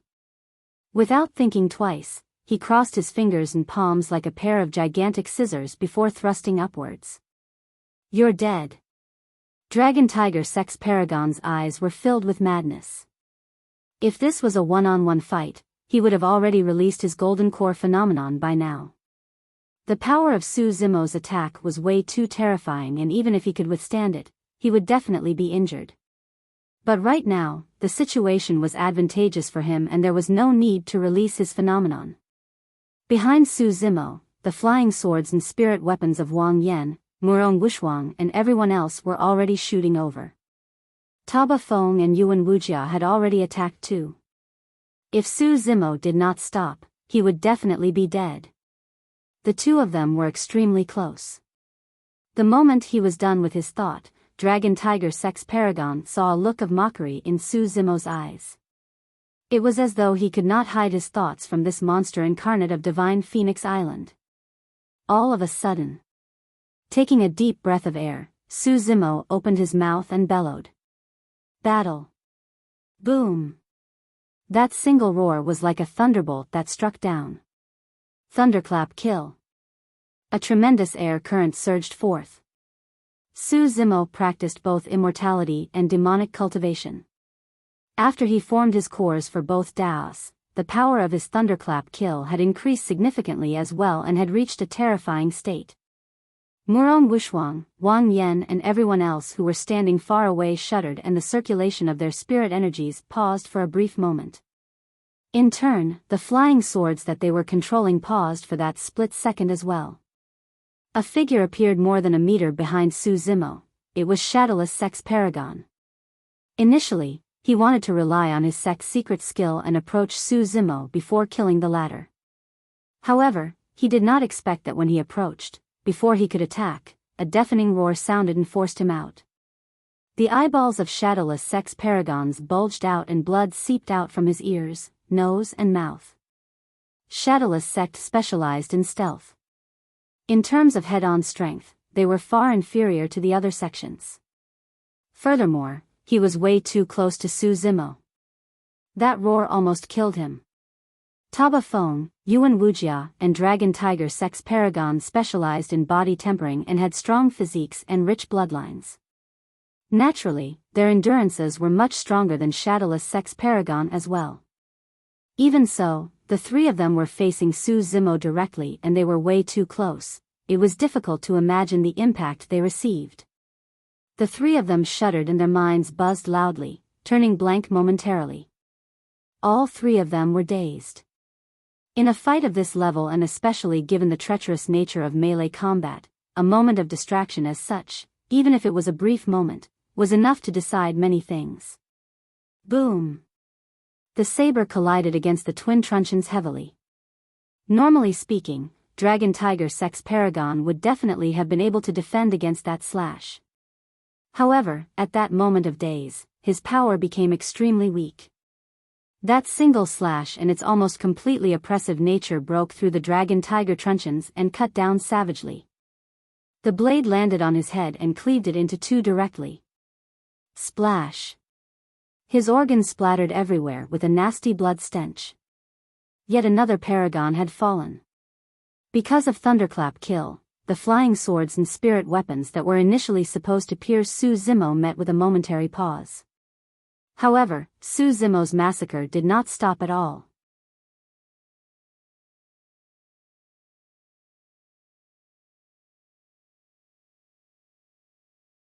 Chapter 552, Phenomenon Fight. Chapter 552, Phenomenon Fight. After killing Dragon Tiger Sects Paragon with a single slash, Su Zimo did not pause at all and swerved his blade. After countercurrent came ripple. The extreme toughness of his saber stance turned into extreme gentleness without any sluggishness. His saber beam shimmered like water. A ripple appeared in the void and looked amazing. However, it was filled with killing intent as it crept towards Yuan Wujia's throat. Poof! Yuan Wujia's ears were ringing due to Su Zimo's roar and his mind was blank. Before he could react, his throat was swiped by the saber. A blood mist spewed out. With a horrified expression, Yuan Wujia reached out and clutched his throat hurriedly, but he could not stop the blood flow. Ee. Opening his mouth, he let out a series of strange cries that sounded like wheezes. As he staggered backwards, the color on Yuan Wujia's face drained and the light in his eyes dimmed. His legs buckled and he knelt on the ground, dying on the spot. The blade swerved once more. Ripple extended, wanting to engulf Taba Feng as well. At that moment, Taba Feng snapped to his senses and his eyes widened. Circulating his golden core fanatically, his blood chi burst forth and he slashed fiercely with his golden halberd. Kill! Taba Feng roared as well with a menacing expression. Clang! After killing two people in succession, Su Zimo's strength had already diminished. The saber was repelled right away when it collided against the golden halberd. At the same time, Murong Wushuang, Wang Yan and everyone else returned to their senses and flying swords and other spirit weapons blanketed down towards Su Zimo. Su Zimo's expression did not change at all and his gaze was frightening and unusually calm. Making use of the rebound momentum, Su Zimo retreated. At the same time, his tendons and bones rang with a cracking sound, as though beans were being fried. In the blink of an eye, that seemingly burly and mighty body made an impossible contortion. Some of those actions were completely unimaginable and his body was twisted to its limits, looking like it could snap at any moment. However, because of that, Su Zimo managed to shuttle through the many flying swords and spirit weapons by a hair's breadth. Some of the flying swords ripped his green robes, but thanks to the defense of the mystic gold silk armor, he did not suffer any injuries at all. Shadowless Sects Paragon's orifices were bleeding due to Su Zimo's thunderclap kill, and his mind was in chaos, almost turning into sludge. Finally, he recovered. The moment he stirred awake, he saw Su Zimo charging at him and was scared out of his wits. Su Zimo slashed in reverse and released Vortex, defending against the attacks of many flying swords. At the same time, he reached out and grabbed at the Shadowless Sects Paragon's head. Golden Core, Shadowless Twin Darts. Shadowless Sects Paragon retreated right away and wanted to release his Golden Core phenomenon. Unexpectedly, Su Zimo's arm expanded by 3 inches and caught up to him, grabbing his head with 5 fingers. 5 finger holes appeared. The Golden Core phenomenon of Shadowless Sects Paragon had just taken shape when it dissipated instantly. To think that the encirclement of the top 10 Paragons would lead to 3 of them dying within a couple of rounds, it was extremely tragic. The rest of them who remained were now flustered. Taba Foam yelled, "What are you guys waiting for? Kill him." Murong Wushuang surveyed her surroundings coldly. "Everyone, if you continue watching idly by the sidelines, once we lose, you guys won't be his match even if you join forces later on." At that moment, Cultivators of Blood Mist Sect and Mystic Firmament Divine Cult were already at their limits even without Murong Wushuang's reminder after witnessing their Paragons killed by Su Zimo. "Kill! Kill! Kill!" Everyone chanted angrily. Their voices rumbled and almost drowned Su Zimo. Thud! Thud! Thud! The ancient chariots of the 4 Gentry clans moved with a thunderous sound as they shone brightly and charged towards Su Zimo. Apart from cultivators such as Mu Dongqing and Bai Yuhan, who were already intending to stay out of the affair right from the get-go, most of the cultivators in the underground palace were embroiled in the situation. Humph! Su Zimo was fearless and his eyes shone savagely. Looking at the incoming chariots, he strode forward and received them with his bare body without using any spirit arts. Boom! The blood and flesh of the divine steeds pulling the chariots splattered everywhere. The chariots were smashed apart by Su Zimo. Wielding his saber, Su Zimo's bloodline surged and he cleaved left and right. No one could withstand his edge. There was no one who could stand in Su Zimo's path at all. Boom! The voids rumbled. A golden halberd with a blinding radiance tore through the heavens and descended in the underground palace with a frightening aura. The power of a phenomenon. When he saw that the situation wasn't looking good, Taba Fong did not hesitate and released his golden core phenomenon right away. All of a sudden, night fell and stars appeared with a bright moon in the middle.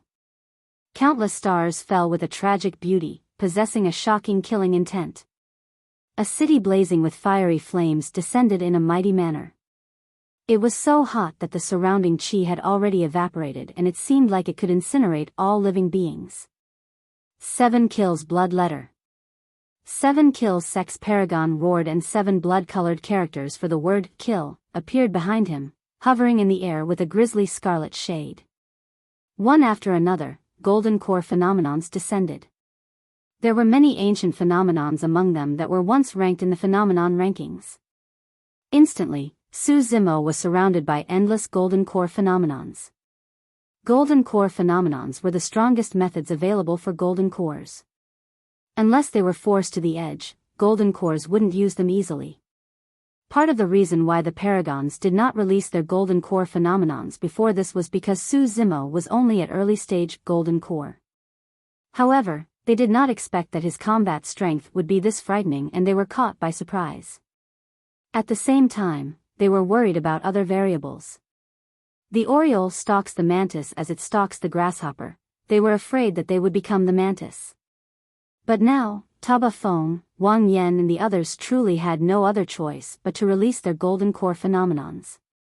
Otherwise, none of them would be able to stop Su Zimo. Su Zimo sneered. He circulated his golden core. Boom! Suddenly, a frightening scene that shocked everyone appeared behind him. The mountains collapsed and the earth split. Volcanoes spewed with dust clouds falling. Scarlet lava flowed on the ground and devoured all living beings, incinerating all life. A gargantuan living being crawled from beneath the ground and soared into the air. It had a snake's head, an anaconda's body, dragon scales, phoenix's wings, and bloodshot eyes that surveyed the surroundings. The formidable power of this phenomenon was spreading. Crack. Crack. Crack. Some flying swords and spirit weapons could not withstand it at all and cracked. Their lights dimmed and they fell to the ground, shattered into pieces. When eyed by that massive living being, a cultivator's expression changed and spat out a mouthful of blood. Flames started igniting within his body and engulfed him rapidly. In the blink of an eye, the person was burned to ashes. When that golden core phenomenon was released, all the cultivators in the palace were stunned. What sort of a monster is this? Bai Yuhan, who was hiding far away, could not help but ask with a pale face. I'm not sure. Mu Dongqing shook his head. He merely felt that the massive living being gave off an ancient aura, akin to a divine being that looked down on the masses. That is the primordial soaring serpent. Murong Wushuang and the others were shocked. The primordial soaring serpent had been lost for a long time and none of them present had witnessed it personally before. However, the golden core phenomenon before them was exactly the same as what was described. Wang Yan lamented internally with astonishment. The primordial divine turtle appeared a month ago. To think that the primordial soaring serpent would appear today as well. I wonder where that green-robed cultivator is. The two of them will definitely be able to fight with these opposing phenomenons.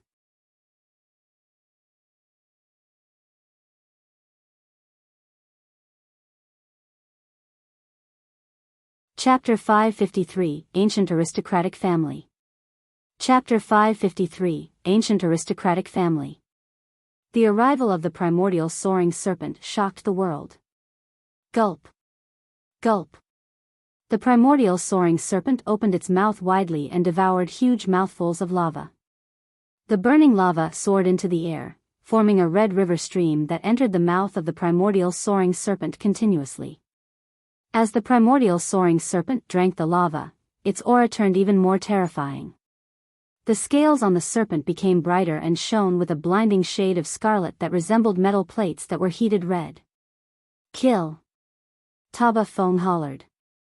With a grim expression, Wang Yan said darkly, he is only at early-stage golden core realm at the end of the day. If we join forces, he won't be able to deal with us. Everyone, don't hold anything back anymore at this point. Murong Wushuang declared loudly, that person once entered the human emperor's palace and is the successor of Divine Phoenix Island. He definitely has tons of treasures in his possession. We'll only stand a chance after killing him. Thousands of Paragons released their golden core phenomenons and rushed over. A single golden core phenomenon may not be able to pose a threat to the primordial soaring serpent. However, the combined release of thousands of golden core phenomenons was enough to destroy any expert of the golden core realm, even if only a rare few of them were ancient phenomenons or had spots on the phenomenon ranking. Bang! Bang! Bang! There were constant collisions between the phenomenons. Instantly, the golden core phenomenon behind Su Zimo swayed and even revealed illusions. The surrounding golden core phenomenons continued clashing like a flood that did not know of fatigue. Pust. Pust. The primordial soaring serpent in the void was enraged and raised its head, letting out a slithering sound as it inhaled and exhaled. This was only a phenomenon and wasn't material. However, the primordial soaring serpent retained its memories and dignity from the primordial era. It was a god of the flames. Gods were dignified and could not endure the provocations of such puny ants. Swoosh! The primordial soaring serpent fanned the flames with its wings and its eyes spewed fire. Opening its blood-red mouth, it spat out a stream of scorching lava at a group of Paragons. Crack! Crack! Crack! Accompanied by loud sounds, countless golden core phenomenons shattered and many golden cores were devoured directly by the steaming lava, turning into ashes without corpses. Ah! Ah! Ah! A series of tragic, shuddering wails sounded. Sensing that something was wrong with the situation, some of the cultivators retreated instantly. However, most of them were sucked in by the lava pool the moment their golden core phenomenons shattered. The more they struggled, the deeper they sank, and eventually, they were drowned. The Paragons of the 10 upper sects and the 4 Gentry clans were the only ones who could defend against the full-powered attack of the primordial soaring serpent. Even so, for something like Wang Yan's raging city blaze, its ancient city walls were already filled with cracks and were on the brink of collapse. In the golden core phenomenon summoned by Stellar Luna Sects Paragon, most of the night had already faded and countless stars fell. Of 7 kills Sects 7 kills blood letters, only a single character remained, and it was struggling to hang on. Of course, after that burst, the primordial soaring serpent's radiance faded as well. Su Zimo shifted his gaze and sped out of the palace's outer perimeter with the saber in his hands. This was not a place where he should linger. The longer he stayed here, the more danger he would feel in his heart. Go! Su Zimo pointed forward. The primordial soaring serpent behind him soared up with its body covered in flames, lunging towards Wang Yan, who was in its path ahead with a murderous aura. Boom! Wang Yan grit his teeth and controlled the ancient city, smashing it heavily against the primordial soaring serpent's head. Opening its mouth widely, the primordial soaring serpent devoured the entire blazing city whole. Wang Yan's expression changed countless times before finally turning pale as a sheet and spitting out a mouthful of fresh blood. A month ago, his golden core phenomenon was suppressed by the primordial divine turtle. A month later, it was destroyed by the primordial soaring serpent. Ranked 89 on the phenomenon ranking, Raging City Blazes was considered as a top-tier golden core phenomenon in the North region. However, Wang Yan received blows consecutively. He endured the pain of his body and shifted his steps, dodging to the side. Although he knew that Su Zimo's primordial soaring serpent could not hold out for much longer, he also knew that he truly had no way of defending against it and could only allow Su Zimo to leave. That's just him struggling at the end of the road. 7 kills Sects Paragon arrived before Su Zimo in a flash, and the bloody word character behind him turned more grisly and brighter. The primordial soaring serpent swayed its massive tail and whipped through the air, slamming against the bloody word character like a thick steel whip. Piak! The blood word character was destroyed and turned into a blood mist. As though he was struck by lightning, 7 kills Sects Paragon no longer dared to block and dodged to the side at an extremely fast speed. Su Zimo sneered and his eyes flashed with a cold glint. Swash! Swinging his arm in reverse, Su Zimo tossed out his saber and it turned into a streak of light, stabbing into the 7 kills Sects Paragon's chest. The saber penetrated his body and pierced into a stone pillar in the underground palace. Its blade quivered and blood dripped from it endlessly. 7 kills Sects Paragon was already thoroughly dead. Su Zimo had a few other similar sabers of that grade in his storage bag, so he did not care about it at all. Apart from Duge Jian, who was watching coldly from the sidelines, the other 13 of the Paragons from the 10 upper sects and 4 Gentry clans were already mostly killed by Su Zimo. They were either dead or injured. After killing 7 kills Sects Paragon, nobody dared to stand in Su Zimo's way. Finally, his vision cleared up.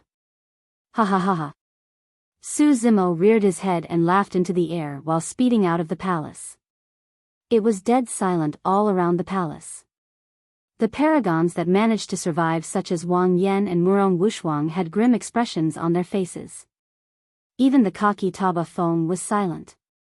Although his golden core phenomenon was still gathering behind him, it no longer had any fierceness to it and was dark and dull.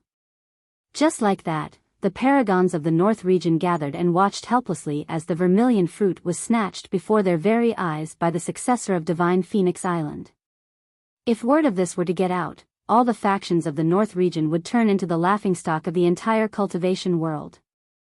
It's over just like that? Bai Yuhan murmured to herself as she looked at everything squarely. Mu Dongqing sighed gently. Both of them had witnessed everything. The initial fervor when the Paragons of the North region gathered with their raring battle intense up till their current dejectedness after being overwhelmed by the successor of Divine Phoenix Island single-handedly. In the end, there was an outcome to the fight for the Vermilion fruit. Mu Dongqing mumbled, perhaps the only way for this man to be suppressed is if the Paragons of the 9 immortal sects, 7 fiend sects and 6 Buddhist monasteries are present. However, I heard that this monster incarnate of divine Phoenix Island once defeated the Paragons of the immortal, Buddhist and fiend sects beneath the human emperor's palace. Bai Yuhan frowned and replied. Things are different now. Mu Dongqing shook his head. Don't forget that the monster incarnate of divine Phoenix Island is only at early stage Golden Core realm right now.